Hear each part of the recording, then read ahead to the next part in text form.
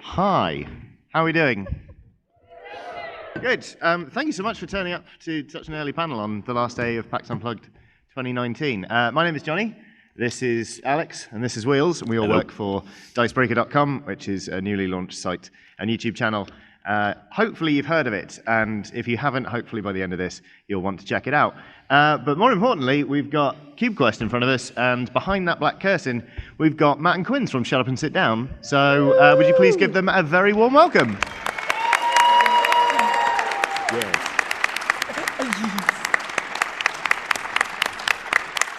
Keep going. Any moment now. Don't stop. They were.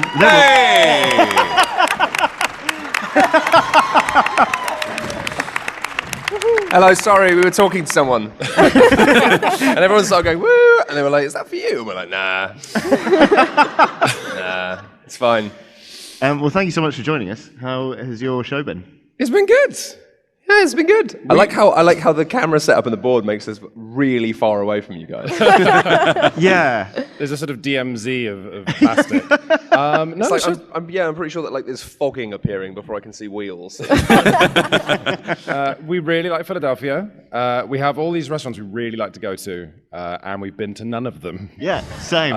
Yeah, right? It's because there's too much ruddy, fun stuff to do. Wait, people seemed alarmed. Ruddy is not a swear word. It's just a normal... Actually, it's not even a normal word. It's just a word. It's a great word. It's a great word. It's almost a part of a boat. Aren't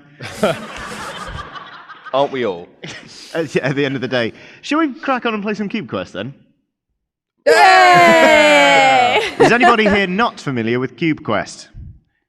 Just oh my word! Wow! Yes, it's a little out of print, I believe. Gem. A little out of print. It's a little out of print, but it's also a lot good. Wheels, do you want to explain how Do you want to do a works? swapperoonie and I'll point at things? Is that like an anti-Italian thing? Because that's... What? I should have said switcheroo. Switcheroony. Hello, everyone. I'm going to be your tutorial for this morning. I was going to say afternoon. That doesn't work. So we're going to be playing CubeQuest today, which is a dexterity game. And you can see that we've got our little cubes here set up on this mat. Shut Up and Sit Down are going to be the red team. Round of applause to the red team, please. Yeah, it is. And then Dicebreaker are going to be playing as the blue team. Much louder and impressive applause for the blue team, please. There we go. That'll do. All right. So as you can see, we have at least one king cube on each side. That's the one with this little crown on it. That's going to sit in our castle.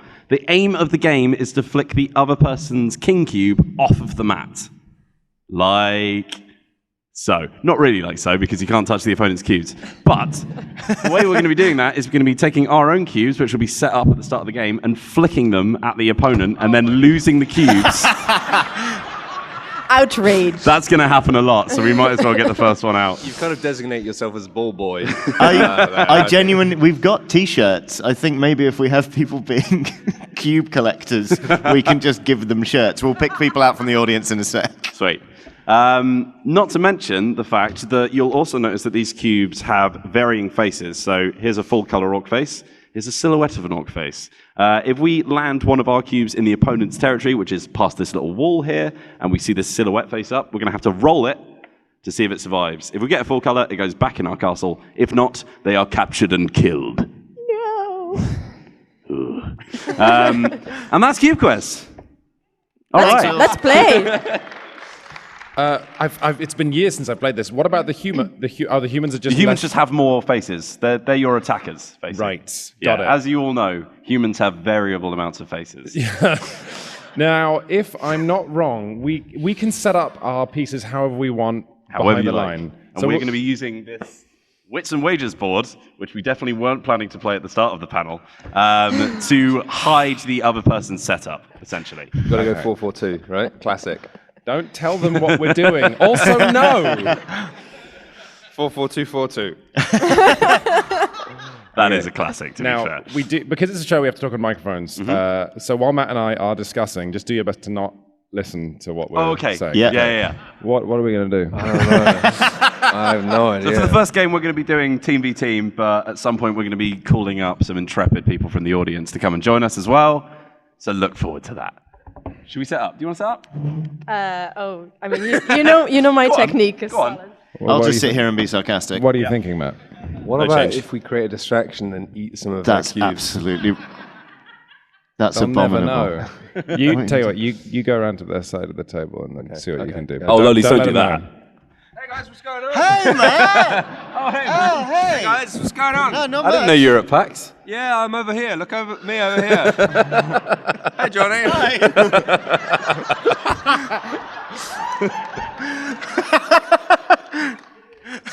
See you guys. Well, it was nice seeing you. It didn't work. Didn't work. Can't remember the last time we were at kissing distance. I can. Rude. Hey. Yeah, that's exactly what I was going to do. I have to say, I think Loli's has matured since the last time I let her set up. Because Did she make... she made the mega block last time. Oh. Which is every single cube mashed into one around the king. That is monumentally dumb.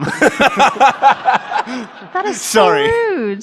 Sorry. That looks great. Master strategist, he's at it I mean, again. I did quite well out of it. Yeah, that's true. Too. Okay. I think we need Somehow another. it went I think alright. we need another orc in the tower. How... Don't tell them. Oh well, hang on. No, they can't hear us, right? Because they're not listening. Yeah. Okay. Yeah. Yeah, that's great. Symmetry. Who knew? We're ready when you guys are. Yeah, I'm ready. Any Can we minute have now. the gameplay back up on Can the we screen? have a sort of? Oh, wow! We look The so wall. stupid. And my technique is dumb. Your previous technique is dumb. This technique is currently dumb. You've gone for the 1-4-4 circle. It's a classic. So, should we do a little rock, paper, scissors to decide the first player? Okay. This is what are the? Are we? Oh, the killer eyes on her. Are we? So are we now? Most important question: are we doing 1, 2 reveal or 1, 2, 3 reveal. 1, 2, 3 reveal. Okay. Okay. What are you? I say rock, paper, scissors, and then Right. What one are you going Place to your do? bets. What are you going to pick? scissors. Oh, I believe Loli's always goes rock. So if you want to do paper, then I thought you were on my team. yeah, me too. Okay. Right, well, I'm definitely not going rock now. Okay. Should we just do this? I mean, you know, the classics are classics for a reason. Exactly.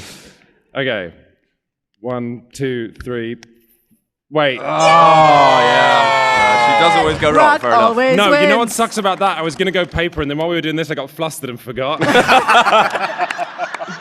Well, Matt, I've screwed the pooch. Do you want to yeah. swap and Win. take our first Yeah, shot? yeah, you're in. You're Oh, no, out wait. Well, now. second shot because we lost because Yeah. of... I'm team leader now, so. Okay. I'm very bad at this game. Just, Great. yeah, get your excuses out early. Yeah, let's just immediately destroy that wall. There we go. Whoa! Huge. Huge. So as you can see, that has landed silhouette face up. I mean, I say as you can see, it's glaring so much that you actually can't see. But we're going to roll that to see if it survives. Captured Aw. and killed. So our First king, blood. Our king is already sort of like hiding in the bush. That doesn't seem great. You don't know if he's hiding. I can tell. He could be doing some very important work in Game that bush. recognized game. Okay. So I can flick any of these. Yeah, you can flick... Well, yeah, you could also flick the king to get it Yeah. in a better position. You can also forgo your turn to put your king back in your castle. Here's the If you so reason that choose. Q Quest is great and a particularly great drinking game. Lots of flicking games are like, don't flick too hard. In this, who cares? Like, so What just happens if I flick something and knock like loads of things? they're all dead. But you have to think about their This families. setup is awful. What have we done? No, just don't screw it up. Okay.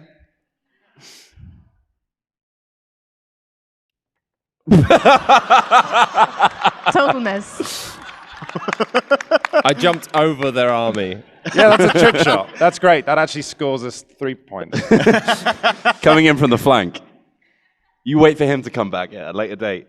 Yeah. Alright. No, he'll Who's come up, back. Wheels? He's been he's a spy. All right. Matt, get out of the way. So, by the way, I didn't mention this, but whoever's not flicking will be providing sports-style commentary. Oh, okay. Yeah, we're not made of wood. He's got hands, but can he use them?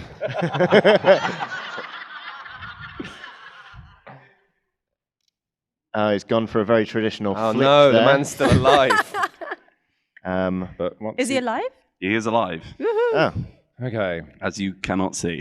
I'm gonna No, have that one's to- visible. I might have to walk around the table. My classic sports commentary. He's alive. But for how long? Mr. Smith coming round the table. Oh! The pool technique. Oh my word! Oh gosh! Oh, and that's a bad miss.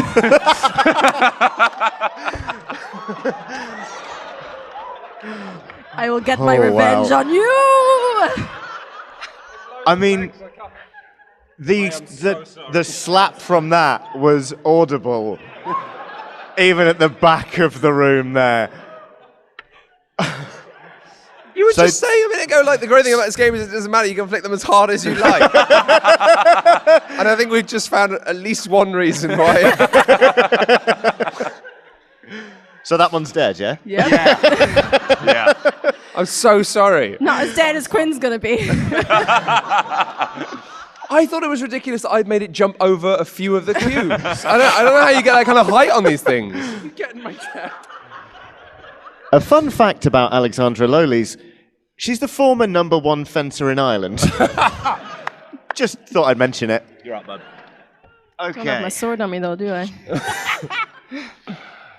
So can Couldn't get I it for flick our customs, cube to be that's fair. behind enemy lines, but alive? Yeah. Yes. The power, oh my god.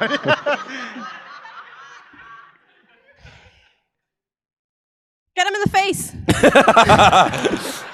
It's fully deserved at this point. Oh. Not quite. Not quite tit for tat, really, is it?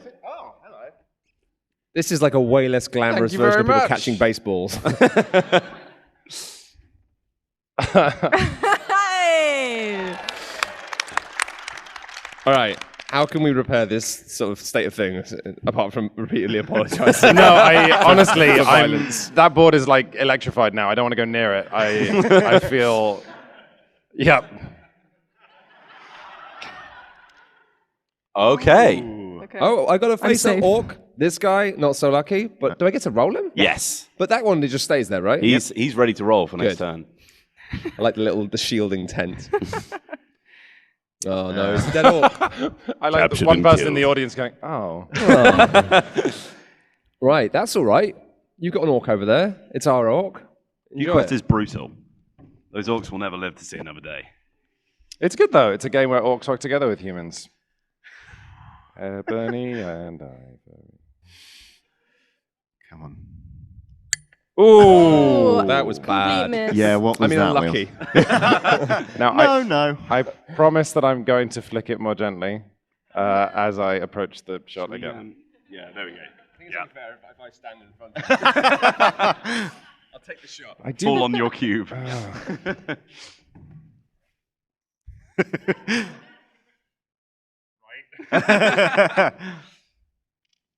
Ooh. Strong work. It's a lovely Still shot. That was face up good. as well. That orc. It's the orc It's that the keeps Jason on going. Bourne of orcs. Jason Bork.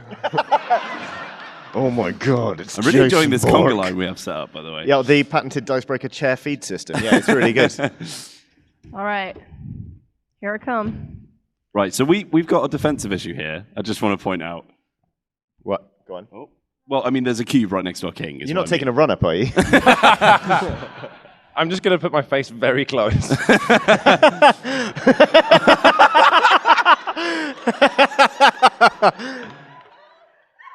Do it. Break his glasses. Oh. We're just ignoring the other one then. Okay, no worries. Ooh. All right. This is incredibly tense. And not just because of accidental violence.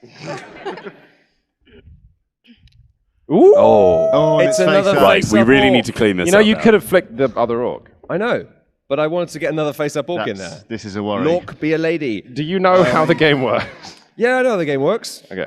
It's like, I- get all the orcs to this side, and then... Yep, that's And exactly then when they right. get to the end, they turn into a queen, and then they... He sounds like he knows what That's he's just doing. Shrek, isn't it? Yeah. He's an ogre, actually. I mean, she's a princess, actually, but... Over to you, Johnny. So I'm going to play this shot sort of defensively, but I'm aware that there is a very large, probably very expensive screen just there, so we can see what's happening on the... Yeah, I can't imagine that's a problem. I mean, I was sort of insinuating that one of you might go stand in front of it. We have designated someone to take a cube to the face already, so...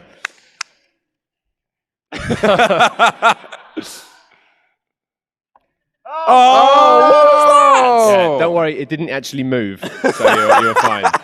But you did flick it. Oh, God. I don't know what happened there, Johnny. I don't think he did either. I believe the technical term is I biffed it. Do you need to see a hand doctor?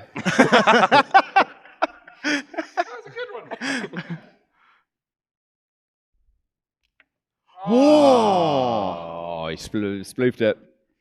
As is traditional, we're showing you how not to play Cube Quest first. It's cool. Oh, no, after you.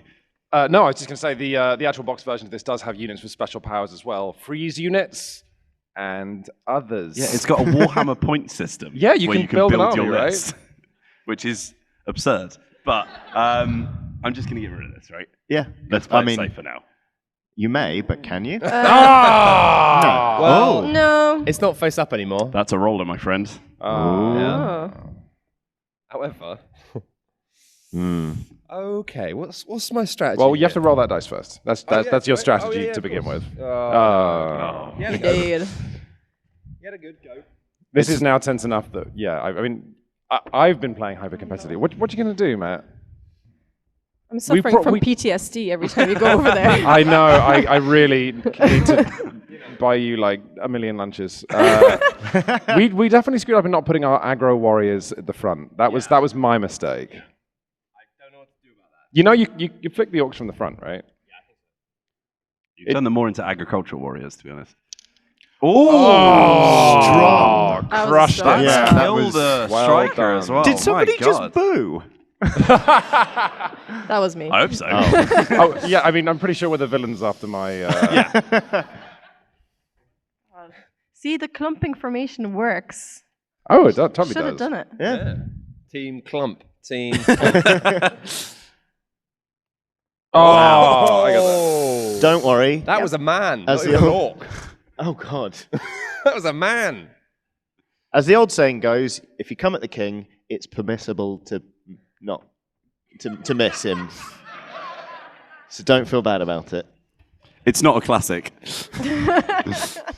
No. Oh God, I'm on No, the no, front no. lines now. Gentle, I promise.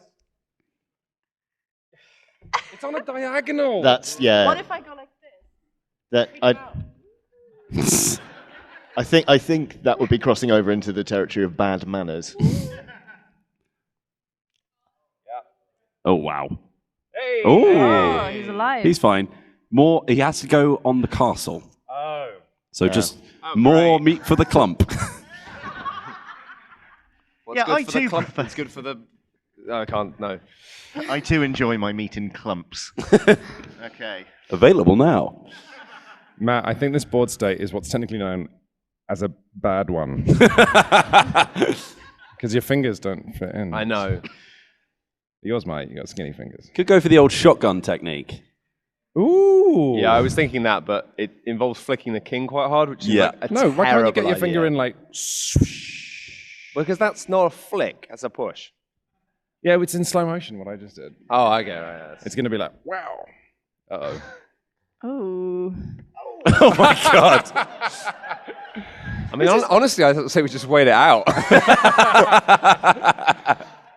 Just starve them. I think this is a capable demonstration, though, of why Q-Quest is the best game ever.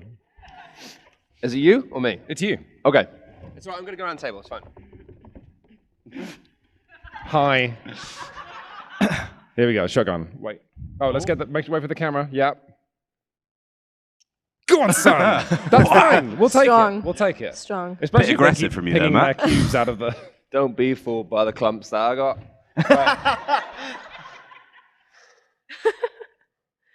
Oh, bad luck. Bad luck. I don't think we're doing so good, to be No. honest. I'm sorry, I turned our orc into an astronaut. It's another Oh, face-up he's face orc. up. At least we need We to deal honestly, with we that. are being very lucky with these. It's skill. 1 in 6 chance of an orc, is it? That was a lovely, polite golf clap, by the way, for the audience. Two and Yeah. Ooh, yeah. Like, And that's like the then patter of rain. Oh. Ooh! Hey. How Yes, he's back. Like I say, They're skill. invincible. Okay. It's you. They really Clean build a day on meaty the in the fairway. club. Okay. I reckon hit one of the strikers. Told you. The clump works. Uh-oh. Wait, do you not prefer the flat of that cube? Oh! Skillfully. That was, Killer yeah. Croc.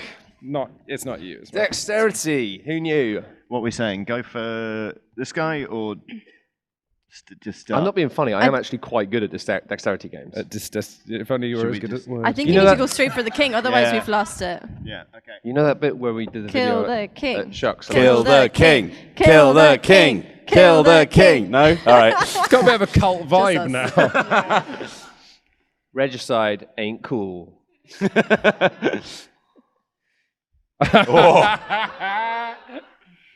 The tension here is palpable. Wow. I think there only exists one possibility. I mean, maybe, yeah. Yeah, okay. I think let's use that dude while he's there. Obviously, right? Yeah. Just trying to like brain anyone in the audience. I don't know about liability, you know. No guarantees. Oh. Wow. I mean, Yeah, I'll that's- take that. I'll take that. Yeah. Expose their royalty. It's one of a the- popular theme in Britain at the moment. Sorry. Can't believe that got a golf clap as well. Like, yeah. It's a clean Good bird. pedo joke right on the Solid. green. He's lining it up. And he flicked it! It was pretty straight, to be fair. Yeah, it was. It was just high. Yeah. Wow, I'll tell you what. Oh, no, they're all over here. It's, yeah, not looking good, is it? What are you thinking, Matt?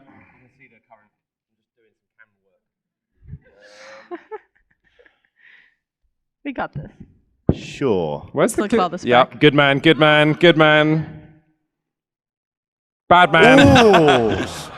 That was close, in fairness. I mean, the king is super exposed. That was close. Okay. Ah, this I'm is scared. this is pretty great because we just have to make one shot, but it's from so far. No. Oh. Roll it, roll it, roll it. Feeble finger hits again. Yay! Hey, All he's alive. right. You have to name him now. John. John. John the Not Orc. Roger? I'm coming for you, John. Should have gone Roger.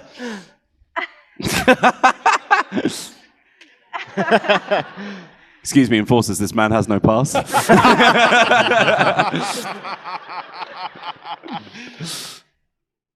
Oh. It's a war of attrition. It gets harder when there's no one to hit. Okay, I have a different, better plan. Let's flick to get units like here-ish. Oh no, because of the dice face side problem. I wonder mean- what they're going to do. It's fine. It was actually a terrible plan. It's fine if we do it with the men, but not the orcs. Whatever you do in your own time, Matthew. I mean, no, that would still be just racist, right? They're not a different race. They're a different species. Wait. What happened? I made a Nothing. passable shot, as in it passed everything, and just hit the deck. Boom. I can do it too, Johnny. Thanks, Matt. That mic's not on.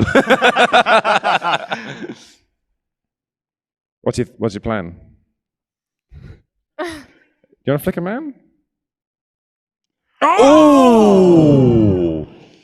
It was good, but it was He's not got good the enough. touch. Close for no cigar. I Use don't know. the king. I can't remember how that song Use goes. the king. Use the king. I've got the fingers of a tiger and I'm flicking a thing. Oh. Was that deliberate? What? I see. I see how it is. You'll see I'm how going it to see if I can deploy Our a king's gonna be dead. parachute in a guy. Kill John. All we need Well, to he is do- because it's my turn next, so I'm gonna flick the king. Oh, are you just stalling because hopefully they'll whittle their own forces down? Oh, they're across the line. I regret to inform you that. We've already done that. If you do flick the king and win because of that as the king goes mad, that would be so good. It would, but that's very unlikely to happen.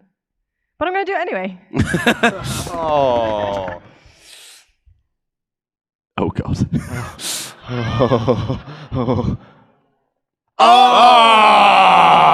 What a Hail Mary! The king basically watched his own forces dwindle and then just threw himself off the ramparts.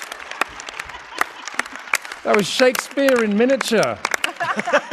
I can't believe you took that bait. I was gonna do it anyway. To be fair. That was utterly incredible. That's well played. Well played. Do we have the box? If we have time to play this again, should we bring out some of the special units? No. And I'll tell you for why. I've only got a little backpack, so I put it in a Tupperware container. Oh, no, that's cool. Scythed the expansion content out of Cube Quest. Heartless. Let's be honest. Core Cube Quest. It's the gentleman's sport. Yeah, I was going to say Yeah. that's the sport, isn't Yeah. it? Yeah. Okay. So you know how kings would occasionally fight with armies, as we just did, and occasionally they would choose a champion apiece to fight on their behalf. Should we just pick an audience member for each team and then just try and coach them to victory? Yes. 100%. Okay. Okay. So what? It's just 1v1. Yeah. Oh wow. Yeah. Ooh. Okay. Okay. Lady in the red hat. I was gonna say. Gave such a delightful clap Yeah. when, Yeah. You go and find me a when champion. we said we were going to get. You're our champion. Up you come. Quinn's is going to go and find us a champion. Oh wow, they're actually inspecting the troops. Yeah, no. Wow. We've got to get somebody who has the potential. Like who can accept. Welcome, champion. What is your name?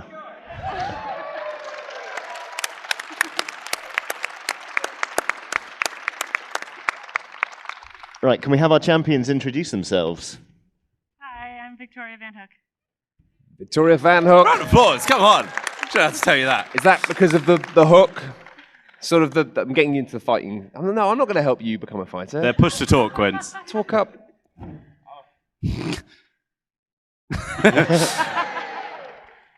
Hi. I recruited Jamie for you, my liege, because in her own words, she had very skinny fingers and could fit in the clump. That is one of the best cover letters I've read in years. Right, shall we bring down the royal divider and split the field? Yeah. So that we can assemble our forces. So No listen, inlay. The best tactic is to try and distract them so you can eat some of their pieces before the game begins. If you can't do that, clump. If all else fails, clump, my But boy. not too clump, just a bit clump. Perfect clump. The perfect clump. All right. That's what we're all looking Okay, for. what's So- our strategy? The king has to go in the castle. It can be anywhere as long as it's touching the walls or the courtyard inside. But apart from that, it's up to you. Kind of like Okay. Wow, it's like one of those Renaissance paintings of someone. you're both leaning in from the edge of screen and blocking all of the light. You roll. I think you need to roll the humans as well, because it's got a much lower chance of being caught. And if they're this, they leave. If they're this, Yes, they come back. You're right. It's just like a Renaissance painting.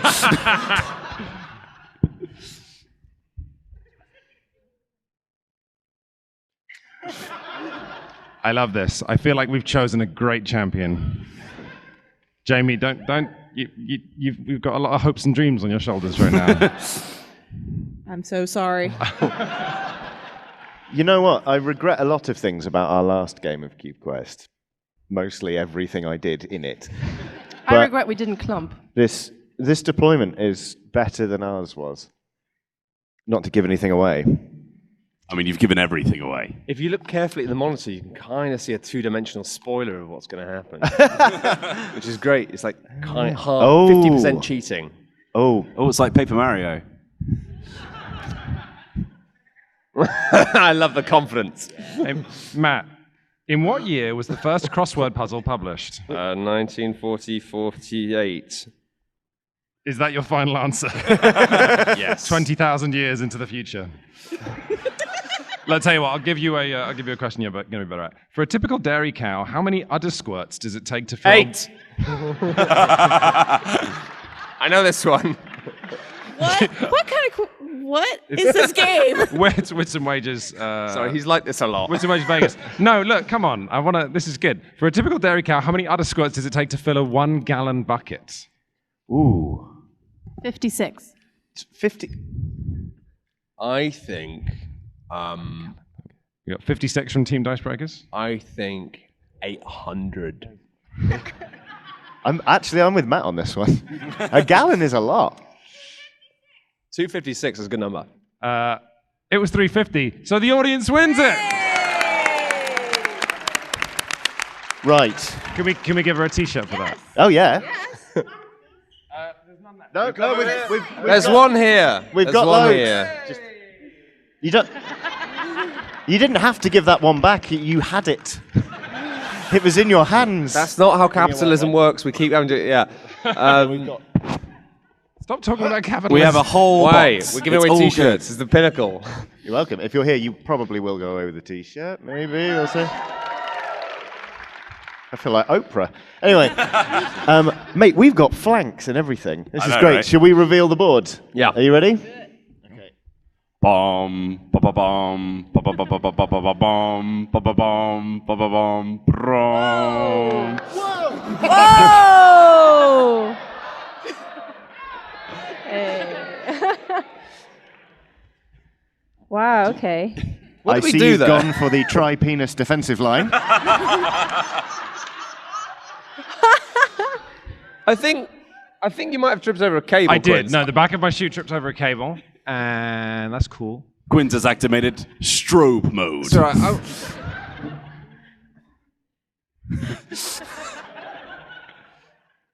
Johnny, do you want to tilt the I'm going camera to a bit? investigate under the table. This way. Yeah. There we go.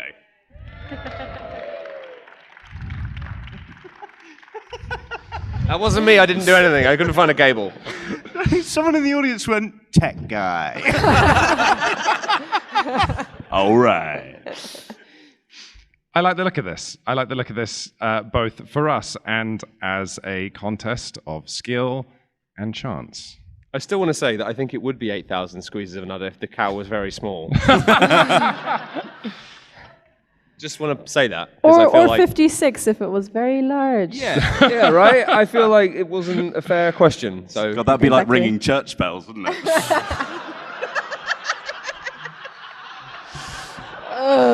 Never, ever do that action again.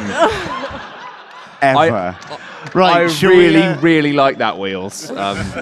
It's both horrendous and great. So I think So- you can take the day off. we went first last time, so do you want to kick this one off?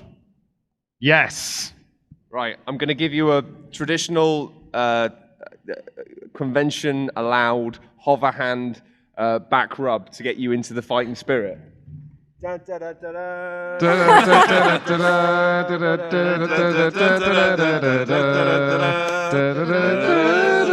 was more like you were doing a crab dance behind her back.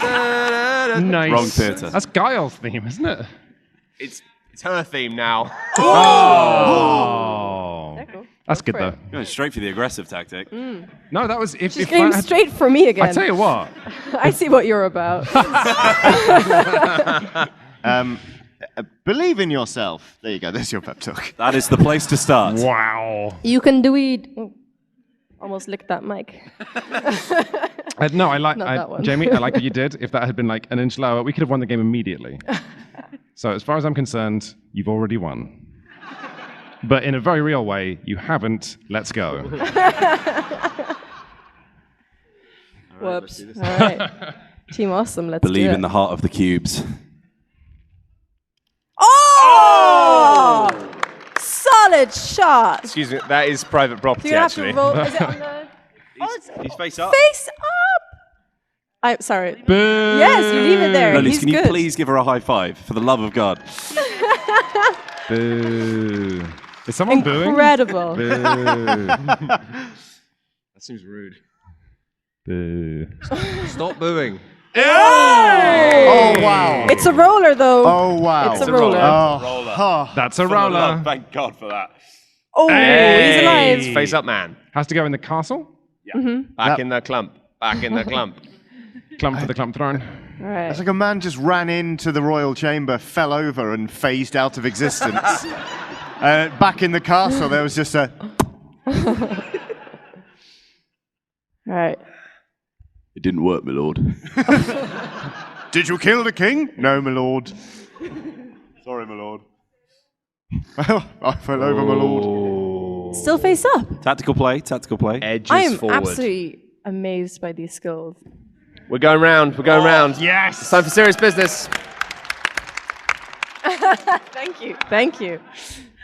Go on, Jamie. Yeah. Thanks. Oh, wow. Yes! Oh! Wow. It doesn't even matter if we do it. It's just like, I It's get a excited. hit. Contact. That's a tit for tat right there. A soldier for a soldier. An entire website hangs in the balance.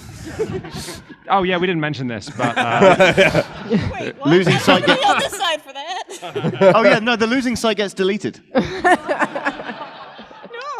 it's fine. Wayback Machine exists. Yeah. The winning site becomes a Cube Quest only hobbyist It's site. fine. They only just started it like 2 days ago. They can just start it again. It's fine. Oh! Well, no, come on, that's true. Sick burn. It's like if you break some IKEA furniture. It's better to do it at the beginning than at the end.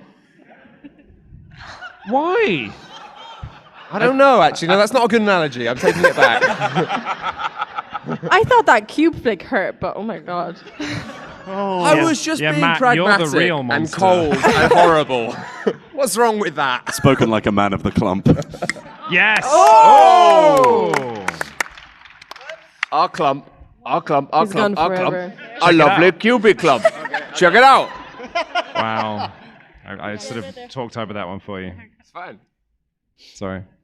You got this. I like this. I like it's now, as is so often the case in life, it has dissolved to clump versus flock. And as the flock approaches the clump. Oh, I got it. unlucky. I don't have it. But this guy has a t-shirt. I don't know the strength of my fingers.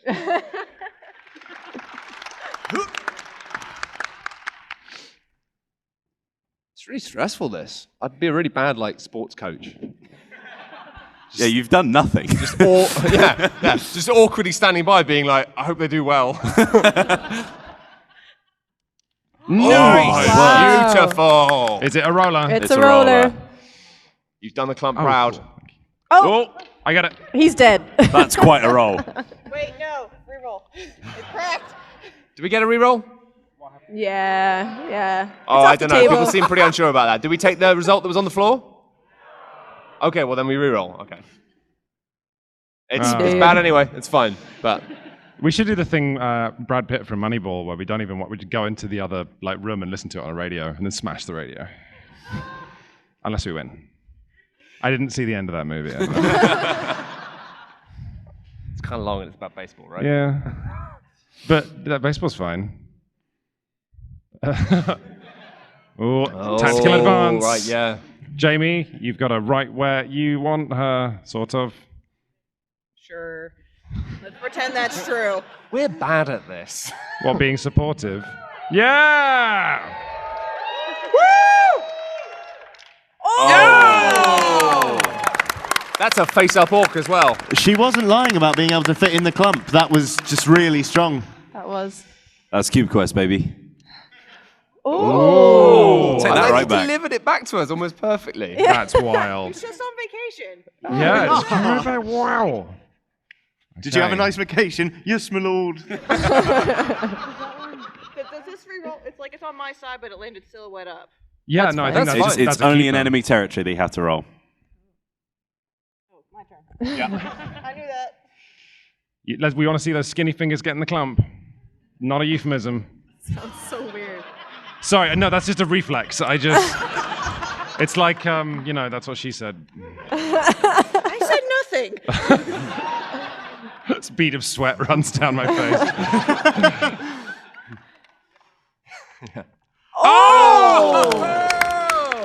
Oh, this is some top that quality is- cube Yes. quest, if I say so Another. myself. That's another face-up orc. Ooh. Still a face-up orc. This is it. Come on. This is like the World of Warcraft Oh, movie. Which I also didn't see. Sorry? Better production value. God. Go, Jamie, Okay, go, here we go,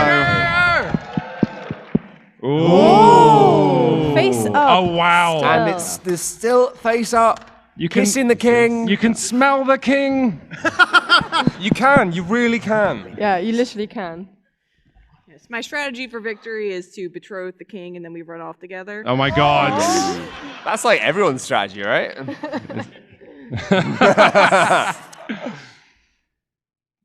That's a devil's gambit you're lining up for there. If we sang Guile's theme for Jamie. I know exactly what's running through your head. Street Fighter song that we can sing. Do it. Ooh, that's not what I was thinking, but okay. The king, the cowardly king, has dived behind a couple of cubes. That was a classic kiss and run technique. Oh, How Jamie, long can the king hide behind this wall? I don't want to put too much pressure in, but this could be it. So, but no pressure. Now when I lose, it's your fault. Yeah, I mean, that was always going to be true. Yeah, go on, Jamie!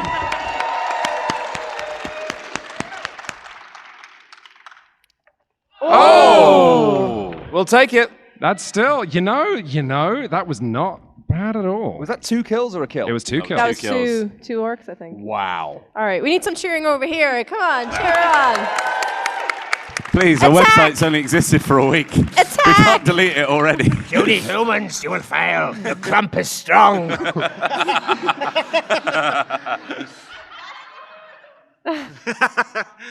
A clump endures. For 1,000 years. We're really suffering from a lot of desertion in this army. Soldiers just wandering off.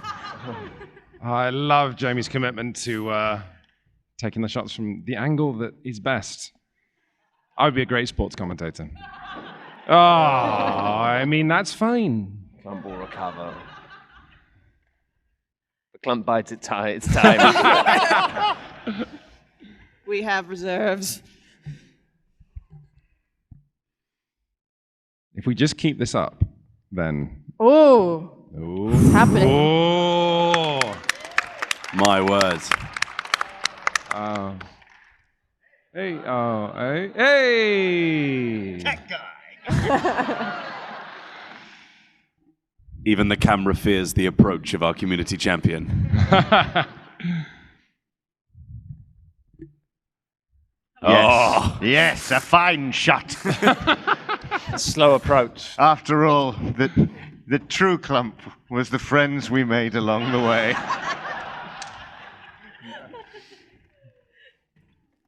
Oh, it's fine.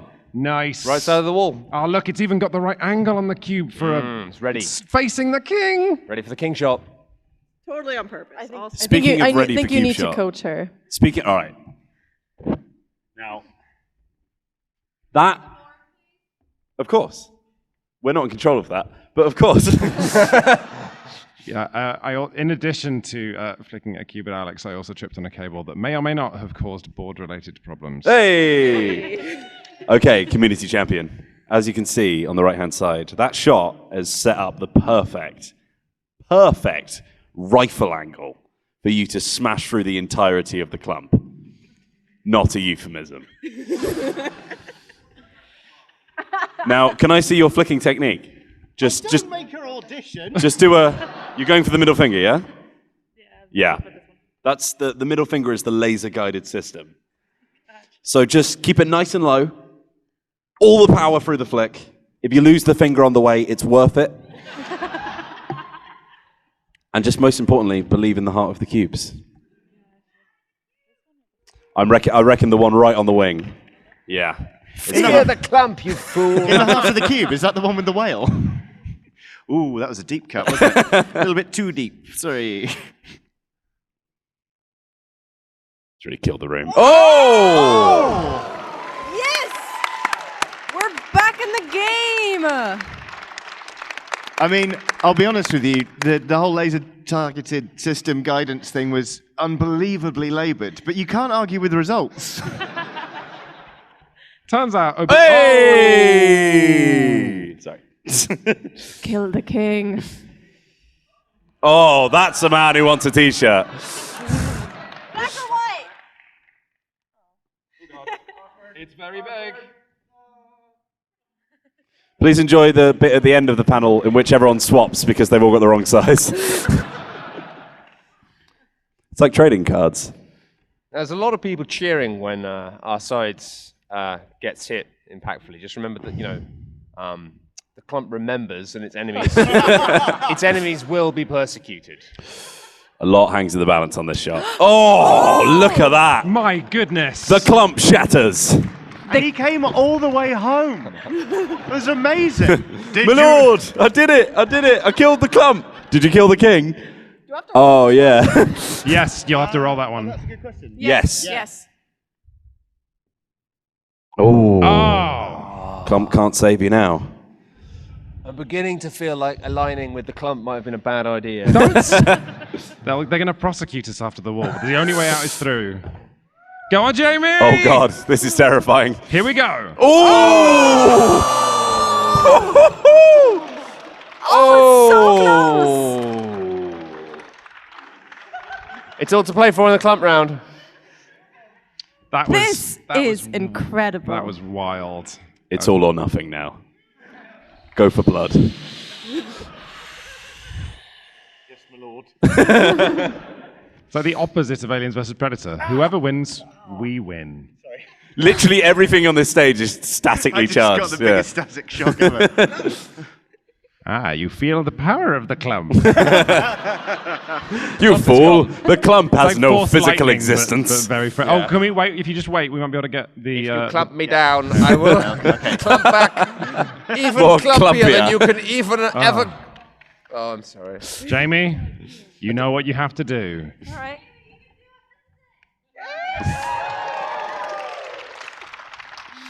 Such a long shot, though. Those long... Play on the table. That's what I need I mean, right now. you can if you want. You can do it live. You can literally do whatever you like. That's just a little life hack. Are you going to Honestly. pick her up like she's a pool cue? Yeah. Do you know what? Screw deleting one of the websites. Let's just start Amy.com. Ooh. Every flick terrifies me. Yeah. I saw my life flash before my eyes there again. All offense. Is out of control. For someone with self-affirmingly skinny fingers, they're terrifyingly powerful. It's like a stiletto heel, you know? The narrower, the more force. It's a coward's move to put the king back, I reckon. To be fair... Not a coward's move. Jamie, if you That's ever want not to put the far king back. back, you should. It's not a coward's move. There are no coward's moves. Spoken like a true king putterbacker. Oh gosh, it's incredible. Our king is very exposed right now. Oh!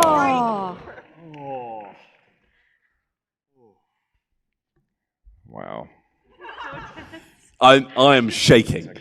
Wait, Jamie, do we want to tuck the king away a little bit? Nah. That does sound like a euphemism. I'm going to be honest. Hey, listen, all I'm saying is our king's just hanging out there, and maybe it would be good sense to put him away before someone gets hurt. Jamie has obviously come into this with an offense build, all right? Oh. It's fine. We're awaiting them for an ambush. Oh. Ooh. Yeah. I swear these- this game, like the do even nothing strategy speak. is pretty solid. These distraction flares you're sending out are really shaking them up.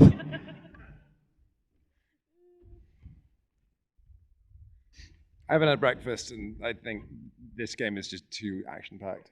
Oh, nice. No, I like it. I like it. I like what you're doing. Now, if you'd like some guidance, feel free to completely disregard this if not. But You're like the worst Obi-Wan. Now, Luke, turn on the targeting computer. You have to get the bombs down the hole in a while. that soldier right up front, I reckon he could be set up for a beautiful shot to come. Luke, catch occasionally my you will drift. feel a tingling, and you will feel guided by an otherworldly presence. That is the Force. Ignore it.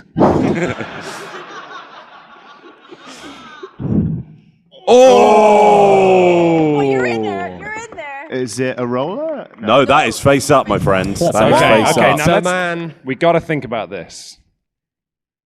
What do you guys think? I think we look. We go, no, really. I don't think that she can knock it in well enough. Oh, that's a brave thing to think.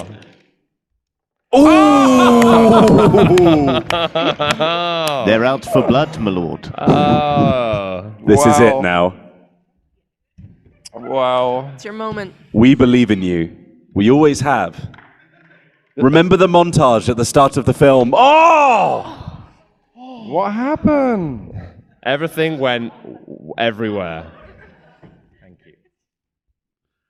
you. Okay, the king's back in his house. Everything's fine. It was a false alarm. Oh, it's a roller. Oh, shame. Not in a Game of Thrones way. Oh, he's up. Nice. Yes. Put it in front of the king. In front of the king. In front of the king. Oh, actually, yeah. Clean. Ooh. She's Yeah, gotta be I've got feeling no good idea about now, I'm that. afraid. That's absolutely Cube Quest. This is. I mean, whoever wins, hasn't this been an absolutely fabulous Yeah. game of Cube Quest from our 2 volunteers? Oh, Yes. Okay, okay. Yep. Nice. Nice. Oh, Yeah, nice. Really solid. Slight angle, but nothing can be done I'm about not that. unironically just commentating now because this Yeah. is really enjoyable. Oh, that's so unfortunate close. move. It's going to get a reroll. She's going to be unhappy. It's going to be an there. orc. It's an orc. She's back in the Yes. orc house. This is an unbelievable turn of events for the orc people. Oh! Well, no, yeah, no, you can absolutely flip that again, I reckon. right, yeah, why I think not? that's fair. Oh! Especially if They you go knew on to that do would something happen. like The that. angle, the angle of that cube. Oh, oh. Screen is Nothing turned off done. out of respect. Sorry, here comes tech guy. Oh, there we go, fixed it. Mate, you're really good at this. I'll invoice in the morning. Goodness me. Can't wait for the union to come and have a word. Oh, my God. It's fine. That Is it? one It's, wasn't God, doing this anything. is the board is so narrow. Oh, if this ends with the hey, wait, Jamie, I've got an idea. What? Yeah, I think someone in the audience had the same idea as me. What if, as in times of old, the king advanced to the middle of the field for an honourable duel? A lot of people shouting, no. Which I respect, Big because fat that's no just on that bad one. tactics. You've got to play to win. I think we've got to get that. I don't want to, like... I don't mean like knock the king into the middle and they bash I it out. think I getting mean, our like, mana up front, because if he gets knocked off the edge, and I want Jamie agrees yeah, with me. I feel great about that. That's a great move. I just think it would be so cool. Top when- cube in. Nice. Oh, that's a sniper's nest, isn't it? What's the rule with off the mat? Is it completely off the mat? I guess. I mean, Completely the off, manual is yeah. about 7 sentences. Nice. That's dangerous. Oh, look at the angle as well, Jamie. We've got a that's man really in dangerous. the river, and he's coming for you. Hey, hey, hey, it's us. Johnny, you can't join their website. I wasn't gonna. Have you been eating up pieces? Oh no! He spun out. What happened? Aha. Hey, would you like a black or a white t-shirt? As bad as your King Jewel idea was, I don't think we're going to have much of a choice by the end of this. Here we go. Here we go. Oh! And Defense. Like, think how much bloodshed could have been saved if the two kings had just met. Imagine the size of the clump. The memory of the clump lives on in my heart. Oh. Okay. Oh God! Protect the screen. Yeah, I'm on it. It's fine. No, it's fine. It's fine. Thank you very much. Thank you.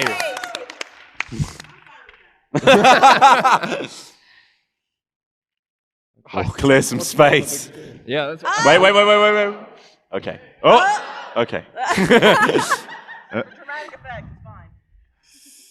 Oh! 3 cubes play 2. In the battle to end all battles. Are you lonely, soldier? Yes, my lord. I'm lonely too, soldier. Yes, my lord. Why do we keep fighting, my lord? Would you like to cuddle, soldier? No, my lord. Am I allowed to just like pass and not move anything? You could technically move the king. You could do like, yeah. I Yeah. Ooh. That's Will a it work coward's out? move. It is. It is. Alex it is. Slowly's. Oh. Nice. Nice. I love the fans like that's coward's moves. I was like, that's a smart move. It's like, yeah, often they're the same thing. Especially like when you're a king and your army is entirely dead. It's like, actually, I am just going to stay in my castle. Is it cowardly? Yes. Am I going to die? Maybe not.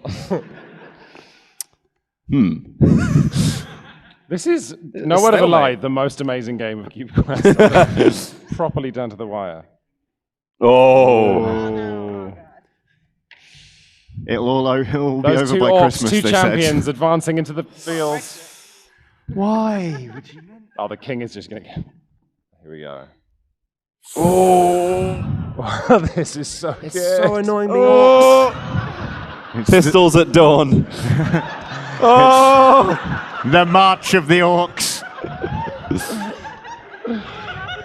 This is out of control. I worry so much about going over. If they go over the line, then chances of them just disappearing are really Yeah, they go high. up right up to the line. I then. know, but then there's gonna be some Matt, specific stuff going on. if you only had one shot, one opportunity to annihilate a monarch. I'd prepare with a big bowl of my mother's spaghetti. Oh gosh, here we go. I thought that was one of ours, but it was one of our dead guys. You just In the hit a dead guy. arms Lord. of an angel. Good lord.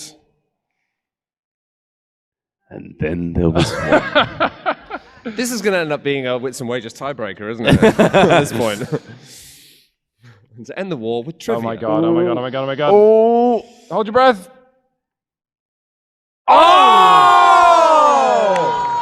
It's So it's come to this. This is I mean, this is totally the point in the war where the two kings just go, should we just forget about it? No, Matt. The clump remembers. We shall build a new clump. Hang on, wait. I've just realized if one of these kings takes the other one off, like wrestles them off the side of a cliff, that's a draw, right? Yeah. Oh, if they both fall off, Yeah, it is. And what a well-deserved draw. It's like Holmes and Moriarty. Come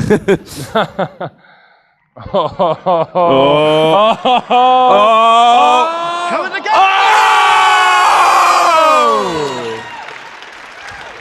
Can we please have a round of applause for our community champions? What a match! Take one of each. Well played. Well played. Well played. You did us proud. I hope you all... It was a great effort. Well done. A great game. Just incredible. Should we give incredible. them t-shirts? Oh, absolutely. amazing, Yeah. I hope you all enjoy your Dicebreaker t-shirts, because we're going to delete the website now, as we promised. If you had a ever good wanted run. to visit the website, you would have been able to go to dicebreaker.com or youtube.com/Dicebreaker, or on Twitter, join Dicebreaker. But you can't, because we've lost at a game of Cube Quest. What do we? We lose Cube Quest. That's our whole gimmick. I mean, you had tried, and that's important. Yeah. We were an exciting new tabletop website once, so and now look at us. We're just three people on As a is often the stage. way with tabletop websites, they're just not good enough at Cube Quest. Yeah. And so must be destroyed. I'm not looking forward to going back to the office and telling everybody else. Oh, and we've just been told that's time, so there really remains nothing else for us to do than to resign from our jobs.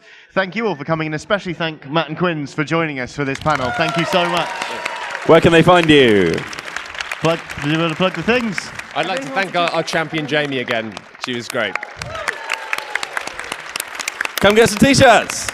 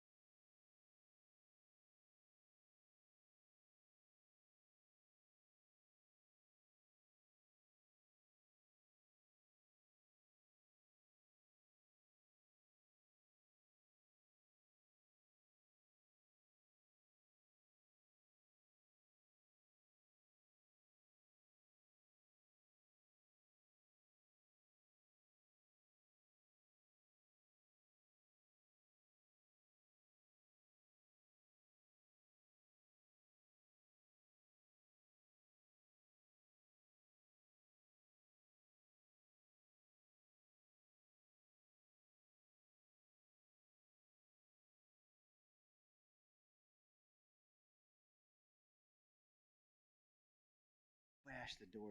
I honestly, I think he's gonna come up behind us. I know. Yeah. I'm a little worried. Yeah, I'm right. a little worried. Knowing him, we're Like he's already gonna- watching our backs for I him. know. So, yeah. I'm a little worried, actually. Yeah. All right. It would be like him. Yeah, it would be very much like dramatic entrance. No. Ring his phone to see if he's behind the curtain. No. Yeah, right. That's it. No. He turned it. He's a smart backstabber. He's gonna turn his phone off before he does that. We're going to get started in just 1 minute. We're just waiting on Kurt, who's either fashionably late or hiding somewhere. I don't think lateness is fashionable, really. But oh, hey. This one? You like it? Where'd you Thank get it? you. I know it's a rare find. It is a rare find. So I found it online, and I want to say in a second, I'm a big secondhand shopper. So I think I got it from somebody else's personal stash. I know. If you can believe somebody actually gave that up. Because the reason I say that is because the ones they have now are sparkly. You can buy a sparkly one if you want, but who wants that? I don't know. Some people like sparkles. All right, shall we begin? Yep. Okay. Welcome, everybody, to Look Out Behind You, the best backstab games of all time. So I just wanted to say hello, and let's introduce the panel, shall we? Yep. All right, so hopefully Kurt will be here soon, but I am Celeste DeAngelis, and we are Which Game First. I'm the host of Which Game First. We are a board game podcast, and we cover board game reviews, we do interviews, industry professionals, we talk to game designers, we do updates, we even do some side quests. Random side quests. Yeah, like the history of war games and things like that. So we've been doing this a while. Kurt is a good friend of ours, and hopefully he'll be here shortly. Go ahead and introduce yourself, Mike. I'm Mike Grenier. I'm one of the panelists on the show. I was doing the editing for a little bit, and I'm also a game designer. I'm Ed Povlitis. I'm also a game designer and a longtime gamer for many, many years. All right. All right. We wanted to show you the slides. Yeah, so before we bring the pain, we wanted to talk about backstabbing games in general. There's a lot of contention as to what really makes a game a backstab game. Yeah, even among us. It's Right, really I hard mean, to describe. Yesterday we did a panel on legacy games. That was easy. There's like 20 legacy games in existence, and there's no dispute as to what they are. But in this field, it's a little bit different. And so we wanted to just talk about first the core things that we find are common among almost all backstab games. Some common ground. So, is there anything we can agree on? We're friends until we're not friends. Yeah, yeah, it's like, yo, we can get along, no problem. Oh, don't mind the dagger behind my back. Yeah. Oh, it's just for emergencies only. Yeah. Yeah, it's convenient to be friends right now, but maybe later on there will come a moment where perhaps I have to diverge to look out for my own interests. Yeah, everything's good as long as our goals are aligned. When they're not aligned, Yeah. A betrayal is sweeter if you can form a good bond first. So that's what's great about that. Victory by any means. It's generally what it takes. Like, oh, I'm not here just to only just get points. If you can take down somebody, if you're in my way, well, sorry, you're in my way. Yeah, it's win at any cost. So, don't sidetrack because it's better for role playing. Don't do it. Just get it done. Yep, just pay out those resources to bring the pain. And the next one is agreements are made to be broken. To me, this is the sweetest of all the betrayals. All the diplomacy you make is that, oh yeah, we're going to do this together and it's going to be great. Yeah, the other guy offered a better deal. Sorry. Yes.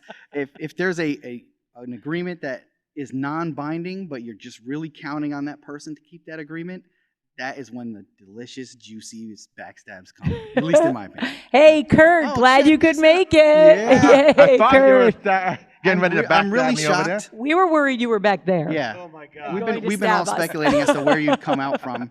This place is a maze.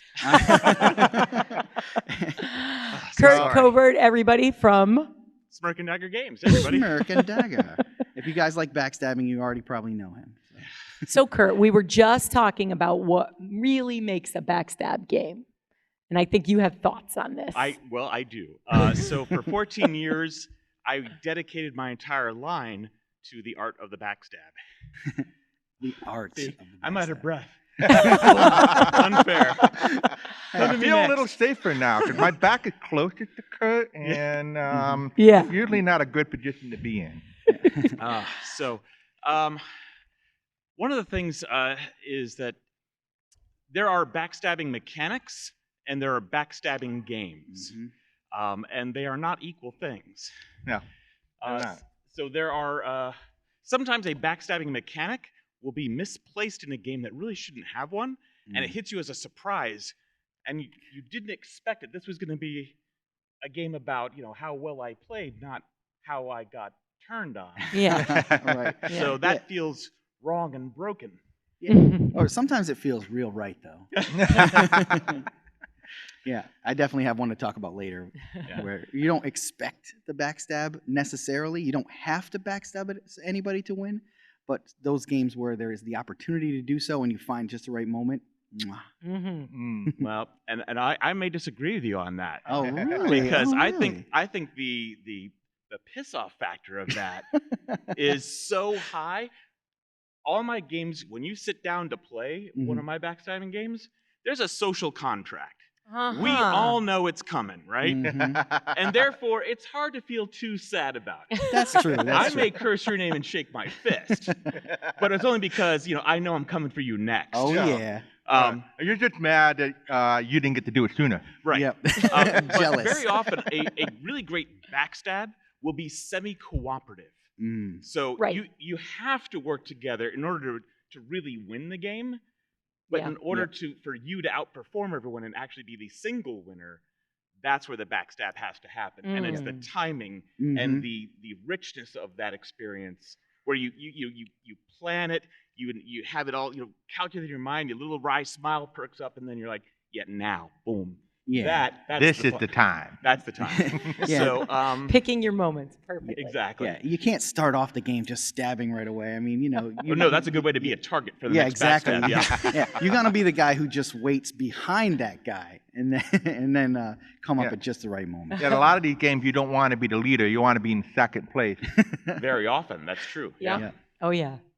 The leader is always the target. Yeah, they got a big target in the back. They're like, oh, how do I get off me? I'm always a sucker for leadership. I get typecast as the leader most of the time, and usually a person like me who's not really patient and doesn't really want to know all the rules and just wants to sort of be there. They're perfect for leaders. Just stick them out front and let them take all the bullets. So I have friends who just love being second in command all the time for that reason. Yeah. Cool. Right. Yeah. It's kind of like when they're on a bike race and you're just catching the draft behind the other person, and then at the last second you can just scoot around. Yeah. That's a good analogy. Yeah. So we were just talking, Kurt, about what can we agree on about backstab games? and of course, I was the first to dissent. So good. Yeah. It didn't so our take last one would be the opportunity to screw your neighbor. Yeah. Right, and that kind of is the defining one. Yeah. Agreed. I think we can all. I think we all agree on. Yeah. There we go. Screwing your neighbor stress is a on the component of opportunity. backstab game. Yeah. Before we get into the best backstab games of all time, according to us, we wanted to talk a little bit about who plays these games and why. About you people out there. We know who you are. Yes. Yeah, we see. we do. So, Kurt, why do people play these games? I think they're very cathartic. I also think that one of the reasons why I dedicated my company to it was because while I certainly enjoy all kinds of games, even Euros where it's just optimizing my resources and all of that sort of. I like those. Yes, but Tell me about it. It's not an emotionally charged game. It's not something where we're really interacting. Hey, I spent several hours planning that stuff. It's cool. Yes, you did. But what I really love about backstabbing games is that they almost immediately immerse you into theme. They get you emotionally invested. And when you walk away from that table, you're not talking about optimization. You're talking about, I almost escaped the dungeon. Yeah. But you, Right? Yes, I left that guy Sorry behind. about that. You just happened to trip at the wrong moment. Yeah, And it's not about being first. It's just being faster than you. right?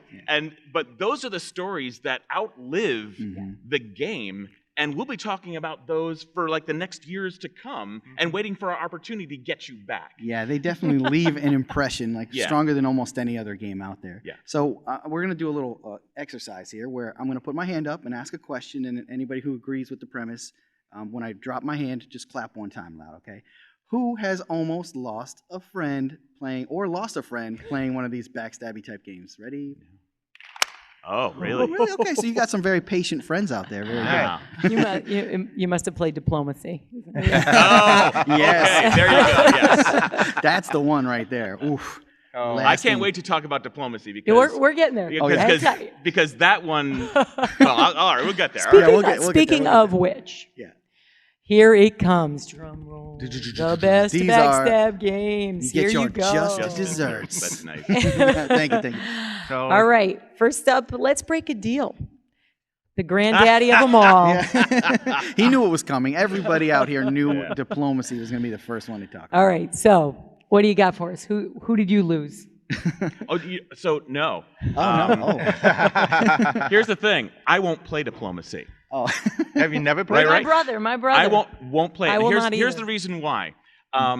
This is a perfect example of almost a misplaced backstabbing rule. If you spend 4.5, 5 hours cooperating, negotiating, optimizing, and then it comes down to, no, that's a bad use. That's why it ends friendships, because I invested an entire day and you just dissed me. But Kurt, one of the Terrible. most sweet things about that is that you did build up to your horrifying moment where you backstabbed them super hard. Like that, if you want a lasting memory, diplomacy is where it's If at. your lasting memory is losing friendships, Yes. If your lasting memory is a phone number you can no longer call. Right. I mean, yeah. I think the only game that's ruined more friendship than diplomacy is perhaps Monopoly. Well, I don't know. I think diplomacy is worse. At least you didn't spend 6. Yeah. Well, I And- guess you can spend 6 hours play playing wrong, you do, Monopoly. yeah. You can actually backstab more than one person in the same turn in diplomacy. Yeah. Oh man. It does have. So you're a lover.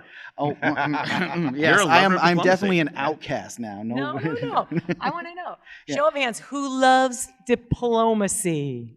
I mean, All give me a right. clap. Give me a clap if you love it. All right, Okay. not that many. See. And everyone else that didn't clap were the ones you played against.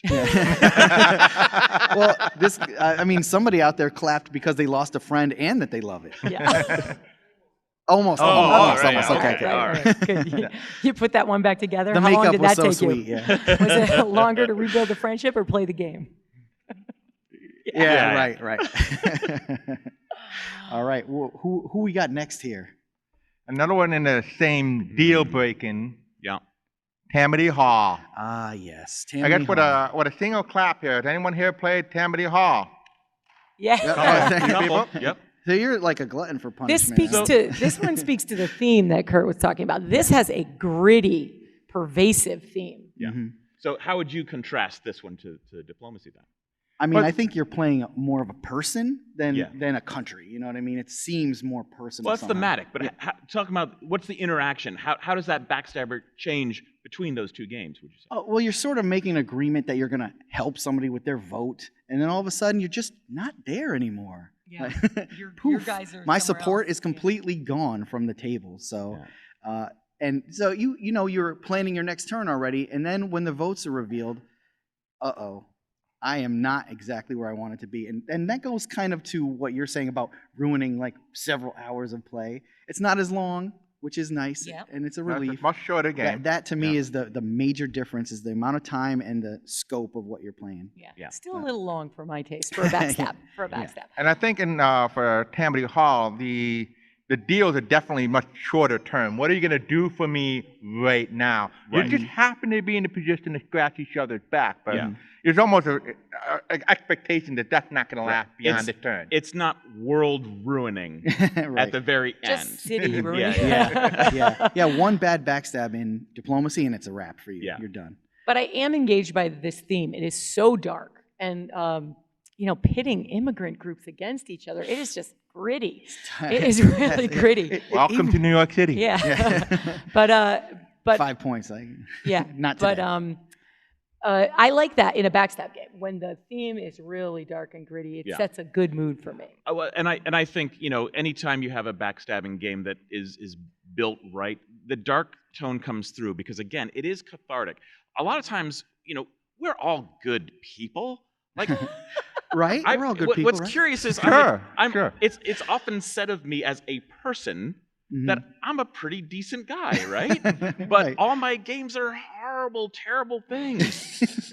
It's a good way to get it out But of your it's system. not the way I act in life, but it's super fun to be able to act out in a safe environment where, hey, it's just a game. Bad behavior is expected. Yeah. So I think it's kind of fun. These are also, if you think about it, they're like little experiments in social behavior. You get to try things that you could never do in life. See a side of someone you wouldn't see normally. Yeah, and so you get to explore your whole dark side without having to go dark. And in a safe space. Why do we love villains in movies? right? Right. Villains in movies are compelling. They're often the most interesting characters because they get to do things where you're like, oh man, wow, that took something. You know, like, what does it take to be that kind of badass person? But now we get to do that, and so there's some fun in that. Yeah. Yeah, you think that steam vent actually helps you later on in the day to feel like a better person? That now that you've got it out of your system and got to explore that? Or just guilty that you attacked your friends? Sorry, not sorry. Good question. Good Yeah, question. sorry, not sorry. Yeah, sorry. Let me buy the pizza. All right. Oh. Traitors among us. What's good with this? Oh, sure. The Thing at The Thing. Outpost 31. Hard to find this game now, but I certainly enjoyed playing it with Kurt. Yep, had a good time. The thing about it was poor Kurt gets a little typecast as the bad guy since that's his brand. And Every single time. Yeah. Even his own business partner thought he was the bad guy. So in Traitor Among Us games, they're backstabby, but you don't know who it is that's going to backstab you. So we're all supposed to be working together, but somebody's working against us. Which one of you bastards is it? Yeah. And it didn't matter. I was the imitation. I was the Thing. And it was so easy for me to get away with it because Kurt was at the table and no one would trust it. I mean, he was straight up saying it. Kurt was like, she, this, that, and sure, Kurt. Sure, Kurt. Yeah. That's what a traitor exactly the says. thing a traitor would say. Easiest game I ever played. Yeah, and one of the differences here is that the backstab is inevitable. So you all have that tension the entire time because you know it must come at some point. Yeah. You see it every round. Somebody throwing bad stuff in his hands. Okay. Yeah. Yeah. Who threw the dirt and who threw the wrench in the works? Yeah, you see the evidence, but there's nobody to directly blame yet. And that's when it's fun, because then it's the big reveal. And the fun of a traitor game is it's the suspicion, it's the tension, but at the end, you know, if you pull it off, it's like, you know, ha ha, I am the traitor. You know, and that's the fun of that. So it was. Awesome, yeah. So I think probably a better known traitor game. Yeah. Battlestar Galactica. BG. All right, so with a single clap, who here has played Battlestar Galactica? Little. All right. Yeah. Cool. How'd you like those Cylons? So Cylons/Cylons. Yeah. Like, yeah. So Depends, right? Could be one, could be two. I have some problems with this game. Well, I mean, yeah, and you know, probably the length is part of it, right? Yes, definitely the length. It kind of goes back to what you were saying too about a long game where you're like, you know, now there's somebody stabbing me in the back. But in this one here, I feel like halfway, like the beginning of the game starts off maybe with one Cylon, and then and you kind of want to sandbag a little bit because you don't know if you're going to be the Cylon later. Yeah. So, you know, you don't want to go full hog and helping the good guys getting so far ahead, and then you turn out to be on the other team. You are one of the good guys starting off. Yeah, just like the show. You or are you? Yeah, right. So you just want to min-max it. You don't want to. I want to. I'd like to win occasionally. It doesn't happen often, but I like it when I do. So by contrast, because we just launched this past, like a couple months ago, The Menace Among Us. Oh yeah. Which has been, you know, called kind of like a Battlestar kind of, you know, theme, as well as a little bit of Dead of Winter, because there your hidden role also includes a personal goal as well as a team goal. Oh yeah, that's very Dead of Winter. And you That's always so nice. you start questioning the motives of why someone is doing something. So once you have dual purposes going on, it gets really interesting, and that's what we did it in Menace Among Us. That's cool. And there you get that same kind of experience.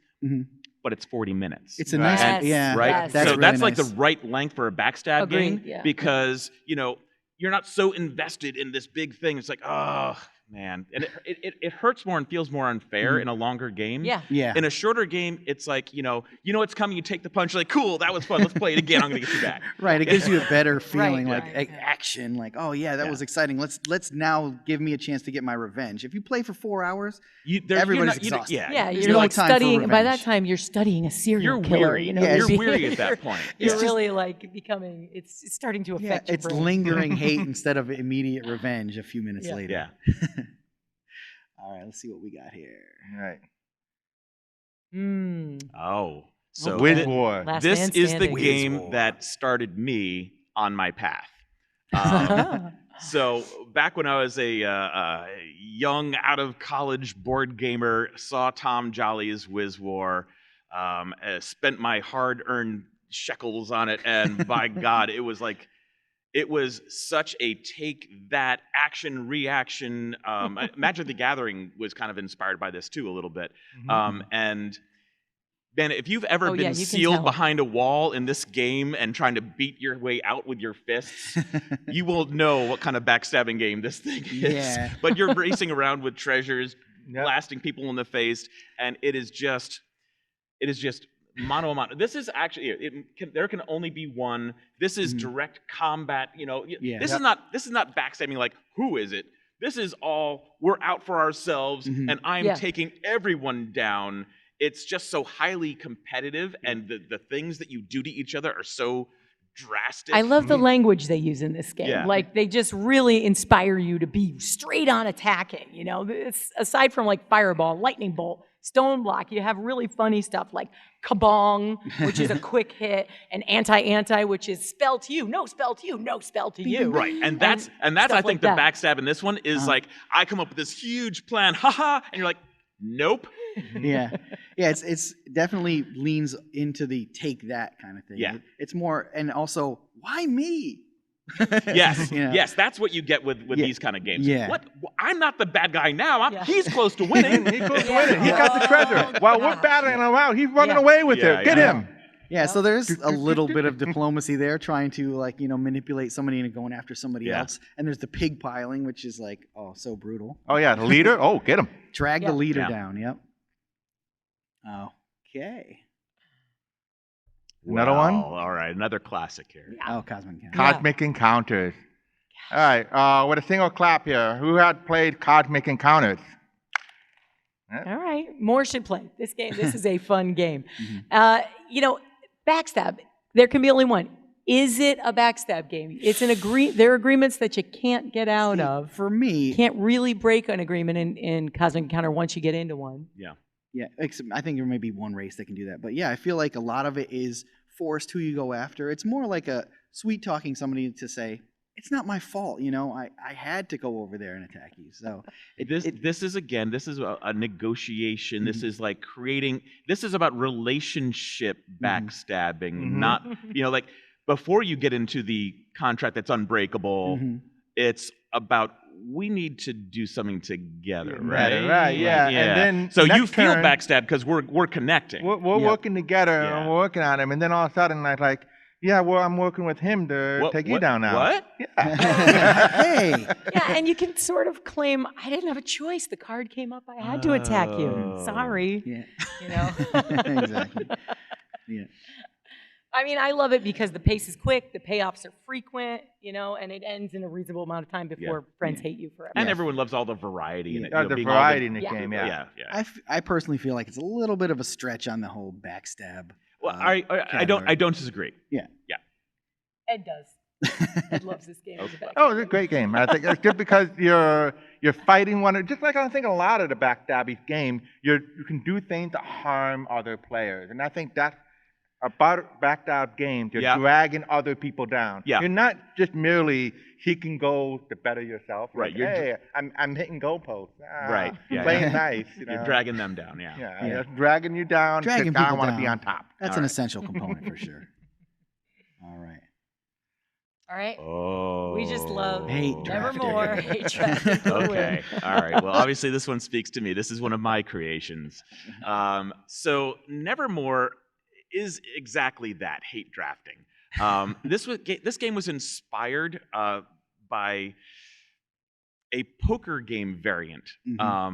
So if you ever played the Pass the Trash. Pass the Trash. Yeah. Dealer's choice game like that. Pass the Trash. In that game, if you never played, it's like you look at your hand, and as much as you love those cards, you got to pass 3, and you can you pass 2, collect pass 1, and so you might give away the great hand that you have, and it changes how you play poker. Now you might try to draft 4s and make the best hand you can. In any case, I was like, this so annoys all the poker players I play with. They hate it every time I call it, and I do it at least once per game. It's the only thing that they'll withstand. But giggling, driving home, I was like, so that's kind of cool. fun if there's only like, one hand. What if there were like 4 or 5 different hands that you were like that could win the hand? So that's what this was all about. And the important part of this game as it relates to backstabbing, a lot of backstabbing is also setting up an expectation for a player, feeding into it, and then willfully destroying it with your last play. Okay, right. So I'm trying to collect what I need to get what I need, but I'm being mindful of what I passed you. Right. And so, okay, here's everything you need. Here's everything you need. Here's everything that destroys it. Oh, yeah. Sorry. And there's spell cards in the game, too, that you could be passing them something that would look awesome, and then one of the spell cards that comes out of your hand negates it or makes it detrimental to them, too. You just really throw monkey wrenches in the works. And I think messing with people in that way, being able to give them the false sense of security and then tossing a monkey wrench in the works is a nice way to stab somebody in the back. Yeah. I actually want to talk about one more thing because it's actually a pretty, I would say, fairly important component of a lot of certainly back in the 80s, early 90s, player elimination was part and parcel. It's one of my favorite parts of this game. Right. And why did you add it? There's a non-player elimination. Non-player elimination. So for backstabbing games, player elimination is like the ultimate threat of backstabbing. But as players have evolved and gaming has evolved, that is a mechanic that people really don't like in their games. And for a good reason. No one wants to sit out, right? Yeah. So this game was designed with player elimination when it was designed. That was the ultimate threat. But I soon discovered that could happen very quickly. And that was a no-go. So I had to create something that gave you a real punitive feel, but kept you in the game. And so I created player transformation in this game, where it changed your goals, how you play, how you interact with the other players, and the game components. You're almost playing your own separate game at this point as you struggle to get back into the main game. So you can win. A game of irritation. Right. So but you can't win in the when you transform into a raven.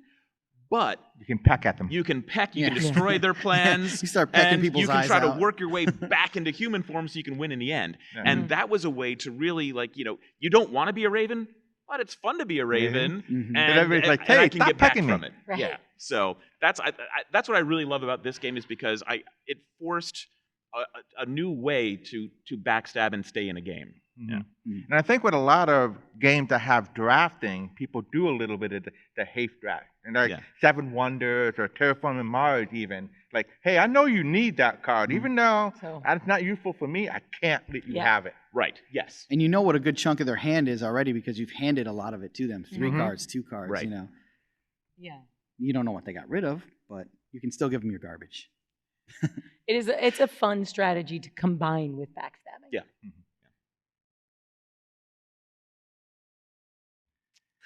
All right, so this is one of my favorite games of the year. So Deep Sea Adventure, I would argue this is backstab by neglect. And what it is I don't know if you played this game, it's fairly rare. A fan from Europe gave it to us when Evan Bernstein, our panelist who's not here, was on tour there. And they recommended we review it.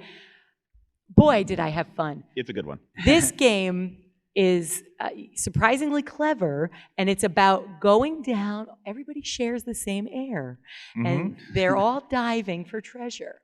But the first person to pick up treasure starts the clock on the air, and everybody else is running out with you. You'd think you'd really have to trust people to share the air with them. Yeah, you're almost kind of like, well, the good stuff is down. Let's all go very deep, right? Yeah, we should all go down. Yeah.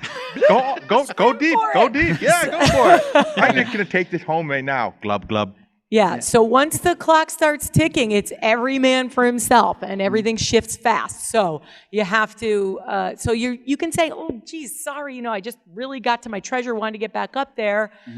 you're dead. Yeah. It really didn't have anything to do with me. I mean, you know. I Yeah, just once you grab the swam treasure, out the there. clock We're went all too doing deep. the same thing down here, right? And the AI of this game also kind of tricks you into backstabbing yourself sometimes, which I like a lot. Yeah. Because the greed of just The if I can greed. get Did a you little feed bit into your lower. greed? Right. So, and push your luck is the backstab of the game. Yeah. Right. That's right. Sometimes the game is the backstabber, and push your luck is one of the ways that kind of happens. Yeah, Right. that's it. That's exactly it. So this game has two ways Yeah. to have fun with backstabbing.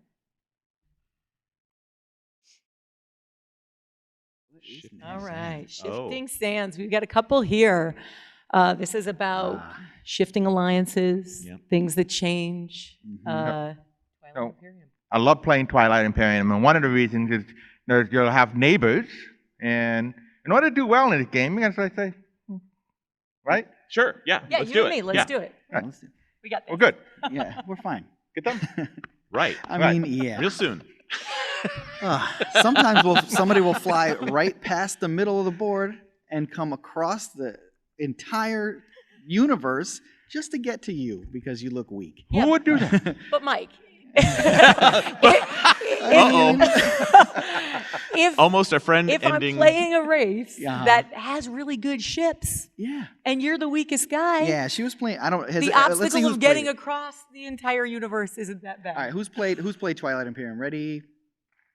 Right, okay. It's a long game, so I understand if you haven't played it. But Yeah. this is one of those games where I think the length is worth it. Yeah. Because of the delight of building. this Totally whole worth thing it. Yeah, awesome. Negotiation really is worth just it. one element in a whole bunch of things in the game. And here we are, witness to one of those stories that will go on for years. Oh yeah, yeah. I'm never gonna forget the time that I was playing the bookish University of Jolnar characters who are very good at technology and awful at war.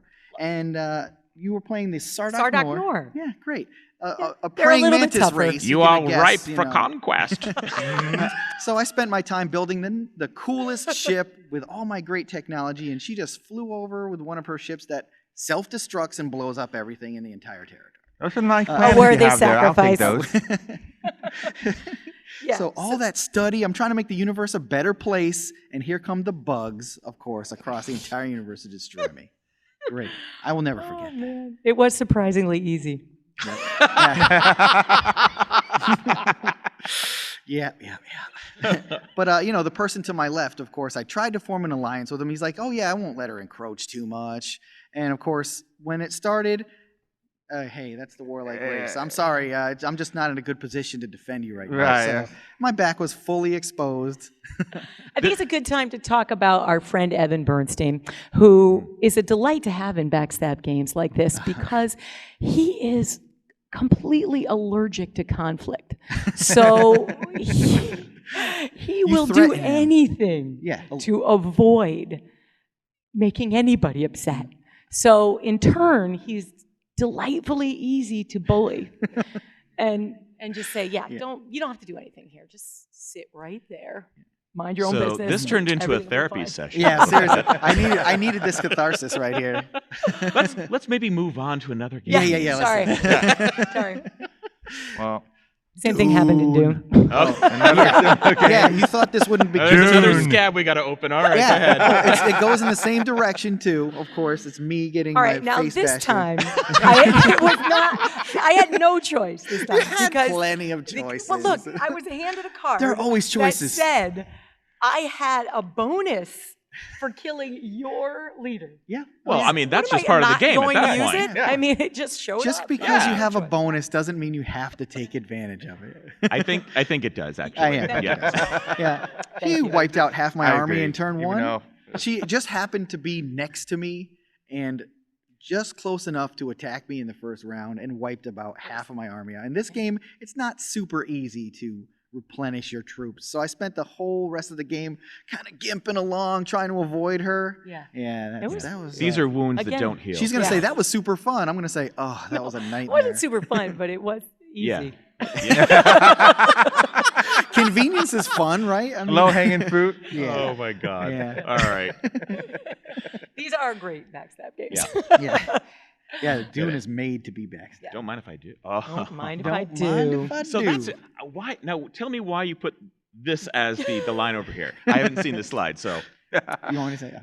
Yeah, go Yeah, ahead. sure. Don't mind if I do. That's about kill stealing. Oh, I see. Okay, all right. Don't mind if I I'll do. be the Thank last you. one to stab. I'll I'll take this- that. I'll take the glory for this. Thank you very much. Yeah. So right, this is kind of a passive aggressive, and quite honestly, if you know nothing about Cutthroat Caverns, this was one of the early semi co-ops that really like you had to work together to live. You have to backstab to win.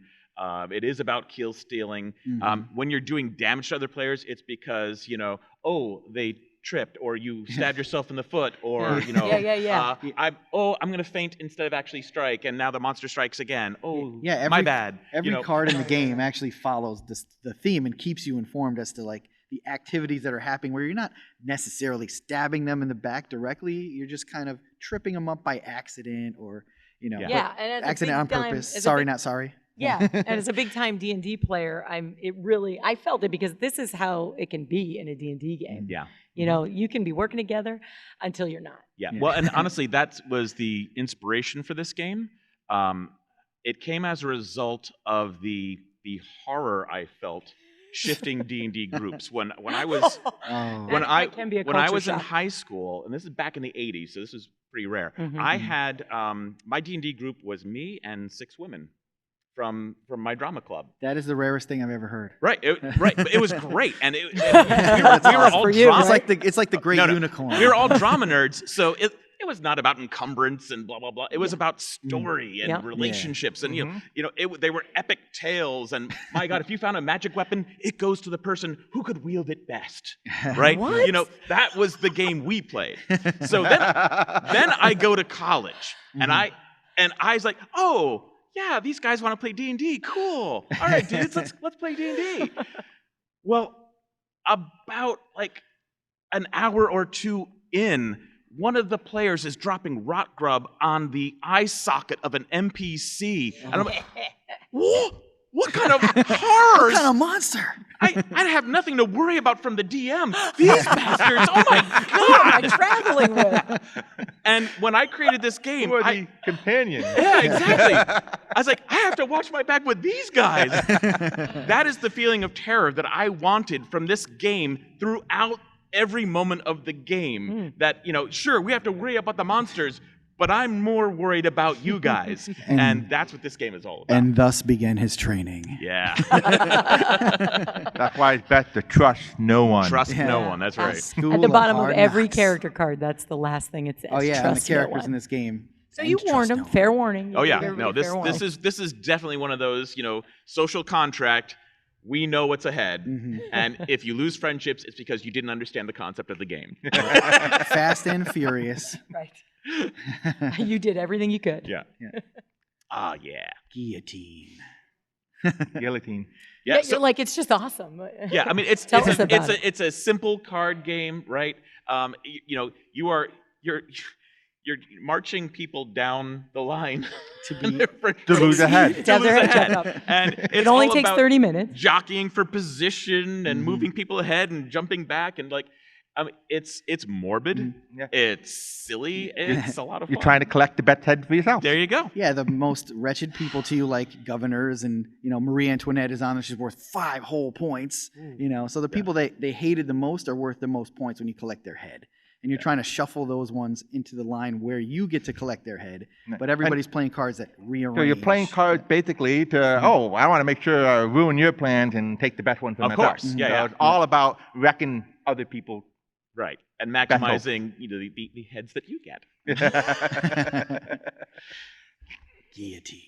I just like saying it. All right. Shameless Yep. plug time Oh before my. we open it There's up a to Q&A. commercial in here? Yeah. It's actually the end. Thank you very much for coming, but we want to take Q&A. But before we do that, we wanted to say thank you to Kurt. Oh, sure. And also, we're running a contest. We are Which Game First this weekend. If you subscribe and give it a shout out with that hashtag, you can be entered to win. Yeah, Kurt here has offered to give us keys for the digital version of Cutthroat Caverns. Yep. We also have Evolution, I think, is another one that we That's have. another option. That's cool. So again, thanks, and we'll open it up to Q&A. So if anybody has any questions? I want to know what your best backstab yeah, games are. Yeah, what is I your see- favorite? Munchkin, yeah. We were waiting. You know, we knew. I'm also surprised that was not on the screen. I kind of purposely left it off the Actually, list just so I we're could we're see somebody streaming, say, so "Hey, what there's about mics on each side. If they have questions, if they could go to Oh, each, you so can come people up to the mics. Oh, okay. Where are they? Okay, so on, so on the each aisle, Right two here ends. on each side. Oh, okay, cool. cool. Yeah. But the question for the cameras. Yes, go ahead. That was, what about Munchkin?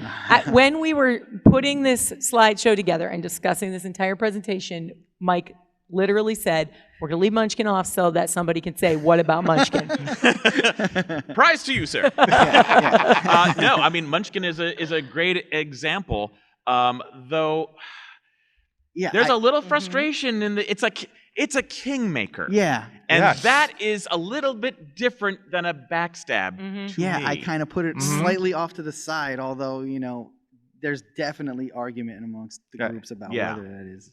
There's a lot of king making, and a lot of people wonder, like, if king making's an awful thing. No one should ever do it. And they're like, why? I'm trying to win. And if I'm not in the right position, I'm going to drag down or put other people up there because I'm still in the game, darn it. Yeah. Yep. Yeah, but I consider it less backstabbing than kingmaker. And if actually grab to the mic so you can make your comment. Yeah. Okay. Because Yeah, he's we'll got a let him. follow up. I can see. He's And like, then but no.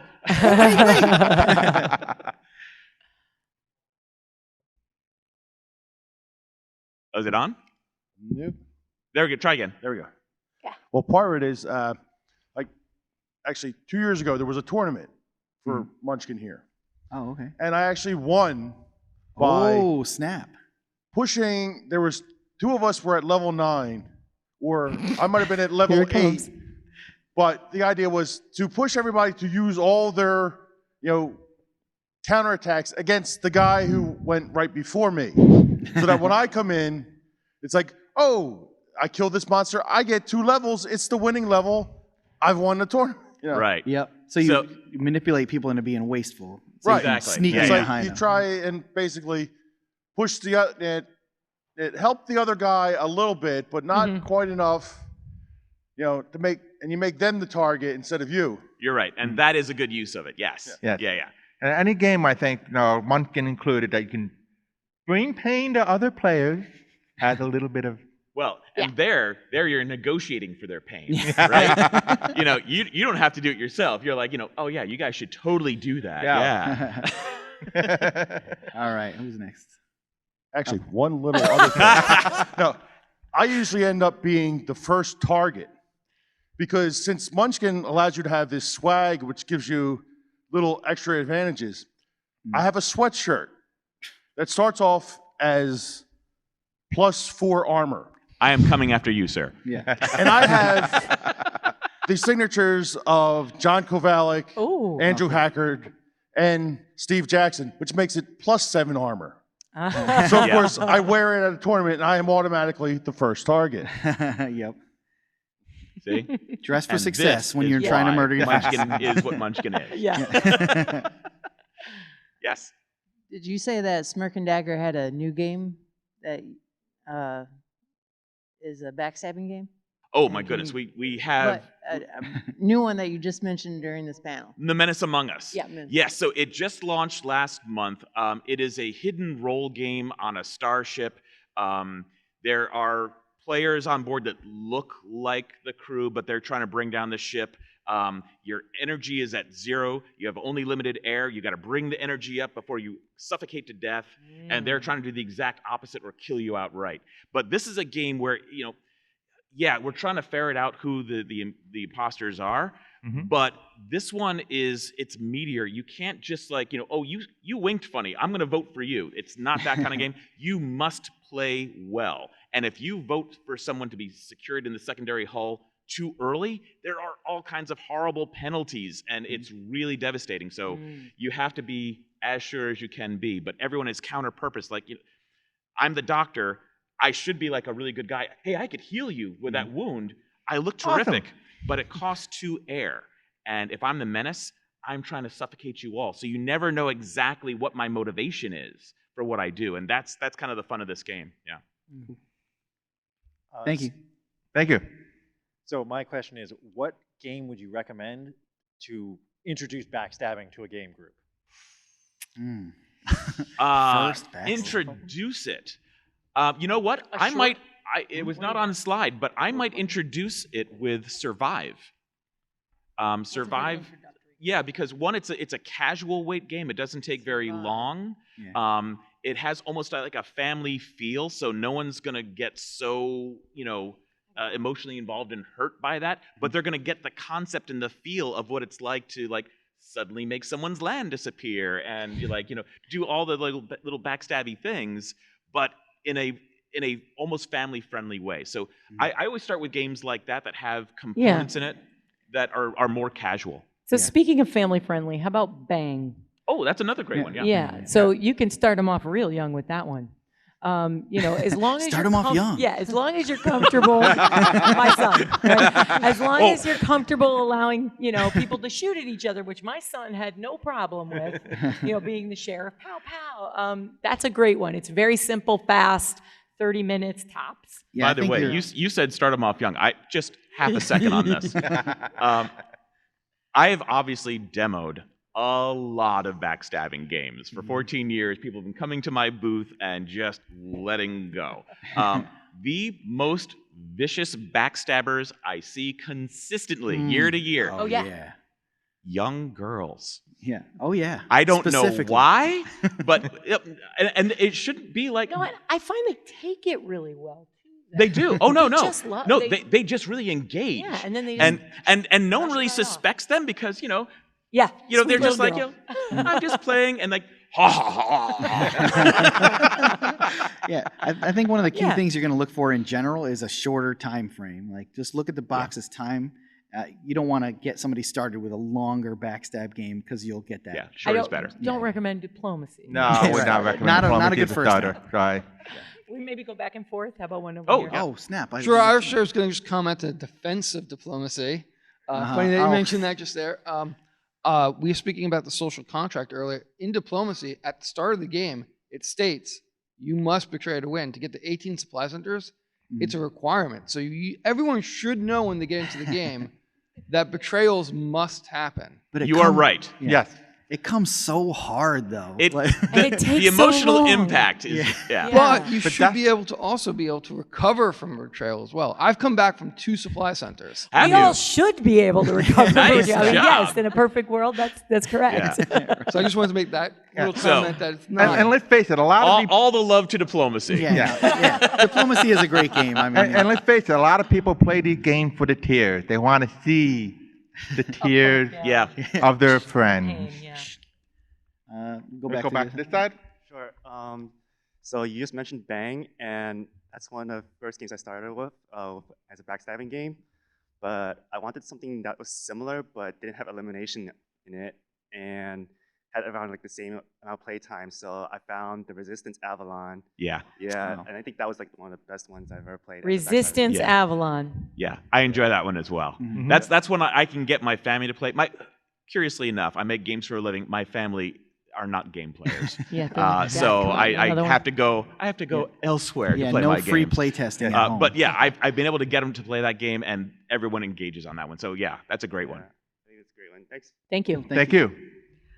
This is kind of a little bit more of a comment. So our game group on every other Wednesday night, we end the game group with Secret Hitler, which is a resistance Yep. type All right. game. Yep. And you were talking about sociology, and I'm a sociology major. Oh, So I don't think it can break friendships apart, but it can also make them a lot stronger because you kind of have that. Oh, you know what? I can stab him in the back, and it's safe.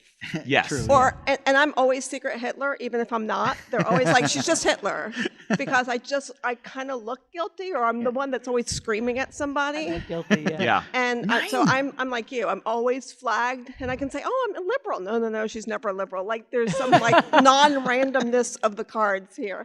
So- but I think it brings all of us back together again, of kind of like, this is just fun, and we're gonna end the night with something just really stupidly fun. Yes. Do you think you're the big catalyst there for bringing everybody together, sort of modeling the type of behavior they should use in these types of games? Possibly. I've even played Secret Hitler where I just came out at the very beginning. We switched like cards and I just threw out and they said, "Oh, she didn't give me a choice." I'm like, "No, because I'm Hitler." Yeah. And everybody kind of looked at me and like, "Why'd you do that?" Because then I could point at people and say, "I picked them for my government." They're like, "Is that one fascist?" And it was actually a very good social experiment of how do you read someone who's come out as being bad and a backstabber, and they're not a backstabber anymore, but are you even going to trust anything they do? Right. So I love your comment because this is an example of that. By the way, we find each other, and people who really enjoy this play style, it can really deepen those friendships. Though they're always a little bit edgy and cantankerous. Like one of my very best friends who was with me when my company was birthed. We just are Justin, always you when mean? we play Cutthroat Justin, Caverns. or- Yeah, it is Justin. So Justin was there the night Outpost 31. He absolutely believed it was you. Well, You were the bad here's guy. the thing. He wouldn't let it go. We have a love-hate. We beat on each other all the time. We're always the primary targets for each other, and we love it. So yeah, it is absolutely fused our relationship to be even stronger as a result of that. And So, the worst backstabbers I have found, the people that I cannot read, are the people that just sit there and smile. That you say, "Are you Hitler?" And they'll just go, Smirk. Sound. Sound sad. and sound they're strategy. they're the hard ones. Like, we're easy.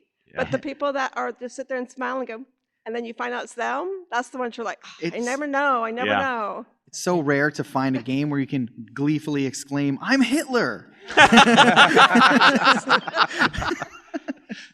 like Jojo Rabbit. Yeah. Oh, I love that. It's a bad time to be a Nazi.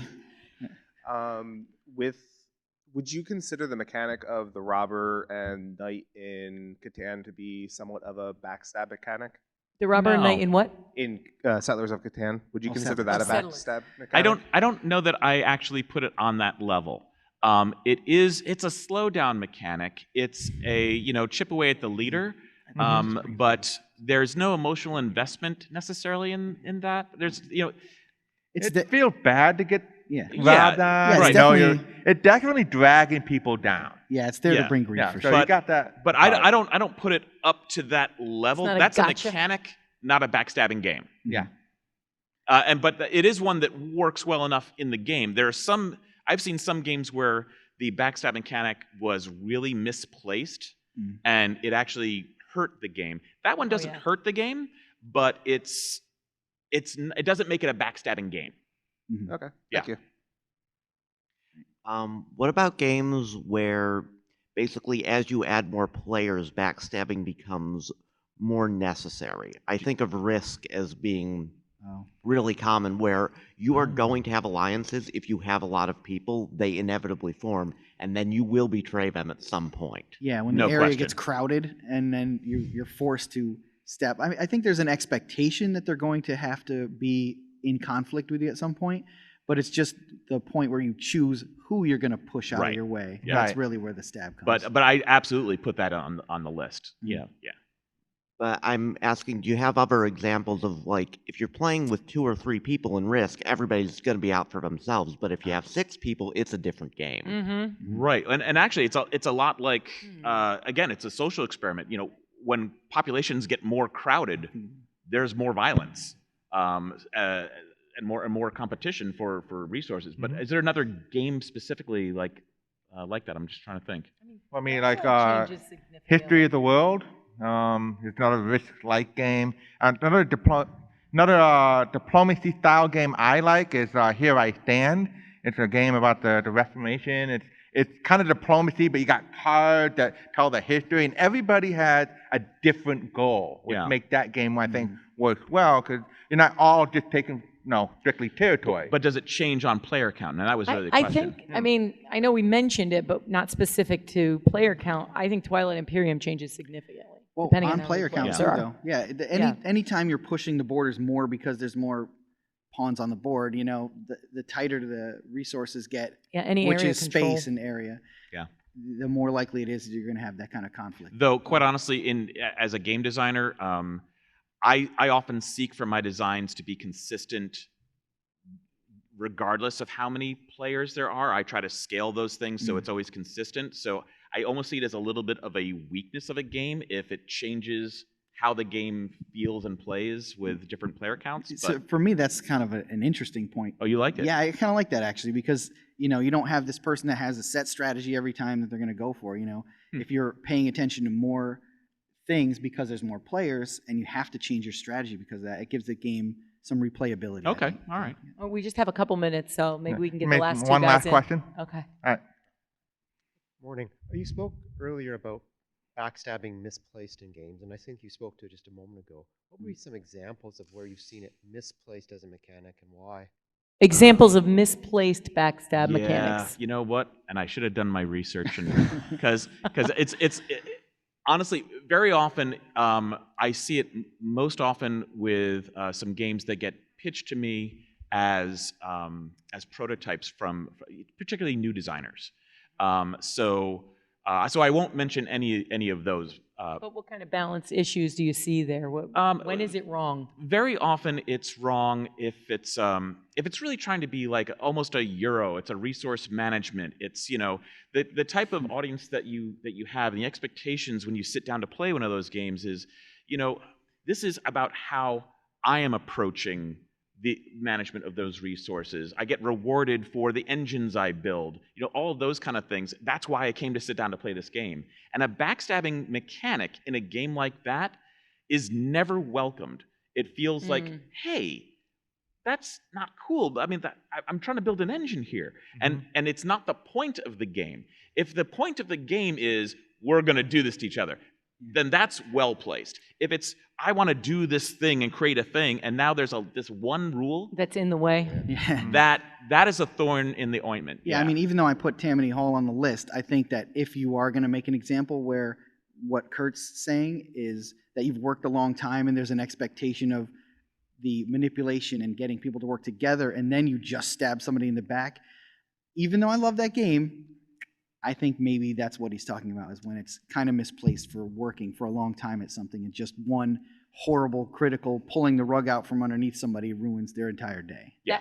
That can be a problem with those. That can be one of the problems with, it's a slightly different thing than what Kurt's talking about, but those long games, sometimes, even though it's a core element of the game, like diplomacy and Tammany Hall, it feels lousy because it's just so...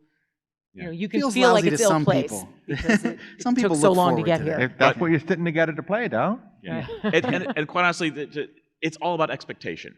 If I sat down and I know it's about backstabbing, gloves off. If I didn't expect it, no one told me that there was going to be that kind of mechanic, and I haven't been playing for it, now I feel betrayed by the game, I feel betrayed by the players, and I never want to play this again. And that's the real sign of a misplaced backstab mechanic. Thank you. Thank you very much. Thank you very much. Thanks for coming. We are Which Game First with Kurt Covert from Smirk and Dagger Games. Thanks, everyone. And if you subscribe this weekend, you can win WGF PAX to win, right? Which Game First PAX? Which Game First PAX? Hashtag Which Game First PAX. Facebook, Twitter, and Instagram.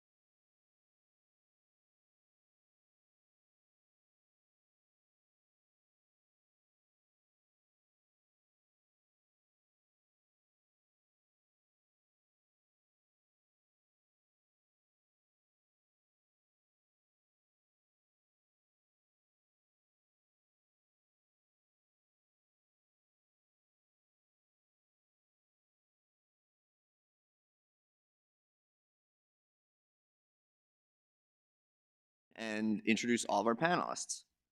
So first up, we have Doug Lewandowski. Hi, everybody. I'm Doug. I have worked on Kids on Bikes, Gothic Doctor, work with Renegade Games right now on Kids on Bikes, Teens in Space, and a couple new secret projects that we're working on there. Thank you very much, Doug. Next up, Bridget Indelicato. Hello, I'm Bridget. I'm a graphic designer who specializes in board game graphic design. And I got into that through doing a little bit of game design and graphic designing my own prototypes, and then realizing this is really fun and a confluence of two of my favorite things, so I'm going to make this what I do all the time. Thank you very much, Bridget. And we're going to look through some of Bridget's work as well before we move on. So, Sea of Legends, War Chest, Dungeon Hustle, and what was the name of this Star Trek? Star Trek Galactic Enterprises. Star Trek Galactic Enterprises. All right, thank you very much, Bridget. Next, we're going to introduce Heather O'Neill from Ninth Level Games. Hi, everybody. CEO of Ninth Level Games, which we're a publisher of RPGs and board games, also a game designer. and have been doing that for about 5 years now, and being involved in the company for about 7 years. So the Excellence is our newest RPG, where you are an excellent princess, and Schrodinger's Cats is a bluffing game where you're looking at boxes to see if there's dead or alive cats. Thank you very much, Heather. Now we're going to introduce other Heather, Heather Vaughn. Other Heather here. I am Heather. I'm Philly illustrator, so hometown hero here with other Heather. I've worked on Kids on Bikes with Doug. I've done some projects with Jason for restoration games. Did some fun posters. That's kind of what I'm known for. I did Kids on Bikes with Tom. Not Kids on Bikes. I'm sorry, Beneath Nexus with Tom. So yeah, it's Sunday, everyone. It's Sunday at PAX. So yeah, I'm kind of, I've worked with Bridget. So yeah, oh my God, yeah, I've worked with all of you. This is cool. And here's some of examples of her work on Kids on Bikes and Teens in Space. I finally collected all my own covers. I feel like I'm collecting sports cards. And last we have Jason Taylor. Yeah, hello. Yeah, board game graphics for, I don't know how long, 20 years, something like that. But I mostly work with Restoration Games now, and have since their beginning. And fun stuff, Unmatched and Fireball Island are kind of the big ones, Downforce, and an old one, Risk Legacy, kind of the first legacy game there. So, yeah. Thank you very much, Jason. So what we're going to be doing today on the panel is all of the panelists have picked out a couple of games that they think are great examples of art that really pops off the shelf and draws people to that game. So we're going to give each of them a chance to talk about why they picked that game, what makes it great, and let them, have a little bit of back and forth arguing with one another over who picked the prettiest games today. So we're going to start with Doug's picks. And first up from him is Dinosaur Island. So how many of you have played Dinosaur Island? Quick round of applause, show of hands, something. Okay. So what I love about this is the way that the colors pop off of this. This is art from Kwanchai Moria, which is, of course, amazing. And it's, for me, the color, but also the busyness of it, which matches sort of what's going on in the game. That there's a lot of information in there, in a good way. But it blends together really nicely, which I think this illustration conveys. Whoa, what the heck? What was that? I don't know. Everybody okay? Yeah, I feel ya. Oh, Baby Who did dropped really what? good, though. Baby did very good. I don't know what happened. Okay. No idea. Moving on. Moving on. So in the image that, there we go. Oh, okay. So I wasn't the bang, though. All right. I also really love how the T-Rex in the background is looking out at you and the way it's split down the middle. So there's really great symmetry in this. And yeah, this just always leaps off the shelf at me. And the logo is just so clean and neat and iconic up at the top. Yeah, I think the whole thing is iconic. Like this wonderful kind of like diptych of like this. It looks like it's opening, which is kind of like the beginning scene of Jurassic Park, and the big door is open, and it's like woo. Jurassic Park. It also does a good job of having that 80s vibe without being like in your vintage face. looking, Yeah. or it's still fresh, but also gives you that throwback.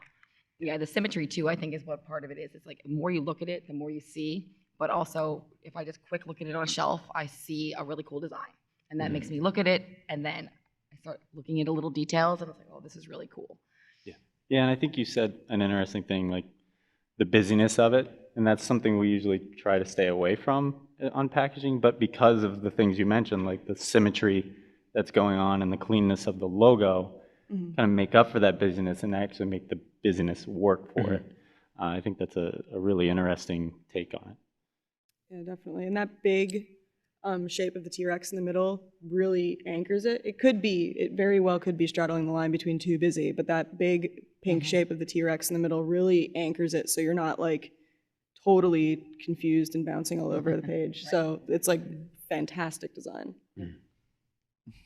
All right, and then the second game Doug chose has been Fiasco. Yeah, so in totally different direction here, right? We have 3 colors total here. How many of you have played Fiasco?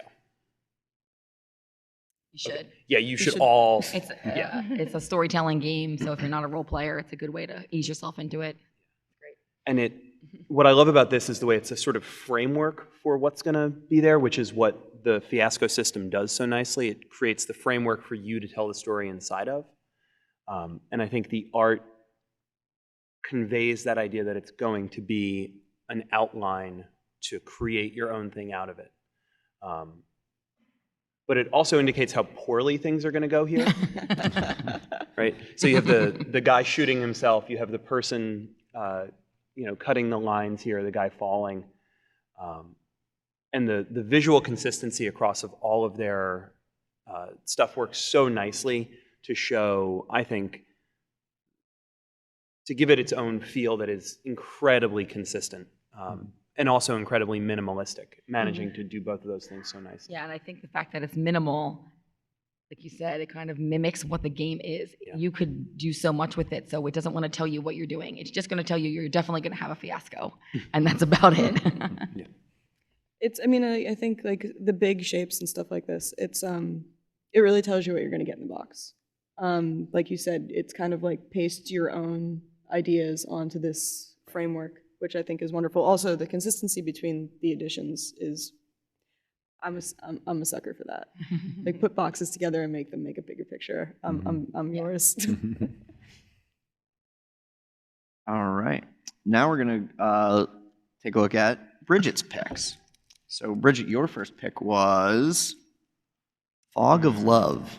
Yes, so I chose Fog of Love. I think it's an example of such different elegant graphic design in a board game, and I think this game also was such a new thing that didn't really fit into any other categories. And when you look at that box, you kind of get that idea that this is something that's completely different. I think it also kind of started that trend of doing the all-white box to really like stand out on a shelf. But the design is so clean and elegant, and in the same way that the game mechanics of, I don't know how many people have played Fog of Love, but I also recommend it. It's a lot of fun. But it really mirrors the elegance of the game design as well. Yeah, that's a brave box. Yeah. Like, I think if I were to pitch that, I'd be like, it's gonna get shut down. Well, that's something I've been talking to publishers whenever I'm meeting with clients. I'm always kind of thinking like, what do you need from graphic design, or like what are some of the problems you're trying to solve recently? And something that people have told me is it can't only be good anymore. It has to be good and also totally different, or something that's really going to stand out and like stop you, because there's so much gorgeous art and cool games, and there's amazing stuff in the industry, and you really have to, what's going to make it really make you stop and look at it? You need a hook. Yeah. And I think a tough thing is a lot of clients a lot of times want the package to tell you all about the game, what's in the game, what's in the package, what you're going to get for your buck, and that's just too much for a package to do, especially when it's competing on the shelf with everything else. So something like that, it is brave to do, because it tells you what's in the box, but in a way that's subtle and enough to just say, oh, I want to see what's, and then you can look in the back of the box at all the crap that's in the box. Right. And as a publisher, as a publisher, I'm always thinking, all I need to do is get them to pick up the box, right? And then once they picked it up, now they can look at the back of the box, and maybe they can go to my website or look it up on the web and watch a review about it. Same thing. Yeah. I just want to get you to pick that box up.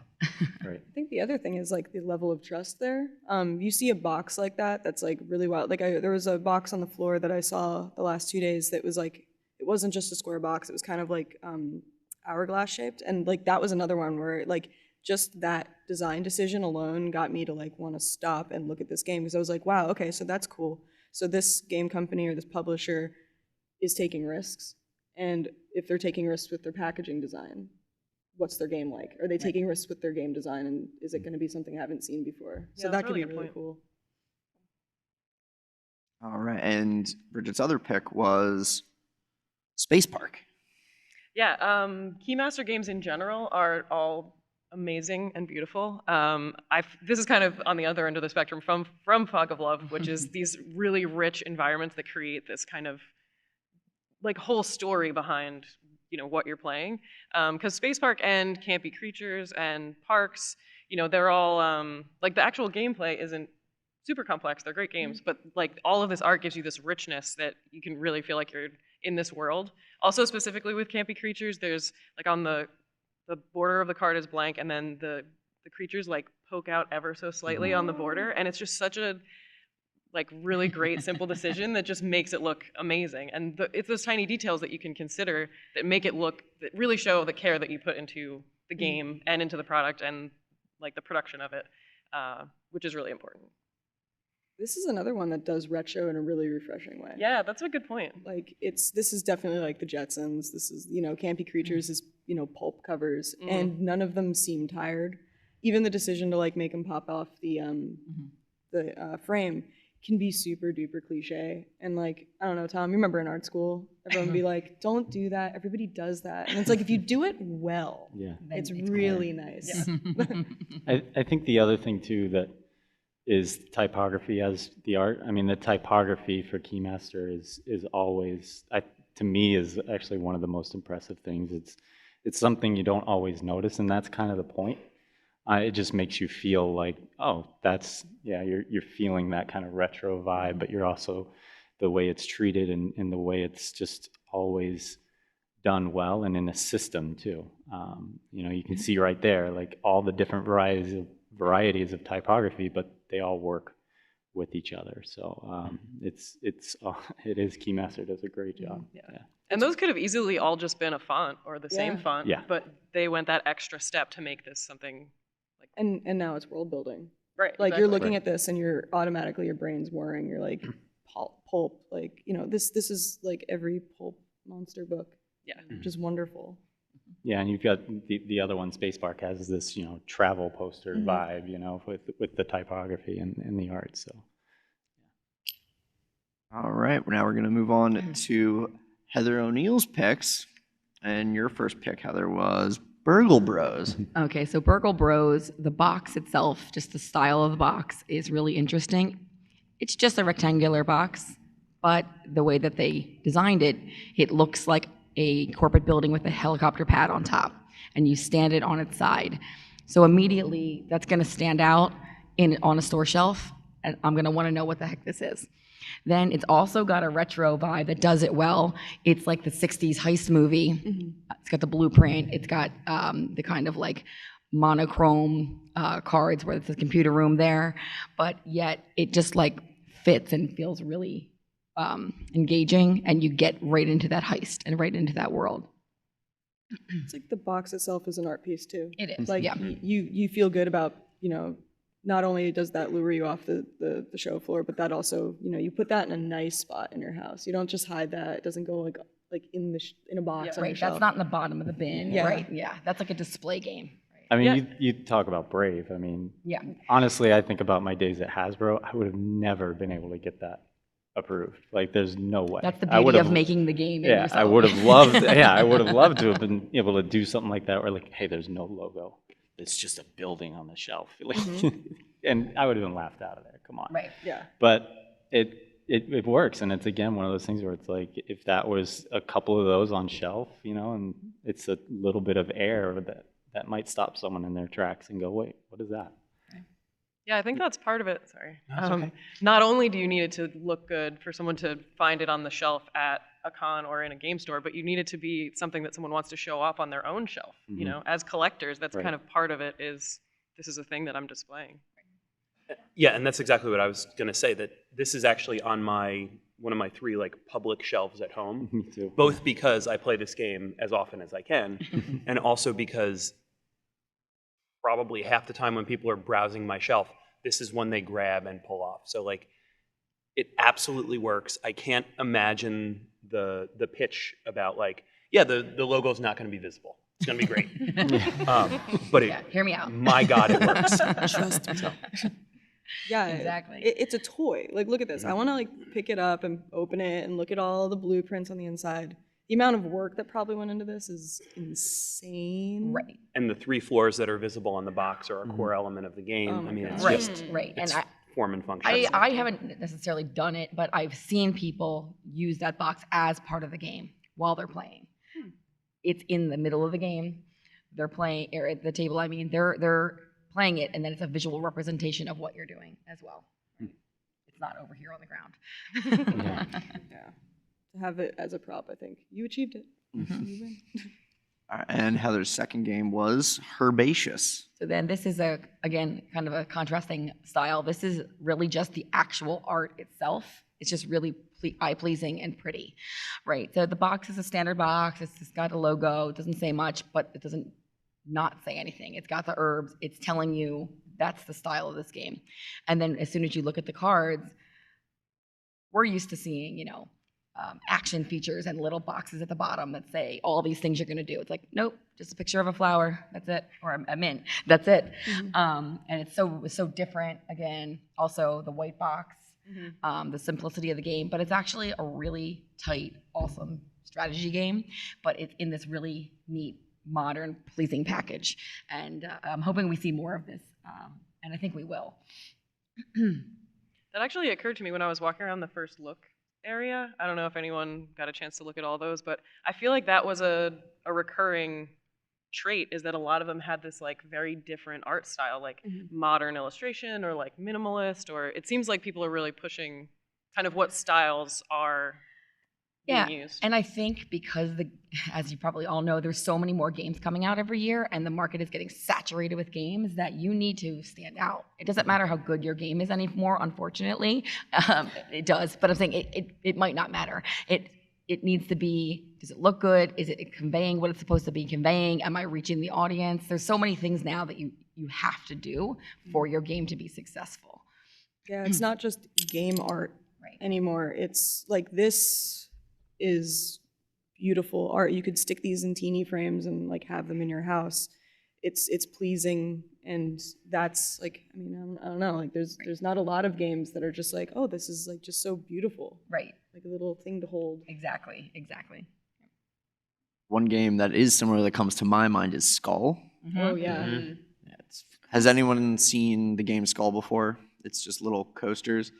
They are just small little coasters that have like a mandala pattern on one side and then just a sugar skull on the other. It's very similar and very, very, very beautiful. Yeah, art, it's a vehicle basically for beautiful art, just like this. Thank you, Heather. Now we'll move on to Other Heather. And Other Heather's first picks is going to be Ecologies. But that's a whole other story. So this popped up on my Instagram, and there is no information on it. I've never heard of this game. Okay, so this, like, literally when I looked it up on Board Game Geek, it was like designer, a high school biology teacher, and I'm like, come on, man, you didn't put your name on this? And I was looking through and I was doing some research. This is the art they used for this game is vintage Victorian scientific illustrations. Cool. And back before I did art for games, in a past life, I wanted to be a scientific illustrator. And looking at, these days when you want to go into being a scientific illustrator, it's different. It's not this anymore. And it broke my little heart when I found that out. And being able to look at some of these beautiful, like Audubon paintings and these beautiful etchings and these nice watercolors, like what a beautiful way to use these. And it almost reminds me of magic, but like if magic was like in this jewel box. This is like something you could play with anybody, like, your grandma would sit down and play this with you. And you're basically building ecology, like you're building ecology, like food webs and stuff like that, and trying to keep yours stable while maybe destabilizing your neighbor. So like, messing with the climate of your friend's desert biome, which is not nice, don't do that. But like these cards, like, and the cover itself, just letting the art be with this beautiful little like scientific little plate that you'd stick on it. It's like going into to like an old natural history museum. That was the vibe I got immediately from it. Yeah, the graphic design of that really helps. Not helps, but it doesn't fight what's Mhm. going on with the art too. I think it just sticks with the theme really well. Yeah, it's beautiful. And then Heather's second pick, also in a very different direction, Mhm. Fight Yeah. Club. Here we are at the white box again. So I think my first PAX I ever came to, Mondo might have had a booth, and this was sitting on their shelf next to the thing, and it literally stopped me in my tracks. I walked over because I have Mondo posters in my house. I've been collecting them, and I was like, oh my god. Like, I don't play games, and I said this to my first panel on Friday night, and everybody got like, oh my god, that's terrible. But I don't play games, and I picked this one up, and I was like, damn. Like, even if I'm not gonna play this, I want this. And this art, like, what a very, very brave choice of this negative space making this beautiful kind of almost hourglass. And it doesn't help that I really love the artist's work. I have that work in my house too. But yeah, just like all of Mondo's games have been, showstoppers. They're basically a stage for the art. So like that was like my pipe dream when I was a kid. I'm like, I'm gonna work for Mondo one day. Oh, look. And look, and She is, and we got the actually. word from Mondo that I'm allowed to talk about. That I'm working for Mondo, making Buffy the Vampire Slayer Unmatched. That's right. Yeah. That's awesome. I've seen it. It looks awesome. I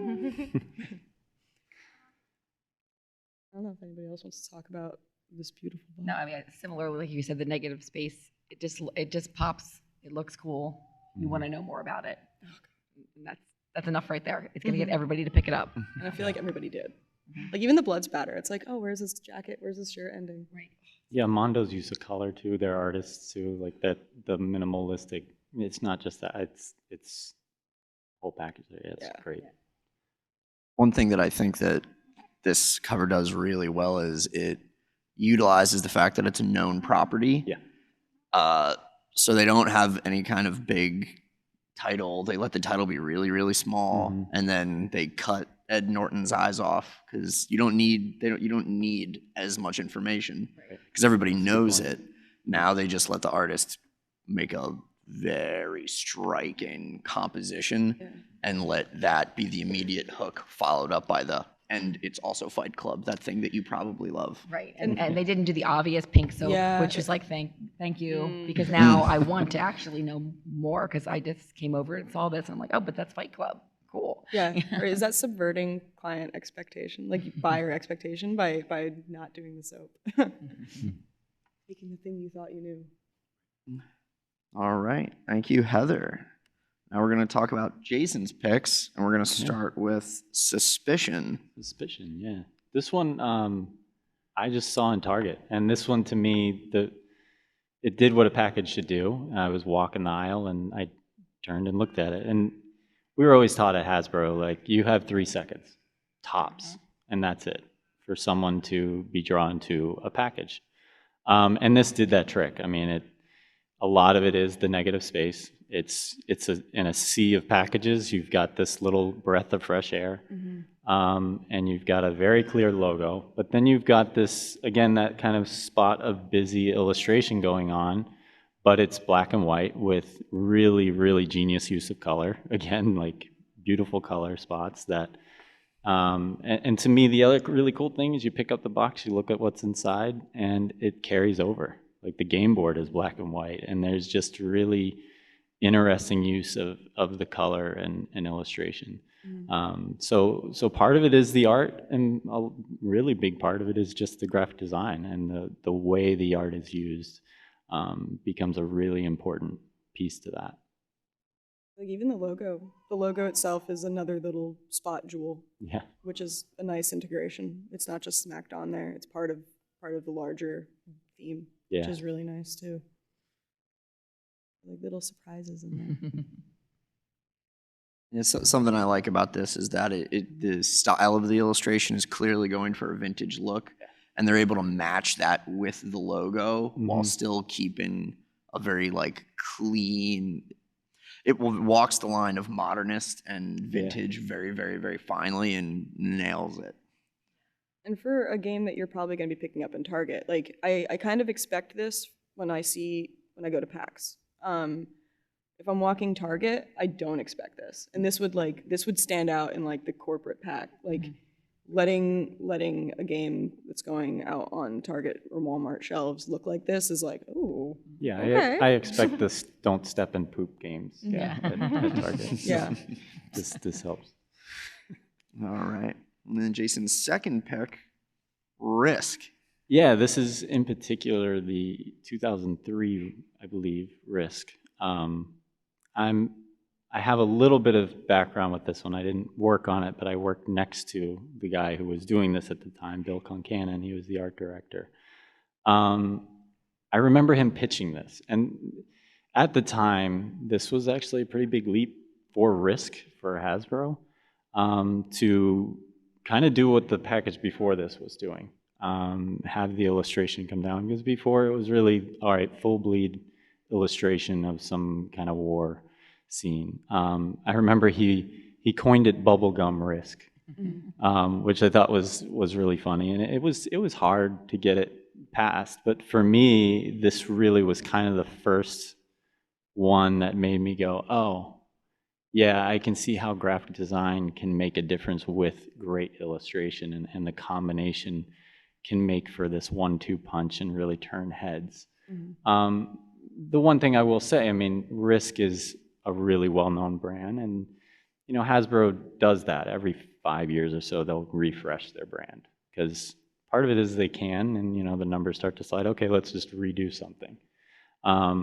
But it does have that weight of, oh, people know what Risk is, so it doesn't have to do a whole lot of explaining. So it had that going for it. But for me, yeah, this was the way, again, they redid the logo a little bit, put the little icon in there. You clearly know what the illustration, what time period it is. But other than that, like, you've got little arrows to say, and you got the tagline, but it's just really clean, and I like that.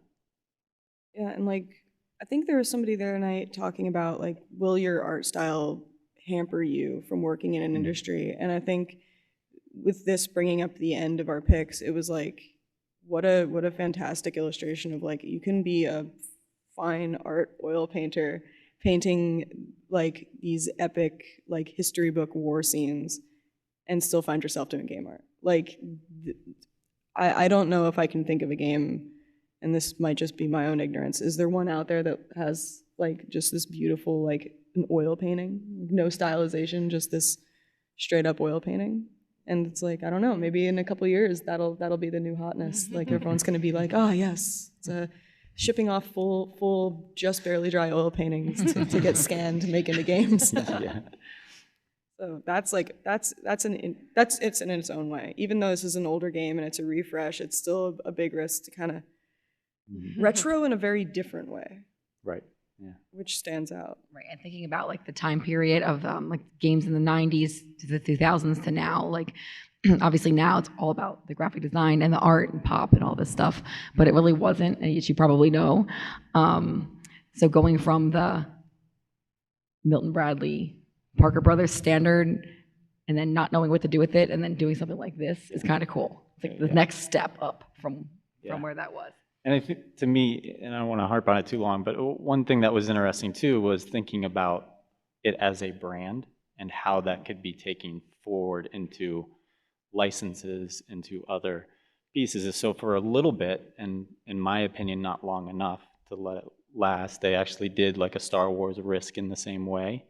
And again, changing that little icon in the R to like Darth Vader, things like that. Are nice little things that carry the brand forward and across other packages, and having a Star Wars scene there instead and changing the colors, but it's still the same layout.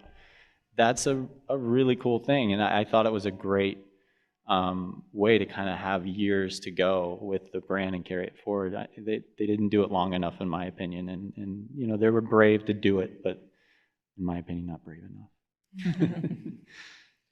Yeah, I mean, like, this one even, sorry, Tom, this one even still has that kind of, the symmetry of the figures, you know. Like Dinosaur Island. Dinosaur Island, right there, same thing. That really nice kind of opening and cohesive circular composition is really, really nice. You want to say anything? Well, since we got through all of your picks, since we have time, I wanted to ask if you would mind if I picked out some of your guys' work for us to talk about. Is everyone okay with that? All right. So the first piece of work from our panelists up here that I'd like to talk about and get them to talk a little bit about is the excellence. I love this piece. I think it's perfect, and I would love to hear more about, the choices. Let me just let you know, made. I'm not an artist, so this is not my work. But so the princess woman is done by an artist named Tina Bornorgo, who we've known her as a friend for many years. We see at cons all the time in artist alleys, and we're always like, we should work together, and then we don't. So we keep talking about it. So finally, when we had this idea for this game, we said it has to be Tina, no questions asked. And there's many other princess styles in there. But this, to me, we wanted it to kind of evoke Princess Leia and Rey without being Princess Leia and Rey. We kind of wanted it to evoke She-Ra without it being She-Ra. So that was where the character came from. And then the graphic design, my husband, Chris, who is our graphic designer, did a couple of different various layouts. And sometimes we have a tendency to be too busy. Like Schrodinger's cat is like just busy enough, but he was like, should I add something? I don't know. Should I put these lines this way? Should I add all these things? And he didn't have the black bar behind excellence, but otherwise it was pretty much the same. And I'm like, I don't think you should touch it. I think it's good. Yeah. Like I like the bar is the color, give it away. Also at the bottom, our logo with the system type, the 4 different dice. For every game, they have the 4 colors that are the main colors of the game. So we're trying to evoke those in all of the covers. So I just said just to stop there. And the color choices, we were definitely going to do pink and purple, but what we actually did is work on a color story, and it turned out that the leftmost pink was the Pantone color of the year. And he's like, cool, I wonder if I can use that. And earlier this year, picked that color and then worked everything off that color. So that's how it came to be. And it's probably sold out at this point. There was 5 copies of it left at my booth when I came up here. It's appealing to not just kids and women and people that like to be princesses. It's appealing to a lot of people that want a late role-playing game. And again, that 3-second thing, they come by and it pops. So it's been doing well. Yeah. So I'm really proud of that. Looks really nice. And it's pink and purple without being girly, like traditionally girly. That's kind of like, that's me right here, because I'm not a girly girl, but I'm wearing pink, right? Yeah, and it's like, pink can be girly, it doesn't have to be, and there's nothing wrong with it. It can just be, and I think that, like, what a great design, what a great character, because I was getting, like, Leia vibes, like, hard. And you say that black bar wasn't in there, but I think that really helps, like, right, there was a few things, ground it and give it that kind of boldness to it, which I think is great, yeah. Thank you very much, Heather. So the next one I'm going to pick to plug 2 of our panels at the same time. And there's so many pieces from here to pick, but I'm going to pick my 2 favorites. Kids on Bikes, the Strange Adventures expansions. These 2 in particular are just so iconic. The haunted house, I just love the monolithic presence of the haunted house in the background. And the one character in front looking over her shoulder with like that little bit of uncertainty just to help build the narrative of what's going on in the scene. Yeah, that over-the-shoulder look has become like one of our big things on the covers there. It's great. I think like the comic book, anytime you can pull off, because it's just, you see it like in comic books, but then to see it in an unexpected way and pull it off, and this does such a great job of it, I think is really, really cool. And again, I think that's part of packaging, is like that unexpected of where you see something, right? Like, wait, why is a comic book in with all these packages? I think that's really a really fun use of it. Yeah, I tried, like, with Strange Adventures Volume 1, I homaged maybe, like, I don't know, because I don't travel in the circle of a lot of these things, like comic books, and I like graphic novels, but I'm not, like, integrated with the community super a lot, so I was trying to, like, I believe it was an X-Man cover, I was like, yeah, but it should be a chick. So that's where I was going for there. And then Strange Adventures Volume 2, you guys kind of let me have my head there. You just said like, yeah, we just need a cover. So bonus points for anybody who can tell me what that building is. Anybody? No? Okay. Do you guys all know about Centralia, PA? The town that's on fire underground? Yeah. Okay, so I grew up kind of half there and like half down the street from there. That building is, I think, currently one of maybe 3 buildings that's still left standing in Centralia. When I was a kid, we used to always go there. So that's Saint Ignatius's Church in Centralia. So this was like definitely a autobiographical cover. Like that's you. That's me looking over my shoulder, trespassing and doing what I'm not supposed to be doing. Riding your bikes up a bumpy road because it's on fire underground. So I think it also worked for like kids. I'm like that. I mean, I think when Doug and John approached me about Kids on Bikes, it was like we were all of that age. Like who didn't get on their bikes and go do stupid crap that we probably shouldn't have done on bikes? And the idea that this, both of these covers and the main Kids on Bikes cover, the idea is that we want these to be like an invitation to adventure, right? Like, and that's part of the over-the-shoulder look is like, hey, come with me, we're gonna go do this thing. Like, and for both of these, you know, there's about 20 different adventures inside, and so the unknown and not necessarily keying it into one particular adventure in the book was important for the mystery and the potential. And that's just like a classic art trope. Yep. Invite the audience in with you. Look up, like, come along with us. Come in, invite into the picture, or in this case, the game. Worked out well. All right, looking at Bridget's work now. I remember playtesting this game a couple of years ago at an Unpub event or a GMG event, but I've always loved the graphic design behind the plot thickens as well as the game itself. Oh, thanks. I love everything about this game is just so much fun and so interactive. I would love to hear more about the design decisions. Sure, yeah. So this is the game that we also game designed that kind of got me into doing graphic design for board games. So it's a storytelling card game. We made a detective, a sci-fi, and a romance edition, and they all look like cheesy paperback novels. But I had a lot of fun with the romance one. And I want kind of a similar thing. I wanted it to have that kind of throwback feel, but also be clean and modern, because the game, you know, what you do is pretty straightforward when you're like improvising a story and like interconnecting with other people. So I wanted that same thing, like leave space for the story to happen instead of putting too much into it, which was kind of my approach with the straightforward. I wanted to use a silhouette on the cover so that it would be like, these aren't specific people, they can be you, and you know, like you can put yourself into this. But it was a lot of fun to work on, and definitely a labor of love, you know. Yeah, this is like got grandmom's like ever-present novel sitting on her nightstand vibes. Yep. Like, ooh, grandmom's stories in her book. Don't read it, kids.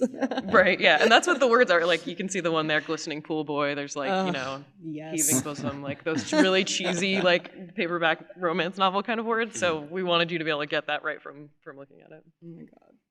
The thing that I like the most about it is that it got me excited to play a romantic Yes. novel game. Yeah, right. Something about like you did such a great job mixing that non-specific title treatment for the plot thickens, but it feels at home in all of the different versions, whether sci-fi or romance. Like you just found like this great title treatment that always looked good no matter where it lived. Thank you. Oh, you're welcome. All right, and then I think this is maybe the last one we're gonna look at. Jason, I was absolutely blown away when I saw these. Your unmatched box, the complexity of the composition here, like the way that you have all of these implied lines moving you from one point in the composition to another. It's so energizing. You know, I never stay at one point on this cover. I have to say, I mean, Oliver Barrett was the first guy we used for Unmatched, and I would say he's really responsible for a lot of that. I mean, he just really killed it with that. Like, I worked a lot on knowing that Unmatched was going to be a system of games, and that they would all be kind of games in their own right, but also interchangeable. It was really important to kind of create this form factor on the packaging, and have kind of a logo that said what Unmatched was in a way, but also lived on its own and could live with crazy, who knows, you know, if there's another crazy cartoon license, or who knows what happens with this thing. So it had to kind of let things live. And then we went to Oliver and we're like, you got 4 characters, but they all have to be equally balanced. And they can't be like, there can't be one over the other. So how do we do this? And he did some sketches, and, you know, we had a lot of discussion on it. I mean, the whole team did. I mean, I can't take credit. This is one of those where, honestly, it was a team effort for this thing. And, I mean, Lindsay, who's in the crowd too, which she's probably not very happy with me saying it, but graphic designer as well on it, and the Mondo team, working with them as well. Just a really great team with the whole thing. But yeah, Oliver was responsible for a lot of that. But again, and now working with Heather on it, and Heather's going to have this Buffy one come out, and it's got a look of its own too, but still fits within the system, and it's going to be a lot of fun to see all the different ways it comes about. But thank you very much. I'm very excited about it. It's a fun one to see people react to as well. All I was going to say is somehow all of them look like they're about to fight. Yeah. Like they're evoking it perfectly. You get it. You get what's going to happen. Yeah. Just by looking at it, and like you said, but it's not giving me way too much. Yeah. Yeah, that was Rob Davio's big thing. He's like, look, they got to look like they're fighting each other. That's all. That's all I want to say. And they do. So, yeah. Yeah, I absolutely love these. If you weren't on this panel, I probably would have chosen this for my example to talk about, because I love these. And the card layouts too are so, oh my God, like elegant, and let the illustrations just sing, because the art is so beautiful too and evocative. So. And that was the thing, knowing Mondo's in on this. I mean, Mondo has this pool of artists. We got to know that we've got to let the art just sing, and you know, picking. I mean, it's kind of honestly an easy job where we're just kind of picking people we're fans of. It's like, all right, we're a fan of this art. Let's do it. It's awesome. So. But also, it's like you have 3, and I know all these games kind of are modular, and you can put them all together. The fact that we have, you know, storybook characters over here on the left, we have, you know, mythological creatures, and we have Bruce Lee, very different, and, you know, they all have their own logos, but like that is a cohesive lineup. Like you look at those boxes, and it's like, yeah, they all belong to the same universe, and it's not just because of the art, because I've seen some of the other ones come out as well, and they're all unmatched, and like. Thank you. That's tough to kind of like Risk. I'm sure runs into the same issue. They reskin. They have new kind of settings, and it's how do you make that cohesive? Anyone who can put Robin Hood and Bigfoot into the same game and make it look visually cohesive is pretty impressive. Yeah, Oliver. I don't know. I was shaking in my boots, and I got that phone call. I was like, oh God. No, yeah, you handled it like a champ, that's for sure. All right, so I think we have about 10 minutes left. We have microphones in this aisle and that aisle. If anyone has any questions for the panel, we would like to dedicate the rest of the time to Q&A. Or just talking to us. You can just talk to us. Yeah, we can hear you. Has anybody seen anything out on the floor that like pulled them out of the crowd? Come on, you had to have. It's been 3 days. You've seen some pretty cool stuff. Yeah, I can repeat it.